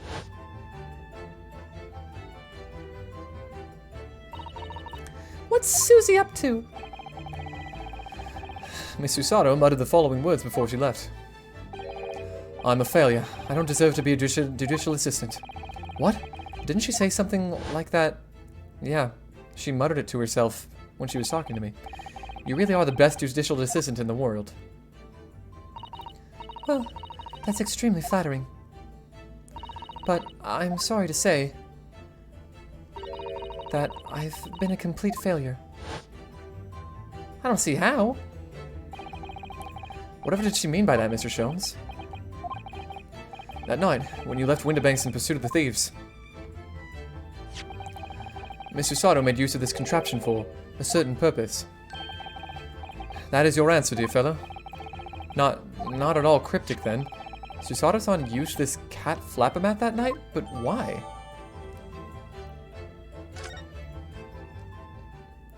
Are you telling me that the peephole didn't exist beforehand? Is that what you're trying to tell me? The peephole didn't exist beforehand. Your 5 minutes is over. We're out of time already? That's the only thing I can think of. I'm grateful to you for affording us that brief recess, Mr. Reaper. I need no thanks, detective. After all, the die is cast. Is it really? The jurors are unanimous in their leanings. No doubt my learned friend will consider a summation examination. But any attempt to alter their verdict now would be utterly futile. I wonder. Mr. Naruhodo. Yes? The rest is down to you, dear fellow. What is your plan? The rest is down to me. I need to be careful here. If I make a wrong move, the trial will end badly. Now let me just go ahead and do a save. Because I guess the truth of the matter is that the cat flap mat was used to make the hole in the door. My lord, the defense requests time to think? Further cross-examination? Okay, well, definitely not a summation examination. That simply isn't going to work. So, further cross-examination. Further cross-examination. The jurors have spoken. Protocol dictates that you may not cross-examine a new witness now. The defense is not asking for the cross-examination of a new witness, rather to continue with one of the existing witnesses. What? It would appear that a rather important detail has escaped your attention, Mr. Reaper.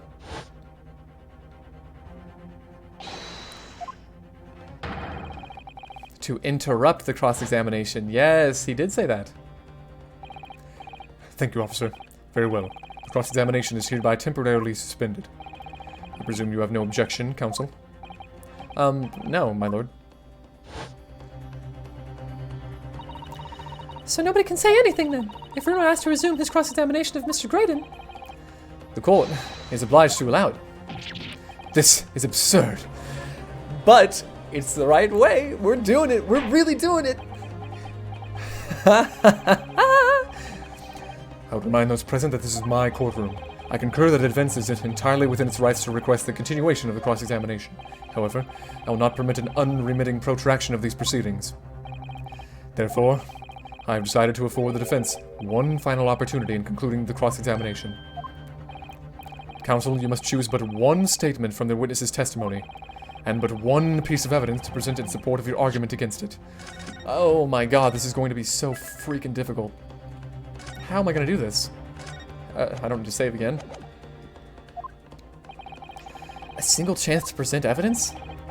If, following that, the situation remains unchanged, I shall move to adjudication. Is that clear, counsels? You will not press the witnesses any further. My lord. Yes, my lord. A single statement and a single piece of evidence. Most generous. Well then, Mr. Naruhodo, it's high time I fell in a dead faint. I leave this in your capable hands. That was a lot of energy for a dead faint. Mr. Sholmes! He's fine. He's okay. And he didn't care to remark that his surgeon is in the jury. To stand so innocently before the court in a state of such high fever, either the man has extraordinary strength of mind or an extraordinary lack of feeling. Imagine he's feeling very little now. The detective is sleeping soundly in one of the antechambers. Strike a man when he's down, why don't you? Well then, counsel, are you fully prepared? I don't know, maybe. Probably. Hopefully. Yes. One statement, one piece of evidence. I won't let Mr. Sholmes down, or Iris. And I won't waste this final chance that Susato-san has given me. I guess somehow, yeah, Susato-san was the one that gave it to you.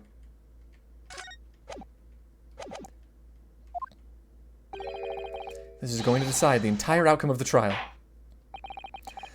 Very well then. Under the terms I have outlined, you may resume the cross-examination. I have to choose a single statement and a single piece of evidence. Okay. Okay.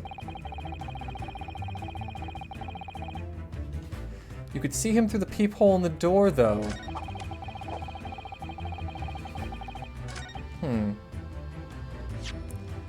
And I don't think there's any clear picture of the storeroom.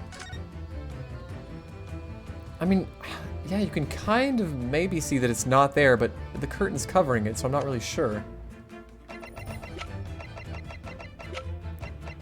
Compact machine for the rapid creation of small flaps in large doors to allow cats to come and go freely. I don't know, is there anything I need to, like, actually investigate here? Oh. Whew! Those vicious teeth look like they can almost rip through anything. They're good, aren't they?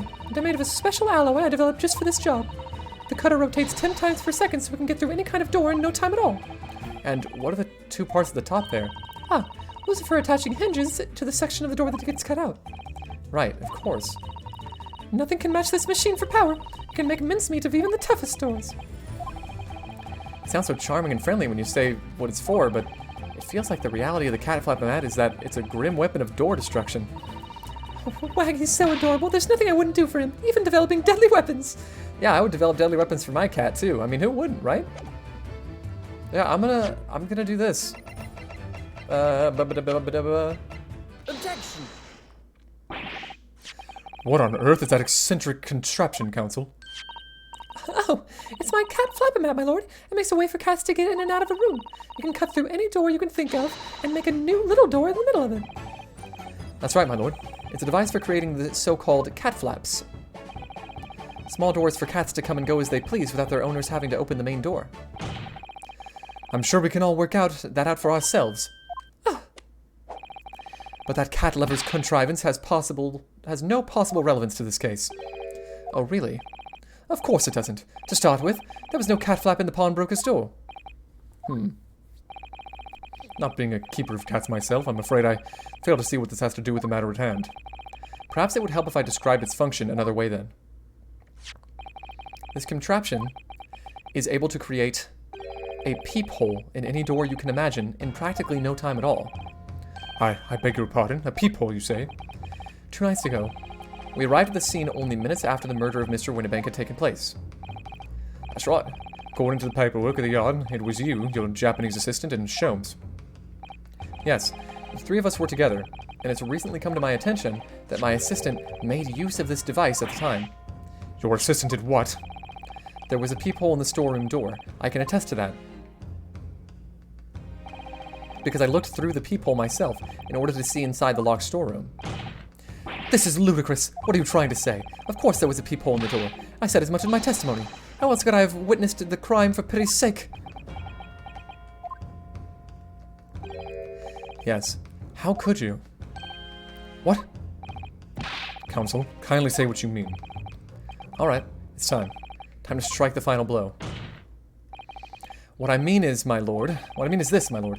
My assistant made the peephole in the storeroom door, and until such time as she did, the door had no hole in it to look through. What? No! Objection! This is a farce. Are you really suggesting that the peephole in the door was... Yes, it was created only after the incident had taken place by my judicial assistant using this device. Your assistant tampered with the crime scene, was being fully aware of the gravity of her actions. That is a most serious act of vandalism. For which I humbly apologize, my lord. It was in the few minutes that I left the scene in order to pursue the Skulker brothers and alert the police. Nevertheless, in the light of this new information, it becomes apparent that Mr. Graydon's testimony is riddled with holes. Riddled with... Explain yourself, counsel. The majority of Mr. Graydon's testimony that appears to incriminate the defendant is based upon what he witnessed through the peephole in the storeroom door. Yes, that filthy girl shooting the man in the back. However, if at the time of the incident, that peephole did not yet exist in the door, there's no possible way that you could have seen what you claim to have seen. In short, your entire testimony is a pack of lies.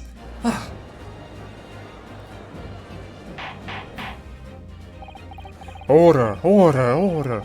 Is there any credence in this revelation? Objection!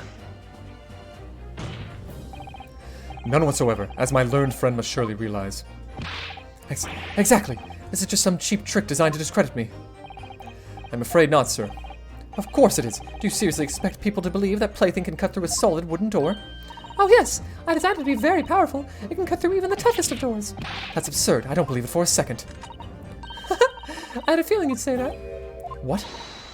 Waggy, cooey, time for dinner.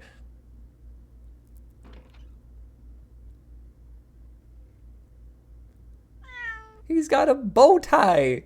Did he always have that bow tie? That's cute. Well, Young lady, this is the Old Bailey. One does not make cat flaps in the oak paneling at the Old Bailey. I'm not done yet, don't worry. This doesn't mean that the peephole in the storeroom at door at Windibanks was made by your machine. And there's no way you can prove that it was. no, but it's easy. What? The cat flaps my cap flapomat makes are all the fixed size, and the dimensions of the peephole Windibanks are an exact match. Oh, Old Silky's lost for words. excellent work, Iris. Thank you. Now it's my learned student friend's turn to be lost for words, I feel. I believe your judicial assistant has already left the country for your Eastern Island home. Well, yes, that's true. Then you may have some difficulty in establishing all of the facts. For the sake of argument, let us assume that the peephole has dimensions that are a perfect fit for this contraption. In that case, when was the peephole cut? The prosecution demands proof of your answer. What is the purpose of your line of inquiry, Lord Van Zieks? It's very simple, my lord. The defense argues that the peephole was created after the incident using this device. But now that the perpetrator has returned to her native land, she cannot testify to the fact. There is no proof.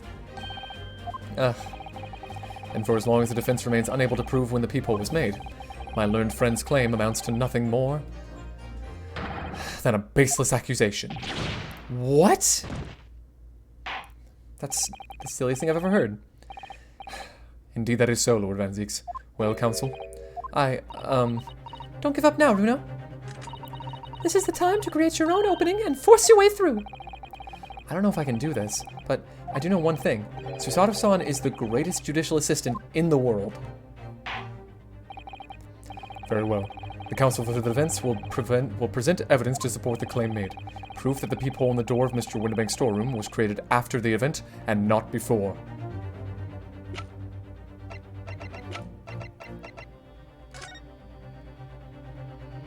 Oh. You can see the peephole in this one. And not in this one. Holy shoot. Would you look at that? Would you freaking look at that? I mean, that's gotta be it. I mean, this is the evidence. Take that! What are you? A print from that detective's infernal cameras again? My judicial assistant, Miss Susato Mikotoba, is an extremely intelligent and capable woman, which is why I never had any cause to doubt that she would have considered this scenario and made sure I had the necessary proof. And the necessary proof is this photographic print, counsel? This print shows a scene in the shop moments after the defendant entered the premises. Premises, whichever way you want to say it. Agreed. And it also shows the accused mercilessly wielded a gun in the direction of the defense's broker. But more to the point, it pictures the storeroom door in the background. Let me see that print again.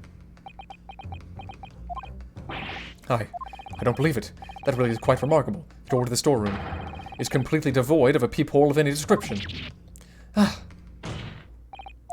Mr. Graydon, you couldn't possibly have witnessed the crime as you claim to have done, because at the time it happened, there was no peephole in the door. In other words, your testimony is a catalog of lies. It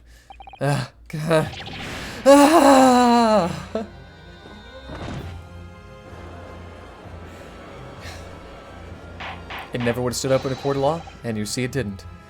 Order, order, order! I am satisfied that the defense has substantiated its claim beyond all reasonable doubt. This witness's testimony was entirely fallacious.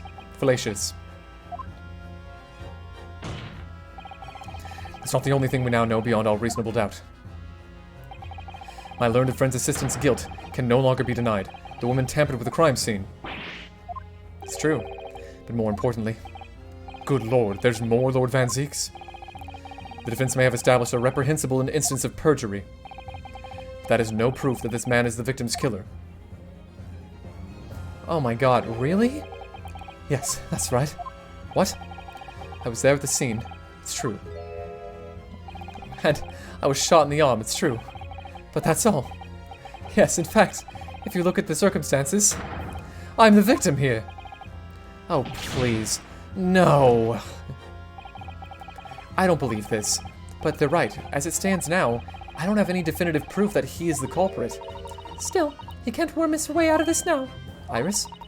You know what they say.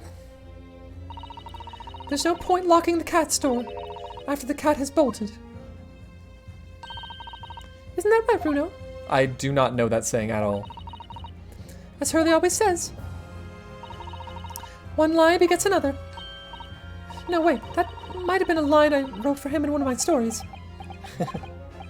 Well, no matter who said it first, you're right. Mr. Graydon, not only did you give false testimony to the court, but the lies you told make no sense. Make no sense? What do you mean by such a remark? What you said in your testimony reveals that you know something you shouldn't have known. In other words, there is a fundamental inconsistency in your statements. What? Objection! This is provocative talk, counsel. Won't you enlighten the court? Explain this alleged consistency. Inconsistency. Iris with White. One lie begets another. The inconsistency is revealed by the lies in the witnesses' statements. They show that Mr. Graydon had knowledge of something he shouldn't have known anything about. Namely...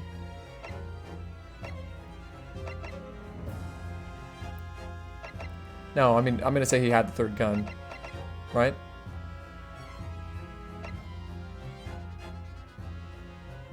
Oh, actually... Well, it could be the third gun or the bloodstains on the coat, right? They show that Mr. Graydon had knowledge of something he shouldn't have known anything about. Oh yeah, okay, yeah, the third gun, I mean, right? The third gun. Has to be the third gun. The third gun. Do you have any idea what you're saying, my Japanese friend? Absolutely. I've been studying English hard since I was a child. You fail to catch my meaning. The witness has admitted to removing the gun in question from the scene himself. Oh. Well, but it couldn't have been slid through the peephole. Precisely who else but this man could have known of a third gun's existence? Okay, but he couldn't have gotten it through the peephole. That's... Does nobody care about that? Does nobody care about the fact that he couldn't have received the gun through the peephole? I feel like that's an incredibly necessary thing to harp on here. Keep at it, Bruno. Chin up.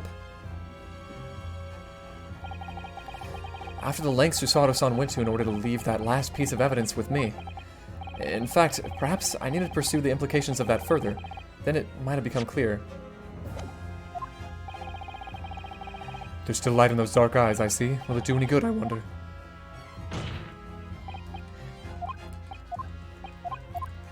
Okay. Shit, dude. I only have 2 strikes left. You can't see it because it's behind my face right now. But I'm seeing that I only have a couple of strikes left. Well, I guess the peephole, because it was made afterwards. The point is not that you lied in your testimony, Mr. Graydon. It's the nature of the lie you concocted that is so revealing. You're not making any sense. Let me ask you a simple question. How is it, Mr. Graydon, that you knew of the existence of the peephole in the storeroom door? What? Well, obviously, Has the cat got your tongue, witness? The peephole in the door was made after the incident occurred, and once I returned to the shop having failed to catch the 2 burglars, Scotland Yard's investigators arrived immediately. Since that time, the police have been at Windibanks constantly, carrying out their investigation. Isn't that right, Inspector Gregson? Well, yes, of course. The place is chock full of pawned articles, and my lads have to thoroughly examine them all. So I gave them the order to have the officers working around the clock in shifts so we get through it all. And consequently, there's no way that you, Mr. Graydon, would have gained access to the shop. Therefore, you should have known nothing about the peephole in the storeroom door. So the fact that its existence forms the basis of your testimony is completely inexplicable. Objection! And yet, the fact remains that Mr. Graydon did maintain that he witnessed the crime take place through the peephole in the door. Yeah, but how on earth is that possible? Could I have a word, please, Lord Van Zeeks? Speak, Inspector. It's just that I really ought to be getting back to the station now to put in my report.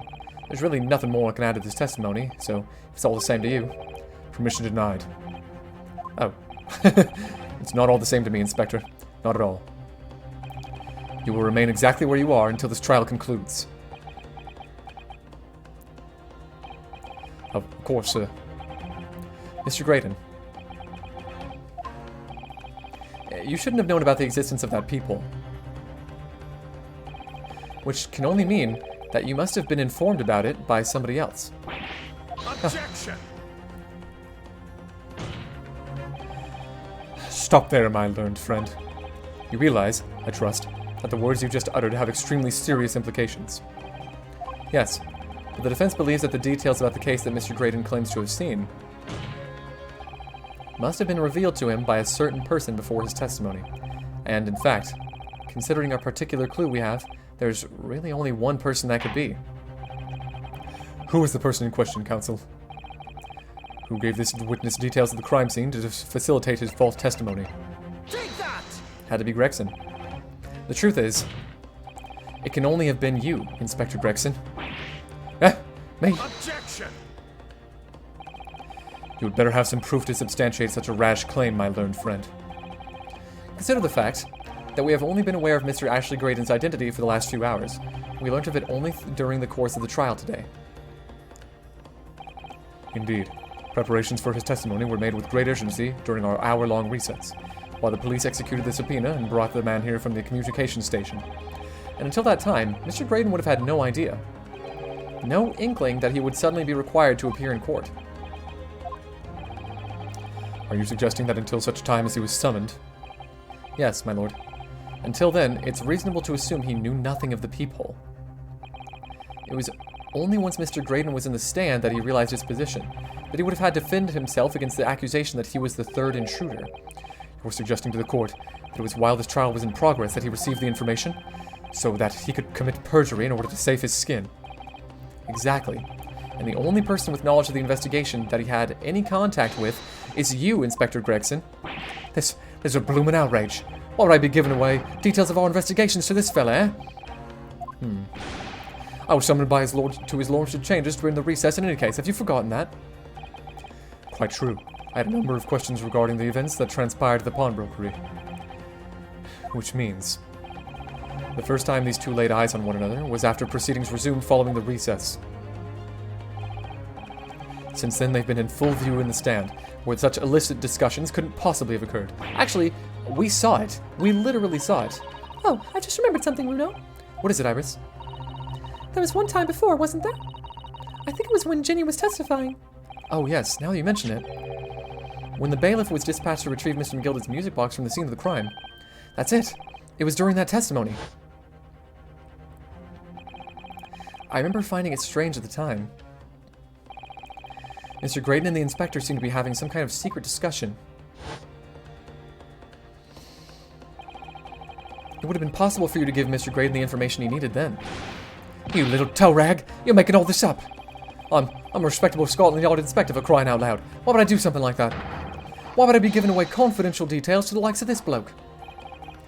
Admittedly, you wouldn't have had any reason to do something like that for no gain. But perhaps it was part of a deal of some kind. Then it starts to make more sense. What deal, counsel? I wonder if perhaps in exchange for your details about the peephole at the crime scene, Mr. Graydon agreed to give a certain something to the inspector.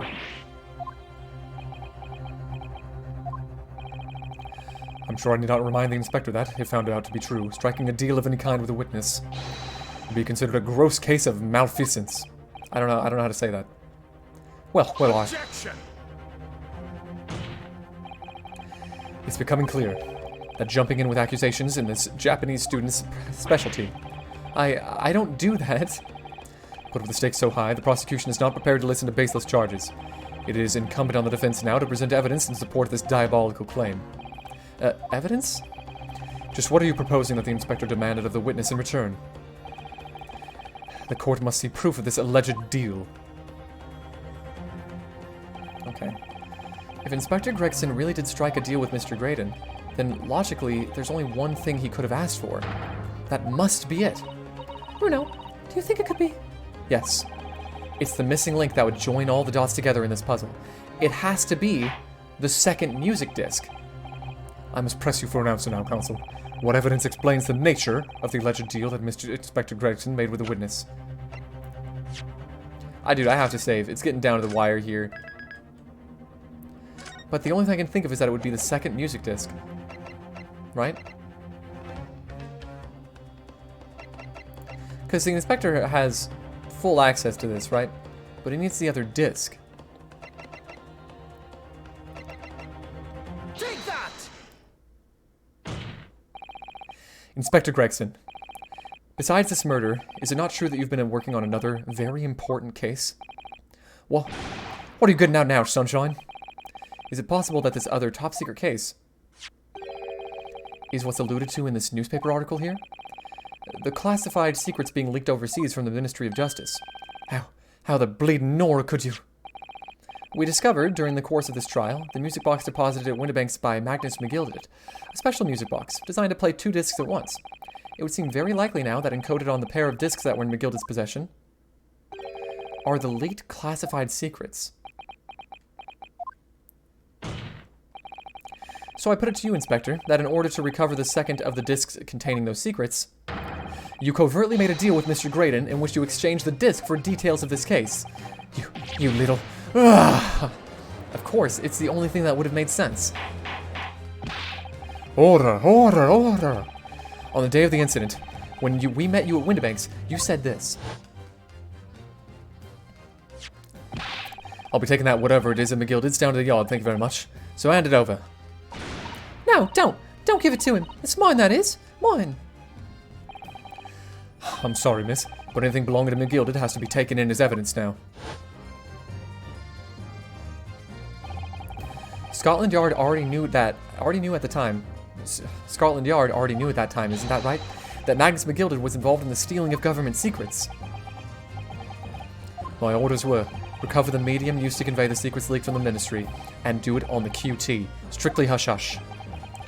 And that explains why, when I presented this disc as evidence to the court, you objected so heavily, I presume. Because you knew that it contained highly confidential information. Blimey, not likely. I mean, I wasn't that sure of it myself. I realized there was a possibility, that's all.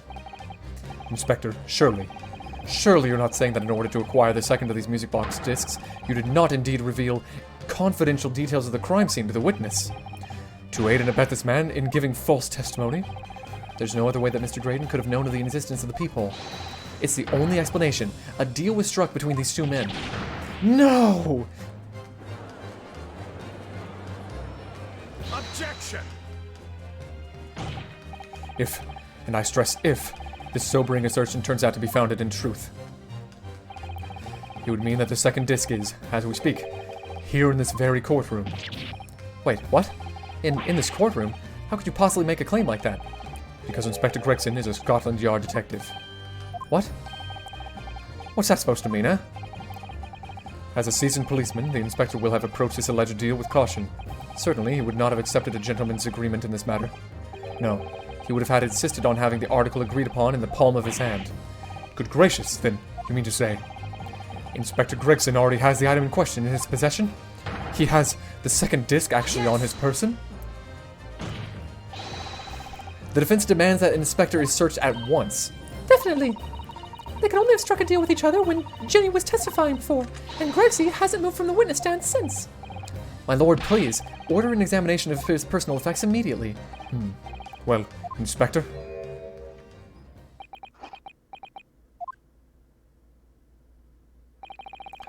This young lad wants to tone down his imagination. He's insulted me in my profession quite enough.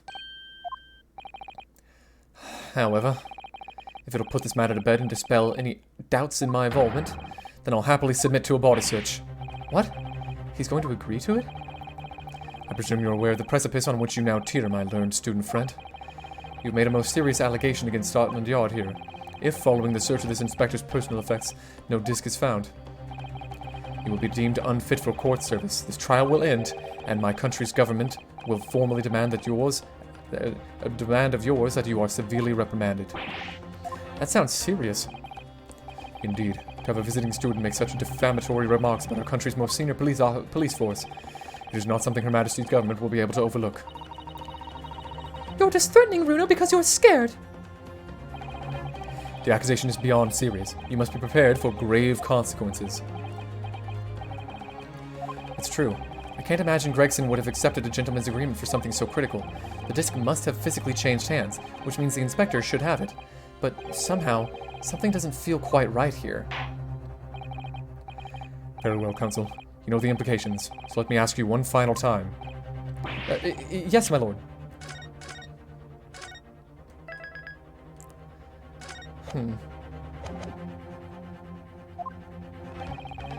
Do you still persist in formally requesting a search of the inspector's personal effects?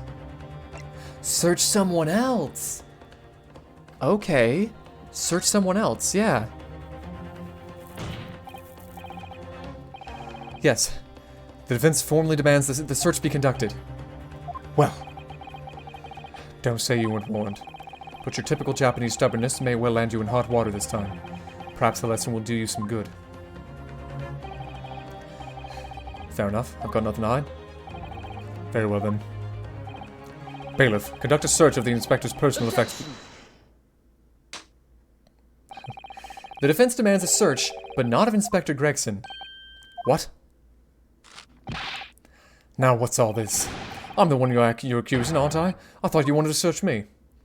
No, I know exactly what happened. I know exactly what happened. No, Inspector, not you. Somebody else. What's the meaning of all this, eh? Lost it at last you have, Sunshine. The court shouldn't be put up with this nonsense. You're completely irrational. Be quiet, all of you. Be quiet, all of you. Runo's doing what you told him to do and having the courage of his convictions.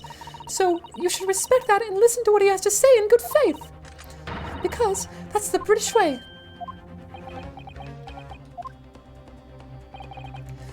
Well said, young lady. Indeed, this courtroom is in awe of the defense's counsel's conviction and eagerly awaits his next words. You what? Now, don't be hasty, my lord. If I'm not mistaken about the things I've seen in court today, I'm fairly sure that I know who has that disc at the moment. There's only one person it can be. Counsel, of whom do you request this search now? It's quite obvious, isn't it? Nash Skulkin. Of, my lord, Mr. Nash Skulkin. Well, I never. Eh? Me? Him? Very well then. Bailiff, restrain the witness and conduct a thorough search of his personal effects. Please, my lord. Inspector. Yeah, I hit home. Scotland Yard has to object to the search. Yes. Unfortunately for you, Inspector, your objections carry no weight here. Eh?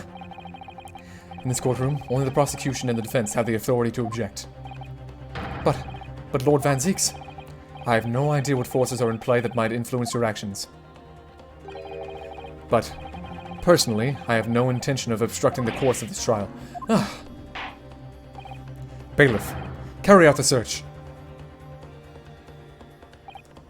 Now, hold on a mo. I don't know nothing. Nothing about no disc.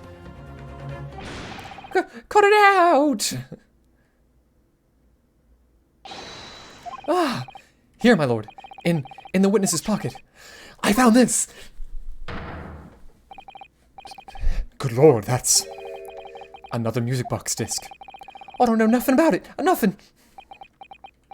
Gregson, you tried to pull it, but no.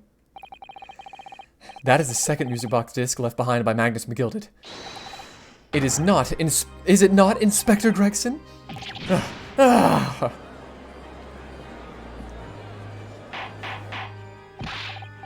Order. Mr. Skulkin, what have you have to say for yourself? Gordon Bennett. I mean, just Gordon Flamin' Bennett. I swear I didn't know nothing about that disc. Honest to God. Counsel, would you please explain what exactly is going on here? The alleged deal that was struck was between this witness and this detective, no? Without question, my lord. Then, for pity's sake, why on earth was this man in possession of the disc that the inspector traded for information? Inspector Gregson is a shrewd, calculating man who rarely loses his composure, but at one particular point in this trial, he exhibited some unusual behavior for a brief moment. I don't recall. What unusual behavior? It was, yes, during my cross-examination of Mr. Graydon. Tell me, Mr. Graydon, when you left the pawnbrokery that night, was it by any chance with the second disc in your jacket pocket?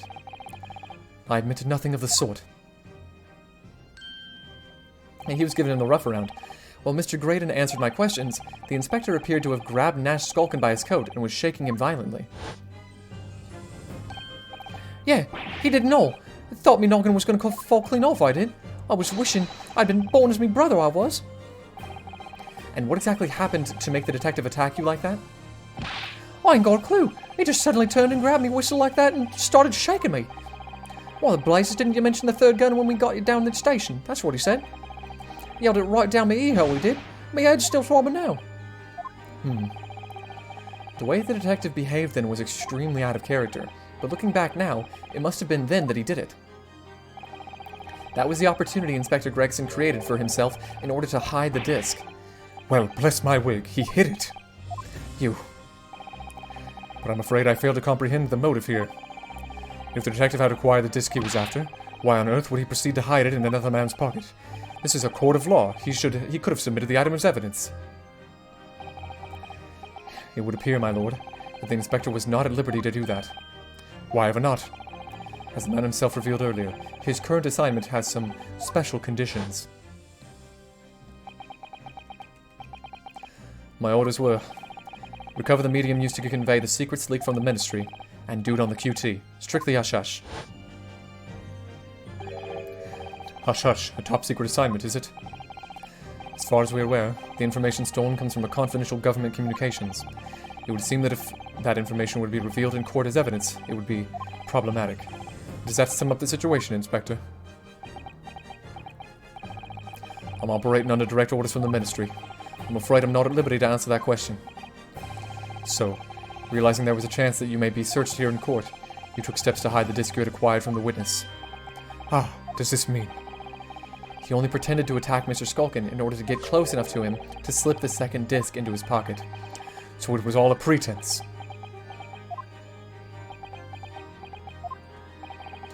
Well now, Inspector Gregson, and you, Mr. Graydon, are you prepared to admit the accusation made against you of this alleged deal?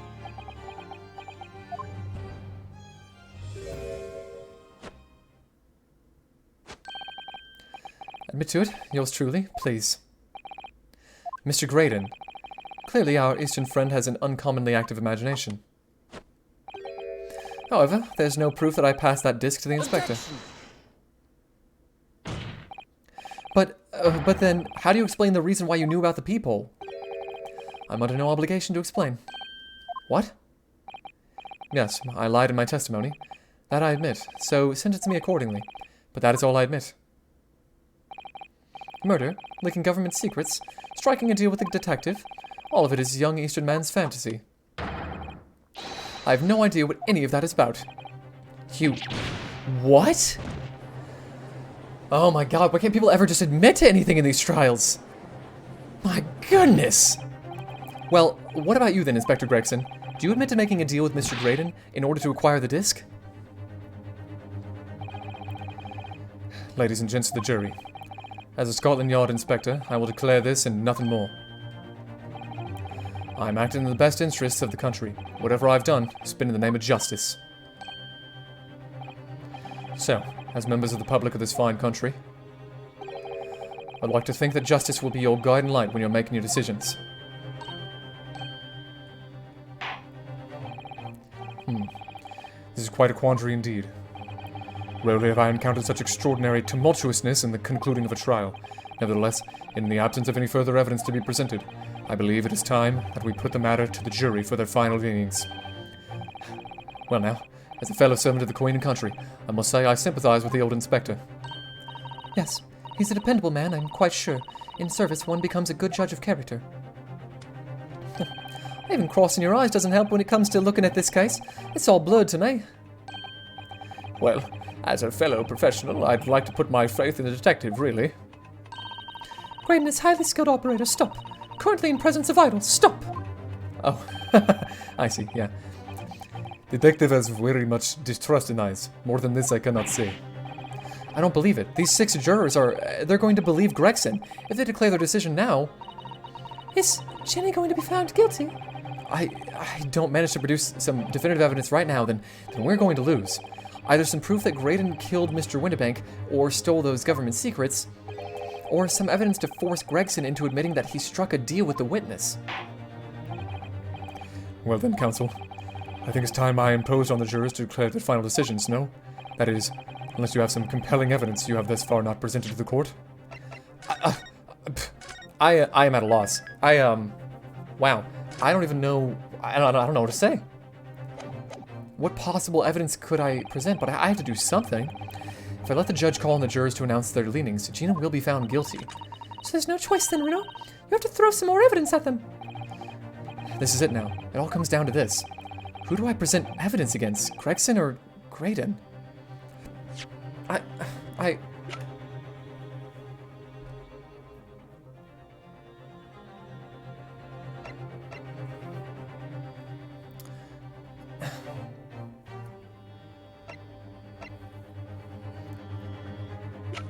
I mean, if we expose the government secrets, that would be it, right?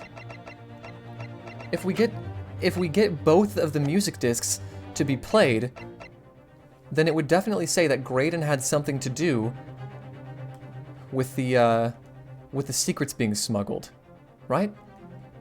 So I'm gonna save right here, just so I can come back to this. But that's the course of action I'm gonna go for. I'm gonna go for Graydon.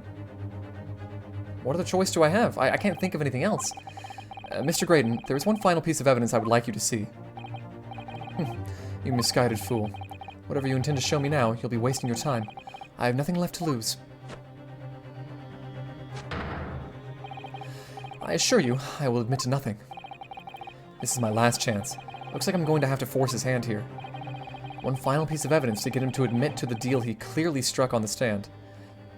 Wait a minute, that's not what I was going for. That's not at all what I was going for. Okay, well now you've kind of thrown me for a loop here.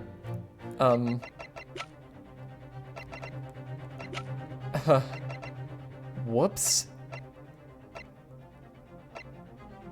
I guess I'll do the music box like I planned, but this doesn't seem right anymore. Take that! Is that Mr. McGilded's peculiar music box, counsel? Yes, with the disc already in place, ready to play. I think perhaps now would be a good time to listen to the sound produced by the music box again. Only this time, with the second disc we've just discovered set in place as well. Goodness, this disc, counsel.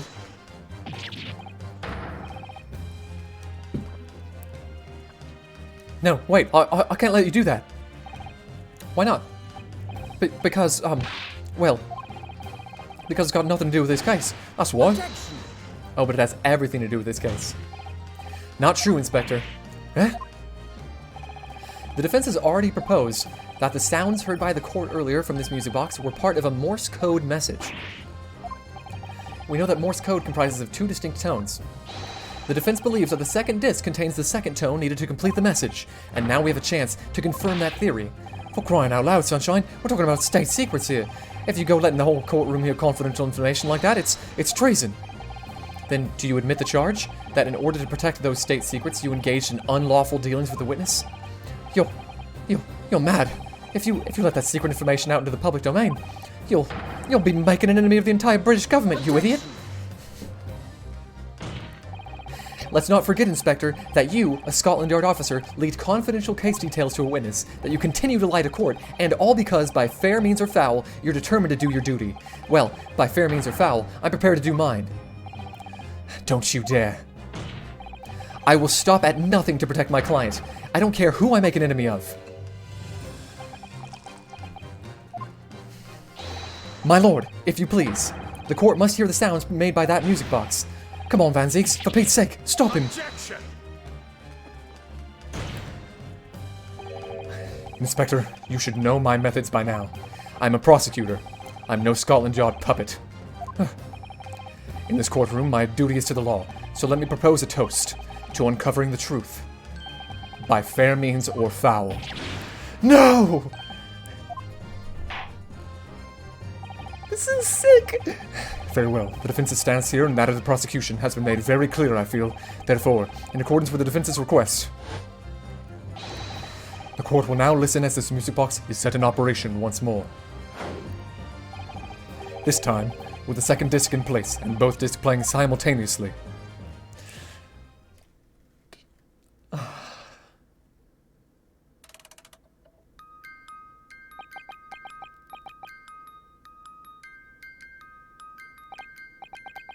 Oh, listen to that. It's unmistakable now. It's Morse code. Alright, I admit it. Whatever you want. Before the love of God. Shut that bloomin' box up.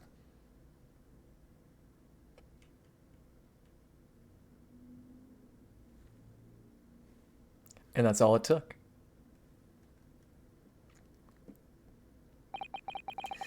Let me ask you again then, Inspector Gregson. Did you, or did you not, strike a deal with the witness next to you in the stand, Mr. Ashley Graydon? Specifically, did you furnish the witness with confidential case details in exchange for this music box disc? Did you reveal the existence of the peephole in the pawnbroker's storeroom door, Inspector? I did. Stop! What are you doing, man? It's all exactly like the young Easton lawyer said. When the trial resumed after the recess, and we were stood here in the stand together, that's when he approached me with the deal. Shut up, you imbecile! Shut up! Psst. You there. You're the detective who turned up at the pawnbrokery the other day, aren't you? I may have something you're looking for, Inspector, with me at this very moment. So, how about a trade? I suggest you accept, or information that may make certain individuals uncomfortable will soon become very public indeed. I couldn't let that information become public knowledge, not under any circumstances. So I accepted the man's proposal, and told him details about the case that should have put him in the clear. The peephole in the storeroom door, and the bloodstains on the overcoat. By giving false testimony, this witness intended to have the defendant wrongly accused of murder. Inspector, you knew that, yet you still reveal those details to facilitate the witness's perjury. I did. But then it turned out the peephole had only been made that night, after the incident took place. Scotland Yard wasn't aware of that, if I'm perfectly honest. Well, Mr. Graydon, what do you have to say for yourself? There's nothing and no one left for you to hide behind. You struck a deal with the inspector in order to escape conviction of a very serious crime, namely this. You are the third intruder who broke into the pawnbrokery on the night in question. And you perpetrated the murder of the proprietor, Mr. Pop Windibank. You... Traitor! Whappity, whappity, whappity, whappity.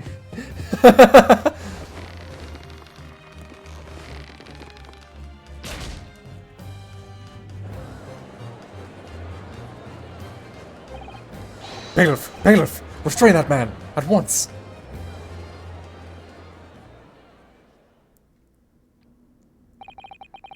That's it then. It's all over.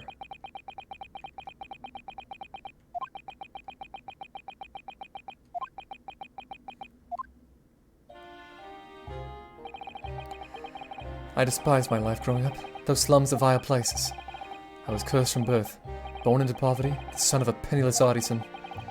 But my parents did nothing but quarrel all day long. What little money they had was never spent on me.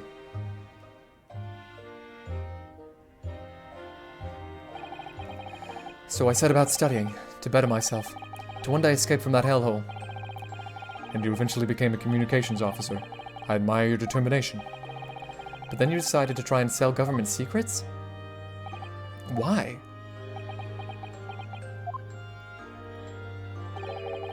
Isn't it obvious? Because I wanted money. Even now, years later, the nightmares of my life in the slums wake me in the small hours. I wanted to drown them out, with more money than anyone who lived in that squalor could ever imagine. Then one day, I met him. Mr. Magnus McGilded.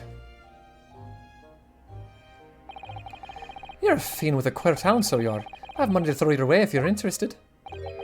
All you need to do is go along with me little plan now. I was to steal the Ministry's telegraphic message logs, and McGilded would buy them for a handsome sum. As I was responsible for inspections to the Ministry's communications office, it was a simple enough task. The lure of the devil's offerings. How easy it is to succumb. But you must surely have realized the seriousness of the crime you were committing.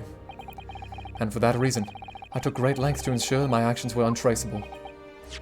By using the music box. My father was a brickmaker, though my mother divorced him when I was still a child. Yes, Mr. Mason Milverton. That's right. He was very skilled with his hands. He'd once been a music box maker's apprentice. I imagined his skills would be sufficient to create a machine that could generate Morse code. So I sought out my father again to employ his services. It was the first time I'd seen him since I left the slums 10 years earlier.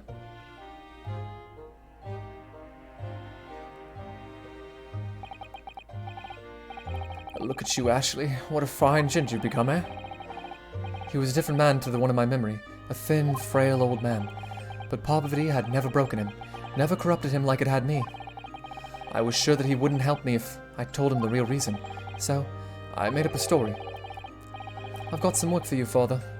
I need some music box discs made. Music box discs, eh?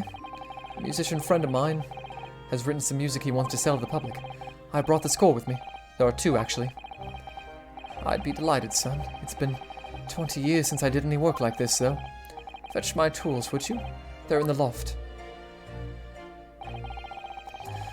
That's how I had to make the 2 discs. Thereby splitting the information in 2. You were taking considerable precautions indeed. It was to protect myself as much as anything. It meant that I could deal with McGilded in 2 separate transactions. The first involved the first of the 2 discs and the music box for playing them. I exchanged them with McGilded for 10 guineas. Then, on receipt of the second disc, he would pay 1,000 guineas. So, what happened on the omnibus 2 months ago? Was the second part of the deal the exchange of the second disc? Yes. I'd sold the man information that way a number of times already, but it seems he became reluctant to part with his money. But that doesn't quite make sense, Mr. Graydon. For why was it that, on the omnibus 2 months ago, your father, Mr. Milverton, was the one dealing with Mr. McGilded and not yourself? When I received 1,000 guineas after my first completed dealings with McGilded, I decided to give 200 to my father for his troubles. But my father realized something was amiss. In time, he worked out that I must be involved in something dubious, and when he did, he said to me, "Next time there's an exchange, you'll let your old man do it, understand? Otherwise, I won't take your money anymore."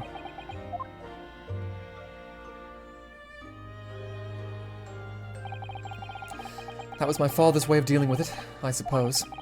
Climb into the omnibus, hand over the second disc, and take the money from McGilded. That's it. He had no idea what was actually on the discs I'd asked him to make. He never knew.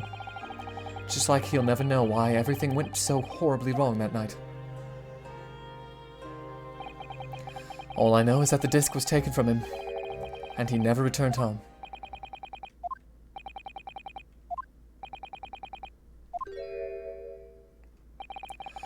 It was only then that I found out what sort of a monster McGilded really was. So after 10 years of not once uttering it, I swore on my father's name.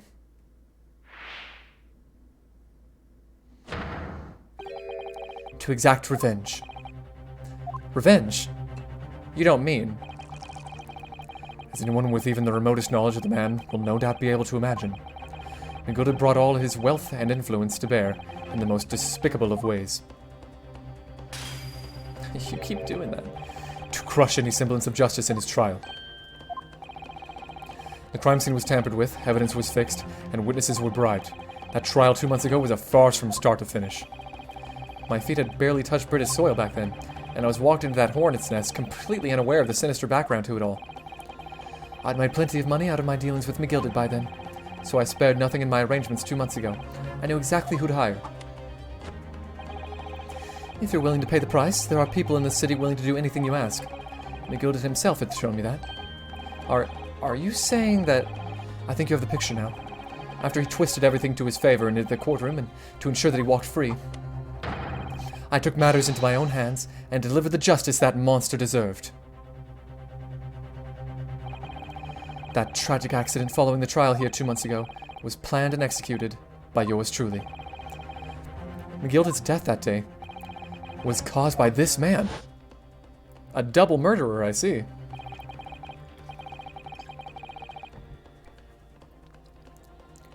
Everything is ready, sir, if you'd like to follow me into the courtroom. What's this, officer? 'Tis sooner than I was led to believe. I hope it's not inconvenient, sir. There were some changes to the schedule. Well, I must be making tracks now. 'Tis time for the inspection. We're going to examine the omnibus again, so I'm told. I asked if I could be present for it myself. So that policeman who came to tell McGilded he could examine the omnibus again. That's right. An imposter hired by me. McGilded used his wealth to manipulate the trial. He paid people to adulterate the omnibus with all manner of false evidence. He threatened witnesses to lie in their testimony.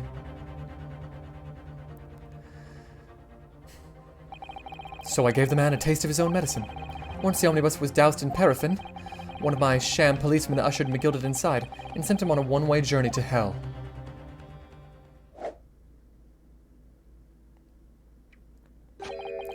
An eye for an eye. That's how I avenged my father's death. A spine-chilling account indeed. That wasn't the end of it for me. There was a loose end, you see. A loose end? Yes, I should think it's obvious. The second disc, which my father had taken to exchange with McGilded. Ah, yes. There was indeed no mention of it in the man's trial 2 months ago. Clearly because it had been removed from the scene of the crime.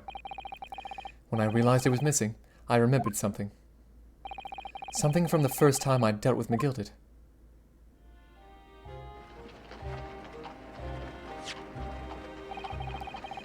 This is the first of the 2 discs and the music box you need to play them. Well, look at that now. What an ingenious little invention. So then, as promised, 10 guineas for you, young man. What's this? Winnipegg's pawnbrokery? Aye, 'tis a pawnbroker's ticket, so it is. You can use it to redeem an article I've deposited there for you. There's no need to give it my name. Just hand over the ticket and tell the fiend the watchword. I put a jewel in pawn for you. It'll fetch a good 10 guineas if you sell it, so it will. I've never heard of a pawnbrokery being used in quite that way before. Have you not, Mr. Grayson? Mr. Graydon? London's pawnbrokers are a very useful place, you know. Each one is like an extremely secure vault. If you say so. I still don't believe it, but whatever.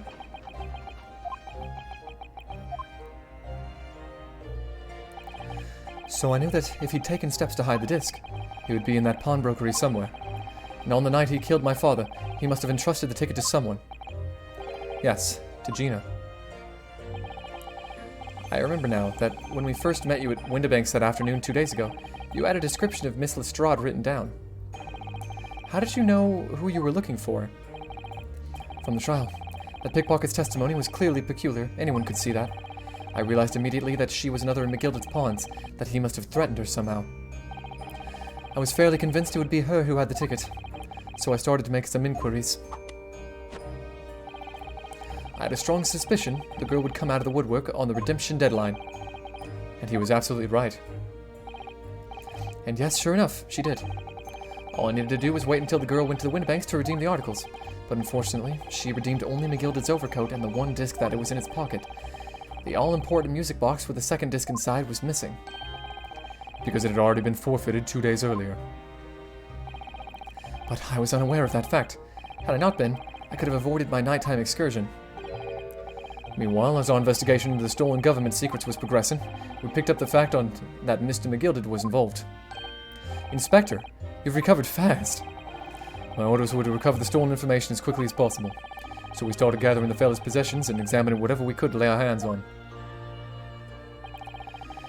We had a full-scale investigation going on at the yard, but we had to keep it as quiet as we could. Then, when the inspector here took the disc from me in the pawnbrokery that day, I became nervous. I was sure the music box and the second disc were still in the shop somewhere. So I knew that it was a race against time. I had to find those articles before the police did. So that's what prompted you to break into that place that same night. With the help of your old friends, the Skulkin brothers. What happened that night in the pawnbrokery, I can only describe as a nightmare. While Nash and Ringo were searching the counter, I had located the music box I'd sold to McGilded on the shelves of forfeited articles. And the second disc was inside? Yes. I slipped it into my pocket with a very deep sigh of relief. But then, something entirely unexpected happened. What are you doing in my shop?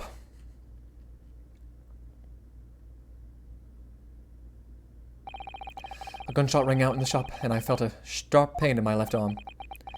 The broker fired his gun, and the bullet pierced your limb. Yes, exactly. But unfortunately, I decided to bring my own gun with me that night, just in case.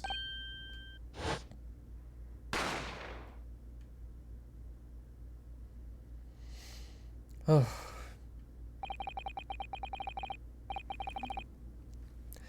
Before I knew what was happening, I'd fired back. The man had already turned to flee. I had intended to fire in his direction, much less kill him. But, unfortunately for both of us, the bullet hit home. It struck him in the middle of his back as he fled through the storeroom door for refuge. A sorry tale. It all took place in the blink of an eye. I don't imagine Nash and Ringo even realized what had happened at first. I was terrified, so I fled. And that's the whole story. That's everything that happened at Windibanks on that wretched night.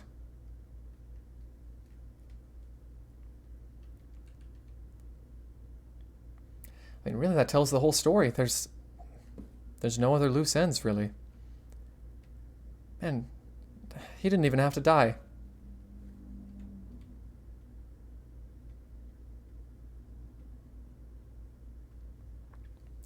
Well, Gina's got to be found not guilty then. There's really no other option. Earlier you called McGilded a monster, a man who used his wealth and influence to distort the facts and escape justice for the crime of murder. What tragic irony, for what you have done is exactly the same.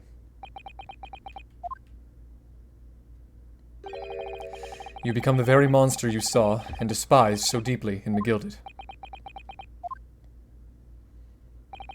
Yes, I think I have.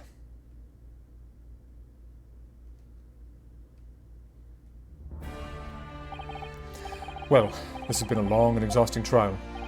However, it would seem that at last we have arrived at the truth. Inspector Gregson, what of Mr. Ashley Graydon? He's been restrained, my lord, and is being escorted to the yard. He'll be charged with the murder of Mr. Windibank, and the stealing of government secrets. Very good. And you, Inspector, regrettably, you will have to face charges yourself. Yes, my lord, of course. It transpires that you were complicit in helping a criminal escape justice. That fact remains, whether or not you were doing so in line of duty. The crime is a serious one, Inspector, and inexcusable. Now to the defendant, Miss Gina Lestrade. Oh, yeah? It is time for the final adjudication. Is the jury ready, Mr. Foreman? Yes, sir.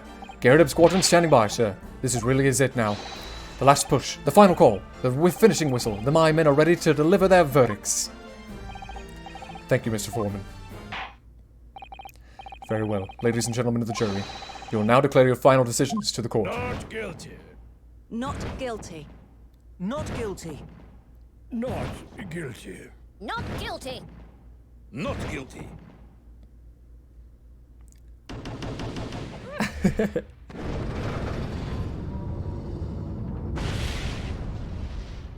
That's what I like to see.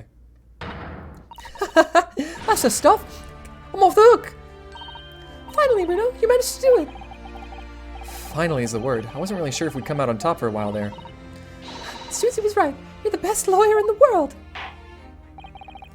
Miss Lestrade, I'm not finished with you yet. Eh? What are you looking at me like that for? Before you start enjoying your freedom, there are certain other crimes to consider.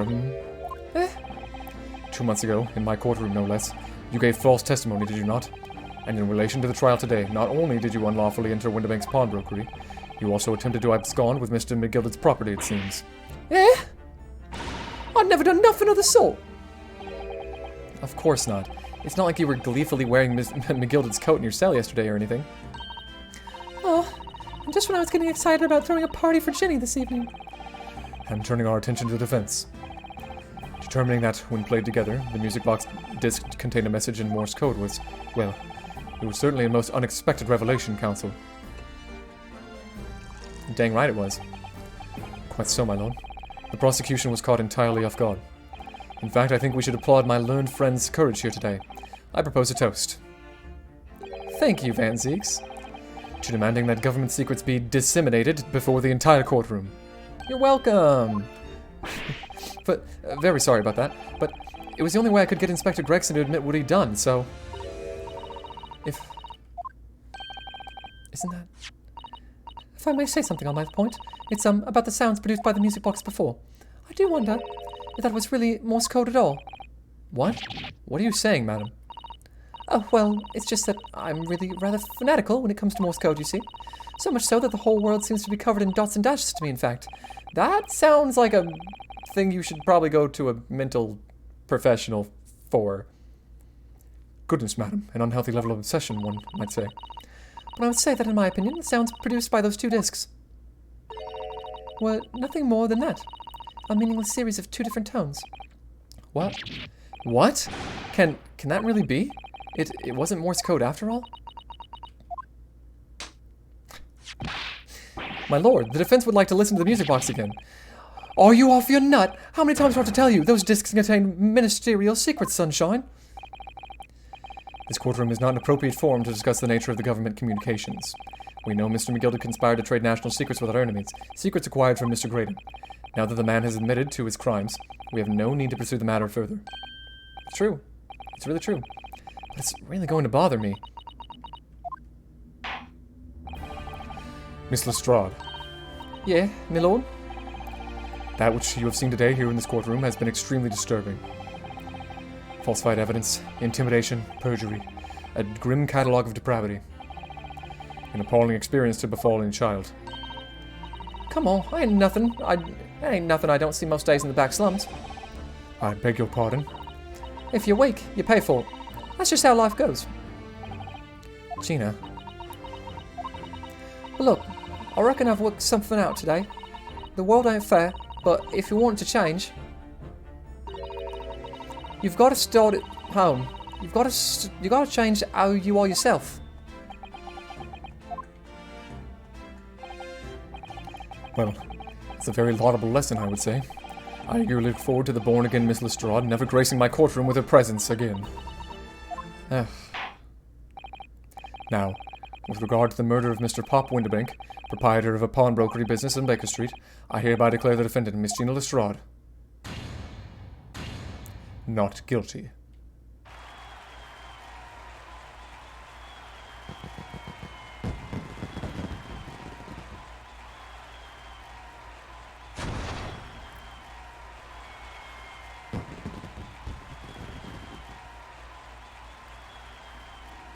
That's cool as hell. That is all. Court is adjourned.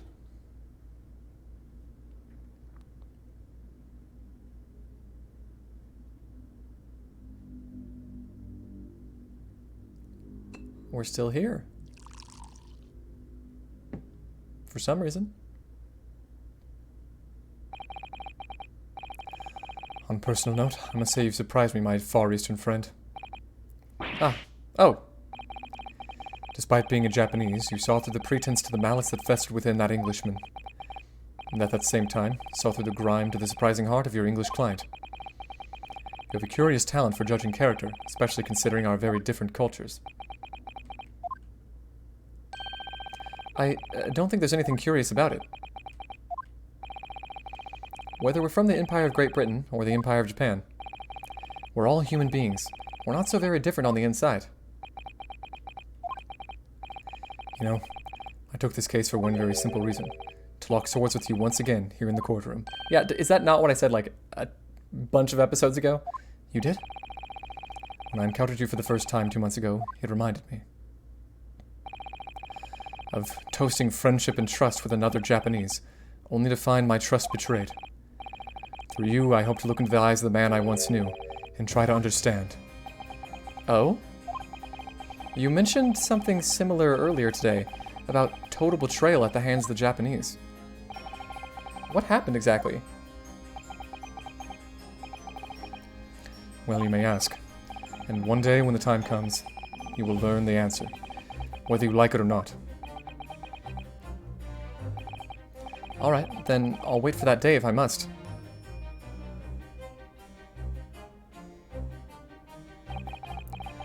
Coming to be known as the Reaper of the Bailey, and my retirement from service 5 years ago, it gives me cause to wonder if our meeting has some deeper purpose. You didn't have to do that. So, farewell, my learned Japanese fellow, until we meet again. Alright. And we shall.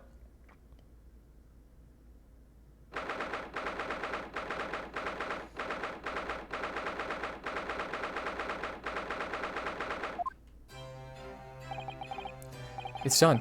It's over at last. But where's Iris disappeared to? Ah! Congratulations, Gina. I knew it all along. I know that you were innocent. Well, you did what you said, Mr. Naruto. You believed in me, right up to the end. You're as old as your name. What's odd about it? I told you I had faith in you, didn't I? No one ever has before, see? Kept a promise, I mean, properly. That's awful. I figured something out today. All my life, growing up in the slums, I've never trusted no one. But that's just because I've been scared of being stabbed in the back. I mean, the more you trust someone, the more it hurts when they let you down. Yes, I think I can understand that. After all, I had a taste of it in that trial 2 months ago. I chose to trust someone and paid for it. That betrayal left a big scar. You know though, Gina, I worked something out quite recently too. Trusting in someone else is really an exercise in learning to trust yourself. And when your gut tells you it's the right thing to do, and your trust is rewarded, there's no better feeling in the world. I think I have you to thank for reminding me of that valuable lesson. Oh, well, if you say so. Don't make a fat lot of sense to me, though. I'm trying to say that putting my faith in you, Gina, has been a real pleasure. For crying out loud, pack it in! But I suppose I sort of feel the same way. I mean, sometimes trusting someone else is, you know, alright. Thanks. This is the way I see it, Ryunosuke. A defense lawyer is only as good as his faith in his client. And that comes down to how much faith he has in himself. After this experience, I'm starting to feel like I understand what you mean. Kazuma, am I living up to your expectations? Am I turning out to be the lawyer you believed I could be?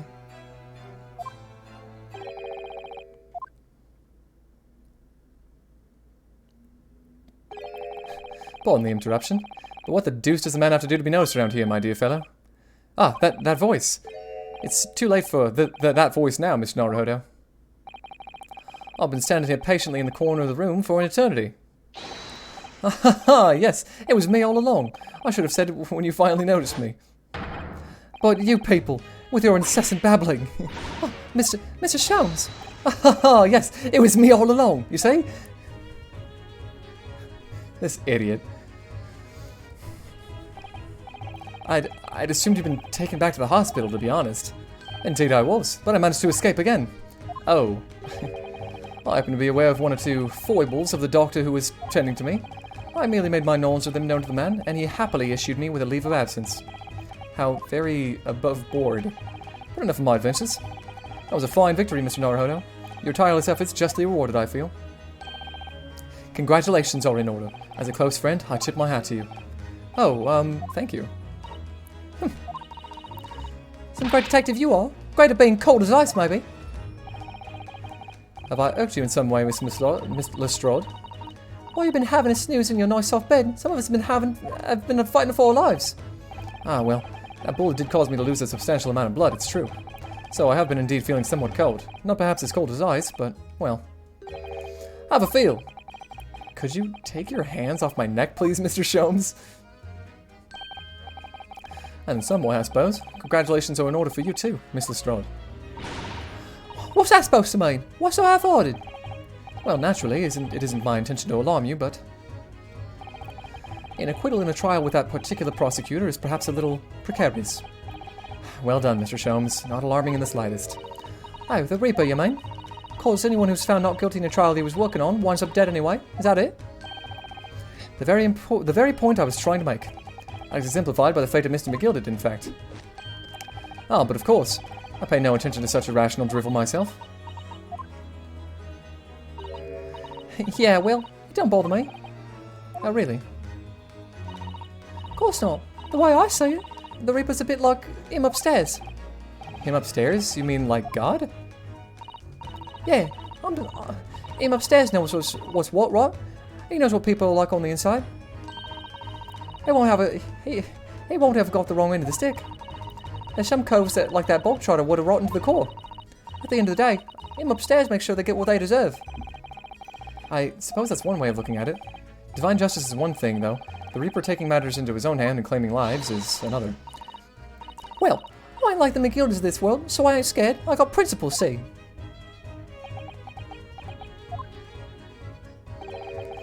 A trait in you which is to be admired, Miss Lestrade. Oi! Just give it a rest, alright?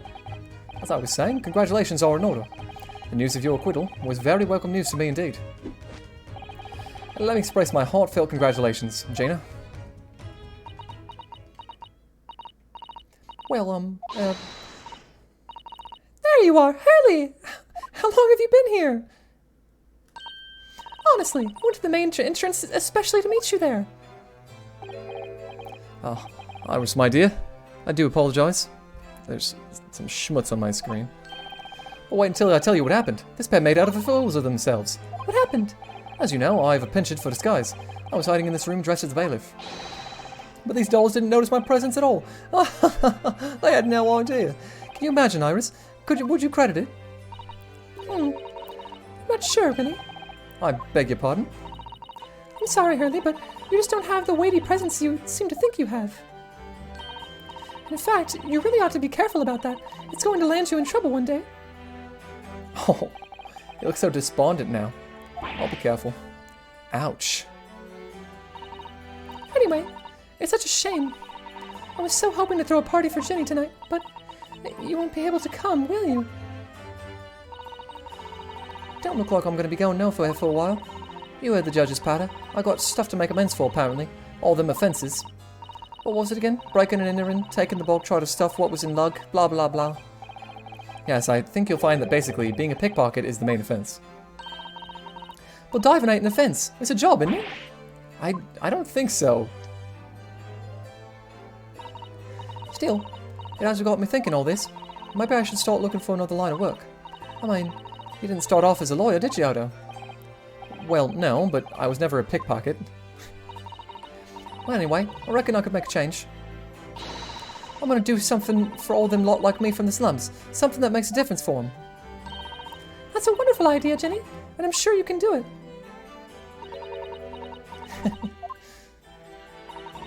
What is it?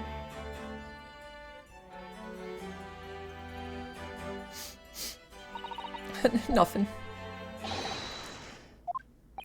Miss Cleaner Lestrade, the prison carriage has arrived, ma'am. Come with me to the rear gate at once. Right. Well, looks like I'm off then. Yes, goodbye, Gina. And good luck. Otto? Yes?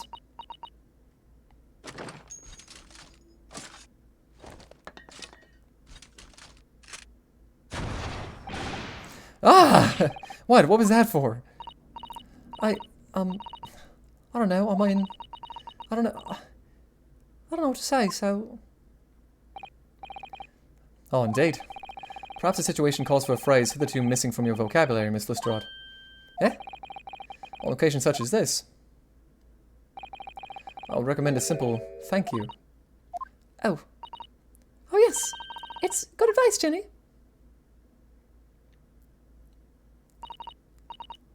Right, I see. Well...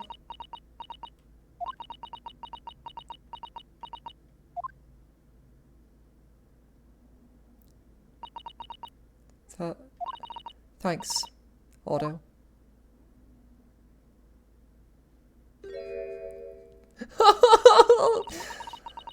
Thank you for everything what you've done, for believing in me. What a sweetie pie.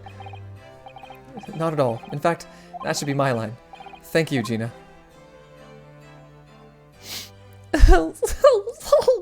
It's so cute. Well, there she goes. I wonder if I'll ever see her again.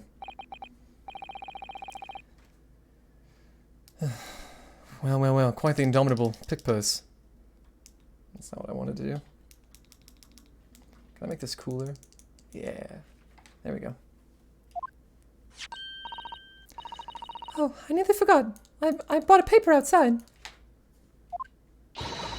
It's a special edition, and this trial is all over the front page.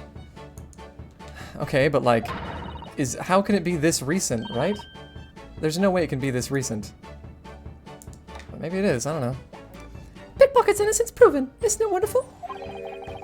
You should have known, you should have shown it to Gina, Iris. She would have been thrilled. Oh no, how silly of me. Oh, but anyway, would you like the good news or the bad news? Not again. Well, what do you say, Runo? Hurley? As usual, I think I'd rather get the bad news out of the way first. Absolutely not. I have no intention of listening to anything but good news. And there you have it. How people answer that question says a lot about them, doesn't it? Let's not go there. Alright then, maybe let's start with the good news this time.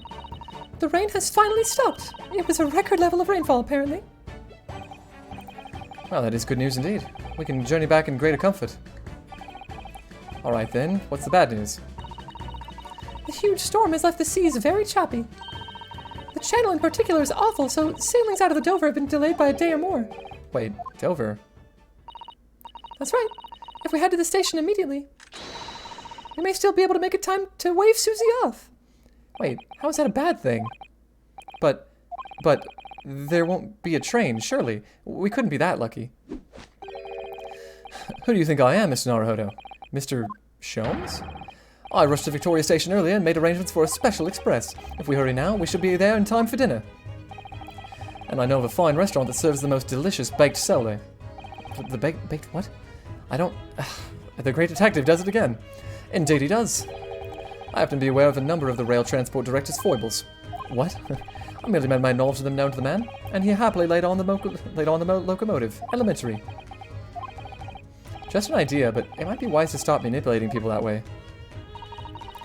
What are we waiting for then? To London, Victoria! And actually, I get to see Susato-san again. That's awesome.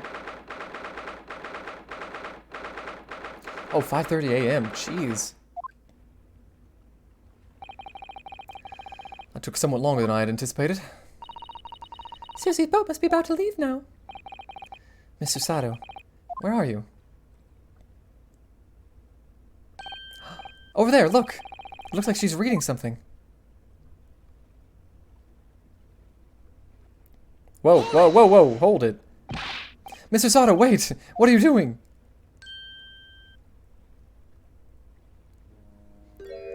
Jeez. Mr. Naruhodo, what are you doing here? We came as soon as we could after the trial. I mean, we heard that sailings were being delayed due to the bad weather, you see. Oh, I see. Then tell me, how did Gina's trial go? It went well. She was acquitted.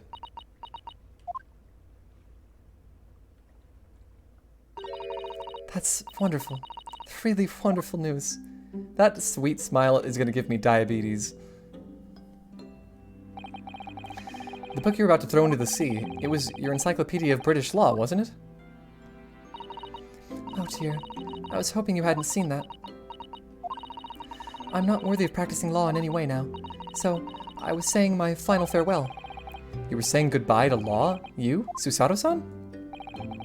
Would I be correct in assuming? It's because of the peephole, Miss Susato. I deliberately altered the scene of a crime, and then I tried to hide the fact. What I did is utterly unforgivable.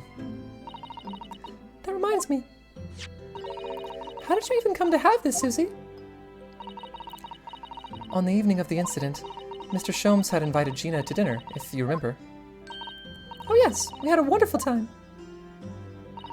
Well, Gina gave us a little introductory lesson, didn't she? To the art of pickpocketing, I mean. Oh, that was so much fun! I stole Runo's armband! Yes, please don't do that again, Iris. That band's very important to me. Well, if it's so important, you should pay more attention to it. You didn't notice for ages! On a whim, I thought it would be fun to see if I could take the cat flap-a-mat, so I put it up my sleeve. Really? And then I rather forgot about it until I found myself in Mr. Windibank's shop with it later that night. How do you forget about such a contraption just being in your sleeve? I see. And then... The burglar boys. Ah! Mr. Sholmes! Mr. Sholmes! Leave me, Mr. Naruhodo. Right.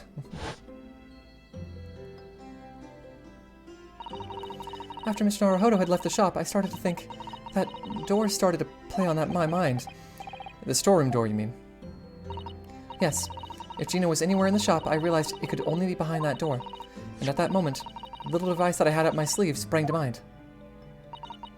I was so worried about Gina, I simply had to know. So, you used the cat flap-a-mat to make the peephole in the door. As captured in photographic print of the shop. By one of Hurley's red-handed recorders. Indeed, it was one of the first of importance that... It was of first importance at that point. Precisely when the peephole was made. That information would prove to be Mr. Naruhodo's greatest weapon. Oh, naturally, without proof, it would have just amounted to nothing. But when I looked through the hole in the door, the sight that met my eyes made my blood run cold. Thoughts started to run through my mind. I remembered that trial 2 months earlier. The trial of Magnus McGilded. I thought about how he had manipulated the evidence and arranged false testimony to secure his freedom. It made the British justice system feel very dark and sinister to me. And then, a terrible thought occurred to me. What if some wicked criminal was planning to do the same thing now? Because from the appearance of the crime scene, it looked exactly as though Gina had shot Mr. Windibank. Even though I was sure she would never have done such a thing. You were worried that the true culprit would try to frame her for the crime. That's right. But then I realized it would be very difficult for anyone to give false testimony in this case. What do you mean? Well, the crime appeared to have happened behind the door of a locked room. For someone to claim falsely to have witnessed it, there would have to be a way to see beyond the door. Ah. For which a peephole would be the very thing. Only the peephole I had made wasn't actually there until after the crime had been committed, of course. And the criminal would know that, so it wouldn't make any difference. But the possibility of a rather ingenious trap was there, was it not? A trap? Is that why she did it? So, is that why you kept it a secret, Susie? You never mentioned that you made the peephole to anyone, not even to the police. I know, and I knew at the time what I was doing was wrong. A criminal offense, even. So that's why I decided to confide in Mr. Sholmes. If Mr. Naruhodo was completely backed into a corner, with no other possible means of escape, the truth about the peephole could save him. That was my plan. She really does think of everything, doesn't she? But then, why didn't you just tell me everything before the trial began? My dear fellow, you're not thinking straight. If she had done that, it would have rendered you complicit in the whole escapade. Ah. You could have been disbarred if you had been seen to have knowingly tampered with the crime scene. So Miss Susado decided to shoulder the burden of responsibility alone. For your sake and Miss Lestrade's. Miss Susado. The truth is, when it happened, I did it because I lost a little of my faith in the law. Oh. I was worried that the right person wouldn't be convicted of the crime, but the moment I allowed myself to think that is the moment I lost my right to call myself a judicial assistant. I mean, I don't know. I feel like it's pretty good to doubt the law sometimes. Sometimes they need to change. What you did isn't comparable to what he did. Graydon is the one who lied in the witness stand, using that peephole as a way to implicate Gina. And besides, if the peephole inconsistency hadn't existed, I'm not at all sure that she would have been acquitted in the end. Miss Susado, what you did saved Gina's life. Well, with your kind words, Mr. Naruhodo, you've saved me too from my regrets.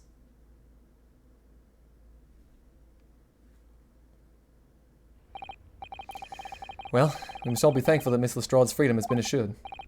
Yes, exactly. Although, Some of the loose ends in that trial would continue to play on my mind, I'm sure. But the revelation that the music box disc contained secret messages, Mr. Naruhodo. What a triumph to work that out. I'm full of admiration. Well, actually, that argument wasn't quite as compelling as I thought it was. Oh, it wasn't? There was a communications officer among the jury members, you see, a telegraph operator, and she said that the majority of the sounds on the disc were just meaningless tones. As one would expect. After all, we are talking about secret government communications. No doubt they were written in cipher to avoid being easily understood should they have been intercepted. In cipher? I see. So, then we could never have hoped to understand the message anyway. Nonsense, my dear fellow. It's quite a zero-pipe problem, I assure you.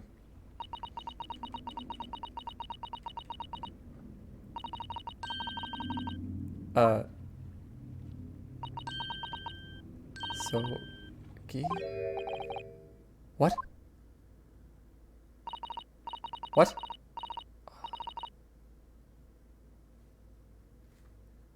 Excuse me?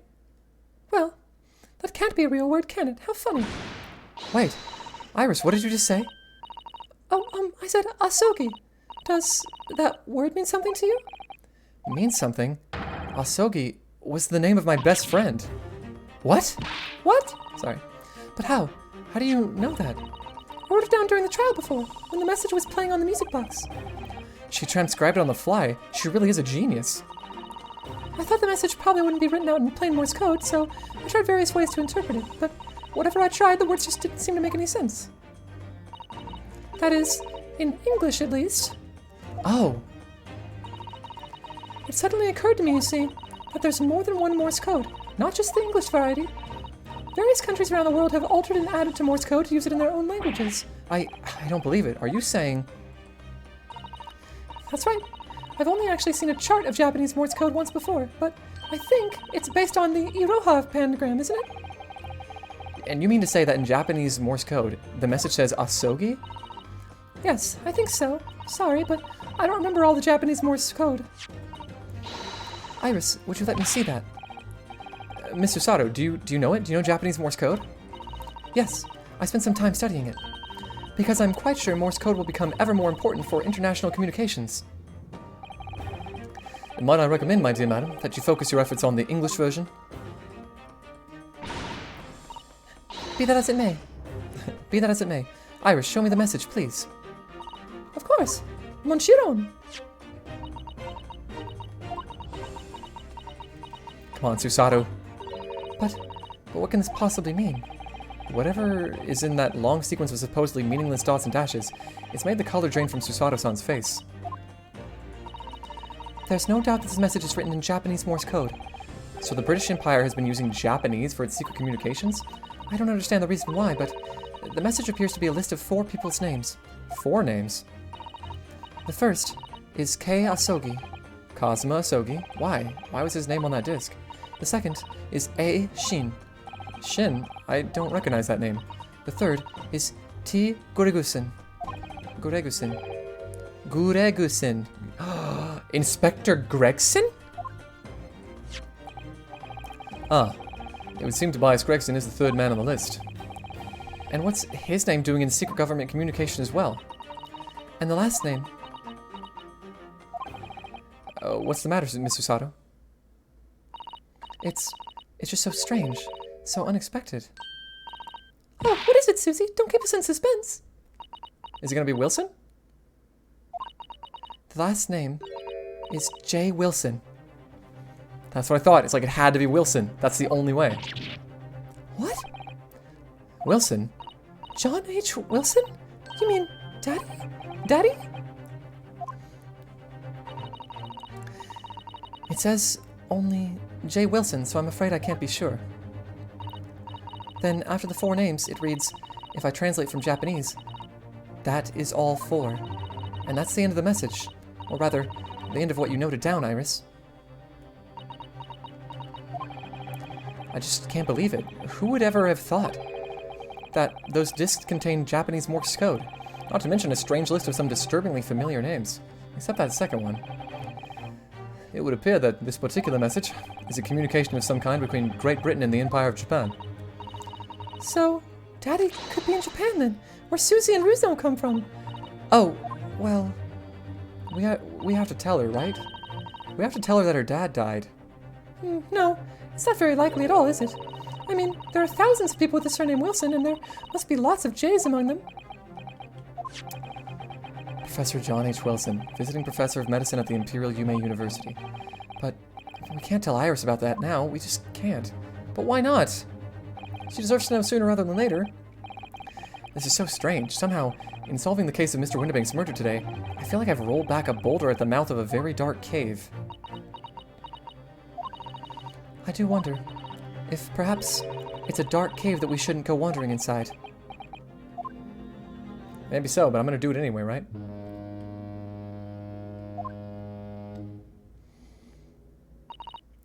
Oh dear. The ship is going to set sail soon. Yes, it seems so. I'll sail on that steamship first to the port of Dunkirk in France. Then I'll change to a larger passenger vessel bound for Japan. You're really going then, Susie? We wish you a safe passage, Miss Susato. Thank you so much. I wish all of you the very best. Miss Susato, I had hoped to have you always at my side, to guide me and support me. Mr. Naruhodo, please, come back soon. As far as I'm concerned, you really are the very best judicial assistant in the world. I'm quite sure. I'll be back before you know it. Really, Susie? Oh, now don't forget, Iris. I made you a promise I've yet to fulfill. A promise? About your manuscript. Ah. Oh yes, The Hound of the Baskervilles. Well, I'll be waiting for you then, Susie. A promise is a promise. Definitely, Iris.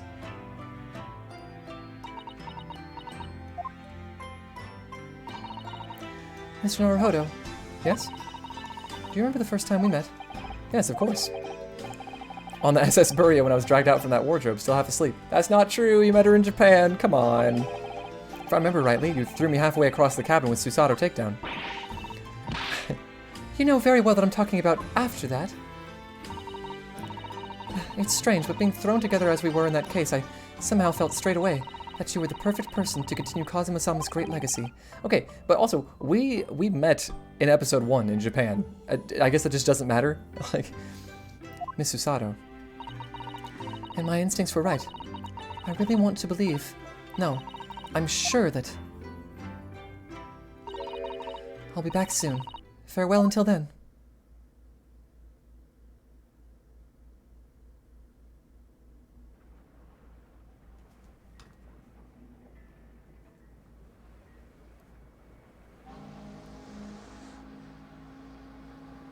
Somehow we seem to have come to the end of the adventures of Ryunosuke Naruhodo. Or the first volume, at least. Looking back now, it feels as though fate has led me on this journey.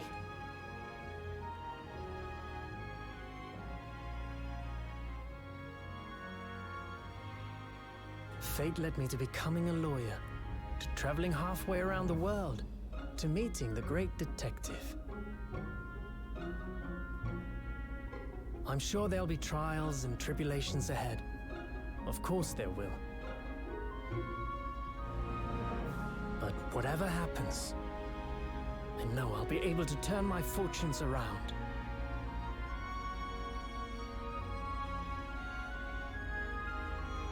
After all,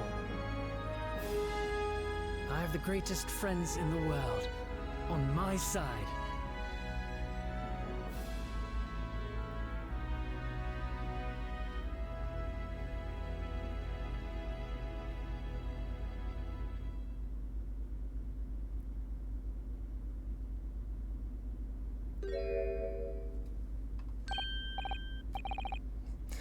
oh yes, Mr. Naruhodo. Yes, Mr. Sholmes? I have some rather awkward news. The railway company has decided to sue over the Special Express train, apparently. Huh? It caused such a commotion on the line. All the other trains had to wait at stations. But really, we would never have made it to Dover in time otherwise. Anyway, I explained everything, and how it was all your fault. Oh no. Huh? Huh? I believe a formal complaint should be delivered to your office tomorrow. But not to worry, my dear fellow. According to Miss Susato... You love defending yourself in court. Huh? It's alright. I'm perfectly happy to testify. He really didn't look like the sort of man who'd do something so outrageous. See? Are you kidding me? Mr. Sholmes. Yes? A word, if you don't mind? Why, certainly. Any word you like. Bellow it out, my dear fellow. Oh yes, I love Bruno's words, and I know just the one he'll use here. Then I really must...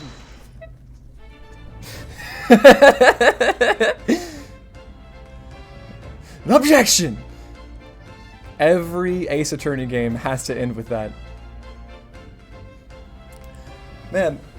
Oof. That was awesome. Oh, so this was a really long stream. 6 hours? Oh my god. In the following weeks, hundreds of music boxes arrived at Baker Street from all over Europe. Something was afoot, though it transpired I had ordered them all myself. So I advertised them for sale with used by Mr. Sholmes to solve an important case. And the money I've earned, consulting detective work pays a pittance by comparison. So this was just the first game. There is Ace Attorney number 2, which I'm going to play. Maybe, I don't know, probably not immediately after, but we'll see. Oh, I haven't slept a wink. That manuscript is due tomorrow now. When I'm this busy, Hurley usually cooks me breakfast. Well, cooks is an overstatement for some dry toast and insipid coffee. I do miss Susie and her lovely Japanese breakfasts.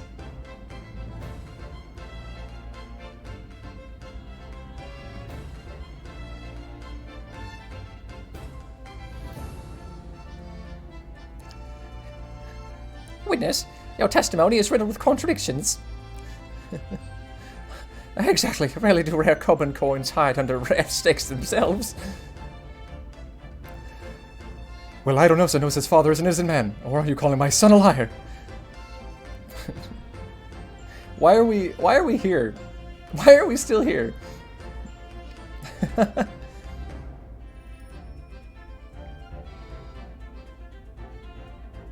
Yes, Hosonaga, you are amazing. But last night I apprehended an extremely suspicious Japanese national on board. I've done nothing wrong! All I did was give Wagahai's offspring refuge in my pocket. A man brings some kittens on board and suddenly he's a hardened criminal. It's not fair! You brought the kittens. That's so cute! Okay, so obviously nothing really that bad happened to you. The Reaper of the Bailey is not anymore. Scientific investigation will be the gold standard for policing in the new age. I dream of a world governed by the tenets of order and discipline. Like a great clock, in fact, whose hundreds of parts mesh together in perfect unison. Now, if you'll excuse me, I have but 2 minutes and 37 seconds till my next appointment.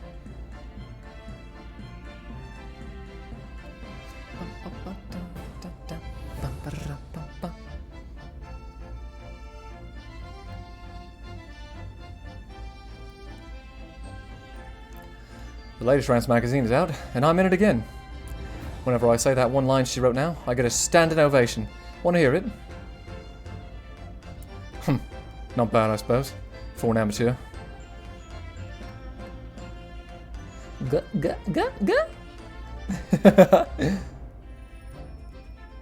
Her ladyship puts me to shame. What a weirdo.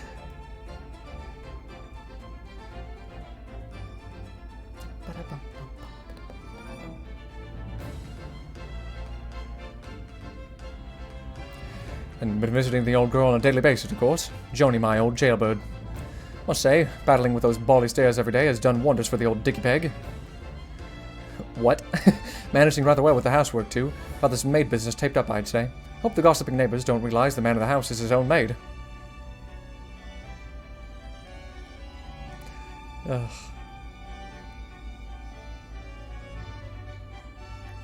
Why do you have to have a cannon in your apartment, though, right? Like, having a cannon is just so odd. My Rolly is back on the beat again. All thanks to the Reaper. There's nothing I enjoy more these days than hunting out small change in the gutter. I'm a better Bobby now, looking out for Londoners that dropped A-pennies and my lovely wife. Oh, Pat. Oh, Rowley. I love these two. I fucking love these two. They're just adorable.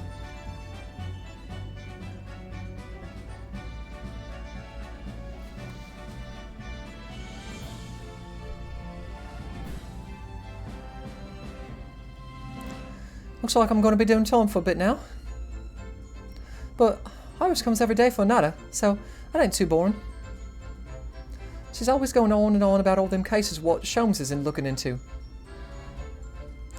Criminal investigations are kind of interesting when you're getting into them. So are you going to join Mr. Sholmes later in the next game? Shall we see? No, but before getting like straight into the next game, like I want to play Glyph. I want to play Glyph, and I want to play Ghost Runner. Yes, I renounced my upbringing and chose a life of sophisticated crime. But regrets? Please. Give over, bruv. That ain't the Ash we used to know. We got time in here to plan the comeback of Milverton and Shulkin's Milk Run, right? The Three Musketeers, milking the neighborhood for all it's worth. That's kind of cute.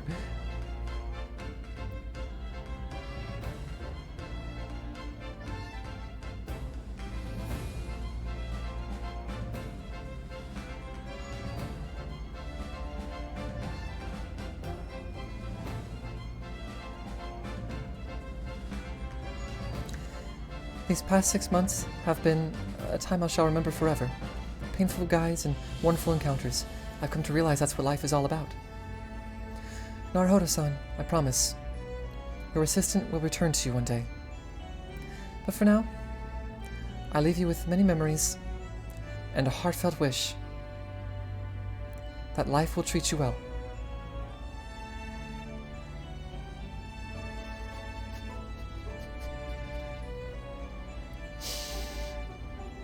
Whew.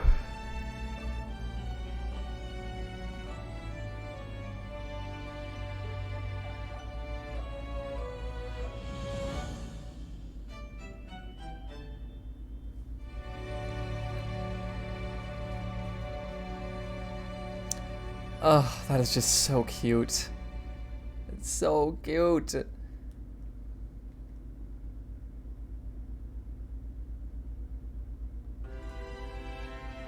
Oh?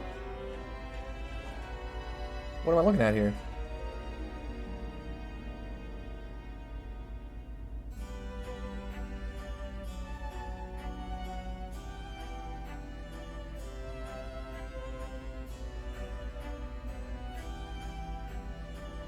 I don't think I can skip this, so I guess we'll just watch as these credits go by.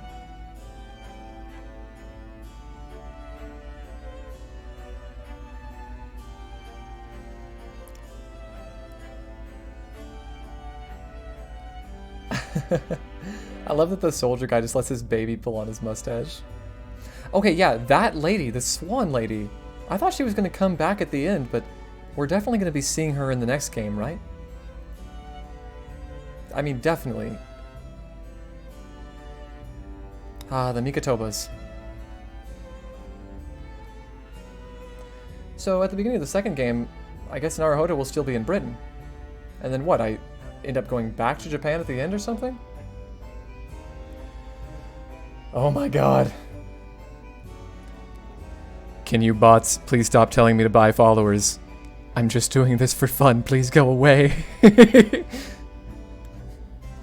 swear to god, it's like the most annoying thing ever.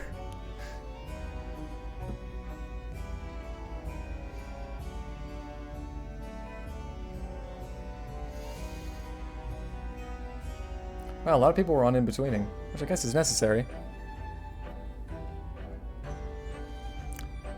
Yeah, the Russian dancer. I assume that she's in jail right now. But it was such an unfortunate accident. Man. You're never gonna live that down, you know? You accidentally killed a person. That's gonna taint your entire life.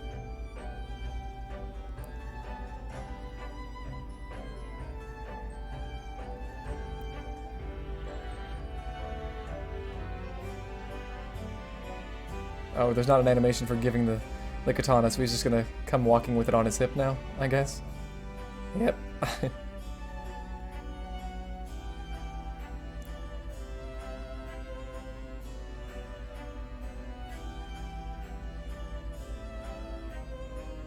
It's so cute how it's going through the whole thing.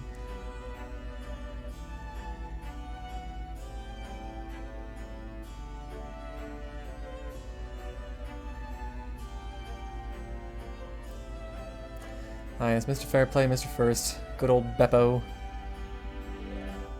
Ah, McGilded.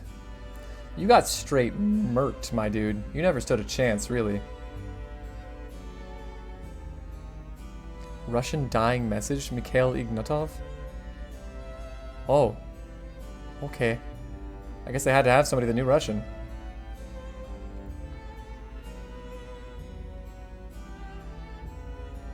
They only had 2 scripters.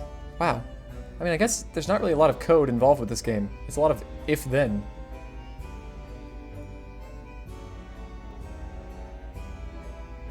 So most of this game is the art.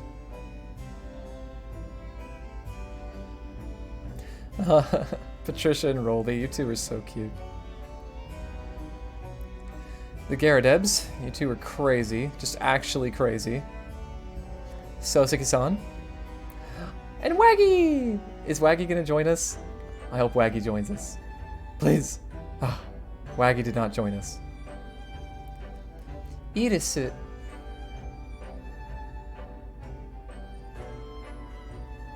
We're all one big happy family, huh?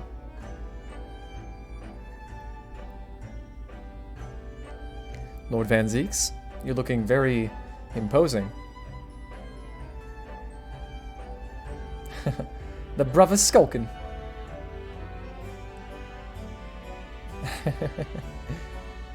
Gina! Yes, Gina! You're probably my favorite character in this whole thing. I don't know why, but I just really like Gina. She's awesome.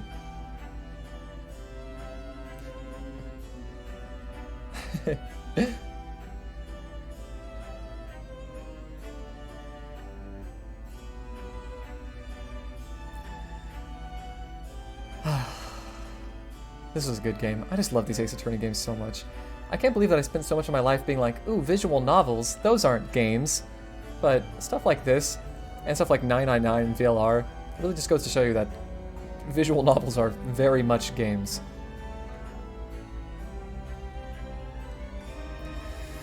Well, Capcom, you did it again.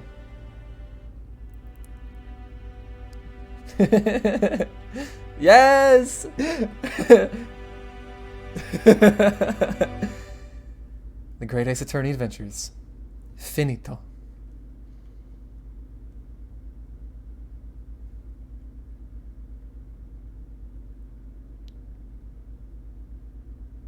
Oh, cool. That's sick. That looks awesome.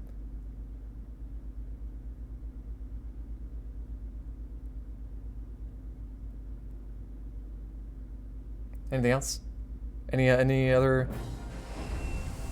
Cool. Pick an adventure to play. Ooh. Alright, well, that was it. That's the first Great Ace Attorney game. And yeah, I have the entirety of the second one to play through, but that'll probably be later. I want to get through a couple of other things, and maybe I'll actually start switching off my stream so that it's not just the same game every time. Also, I know I don't have a schedule. It's because some things are still up in the air for the fall, but as soon as I have my schedule for fall worked out, I should be able to actually have scheduled streams so everybody can actually know what I'm doing. But anyway, till next time everyone, thanks for watching. Hope to see you again. Remember to eat lunch, be nice to people, and have a good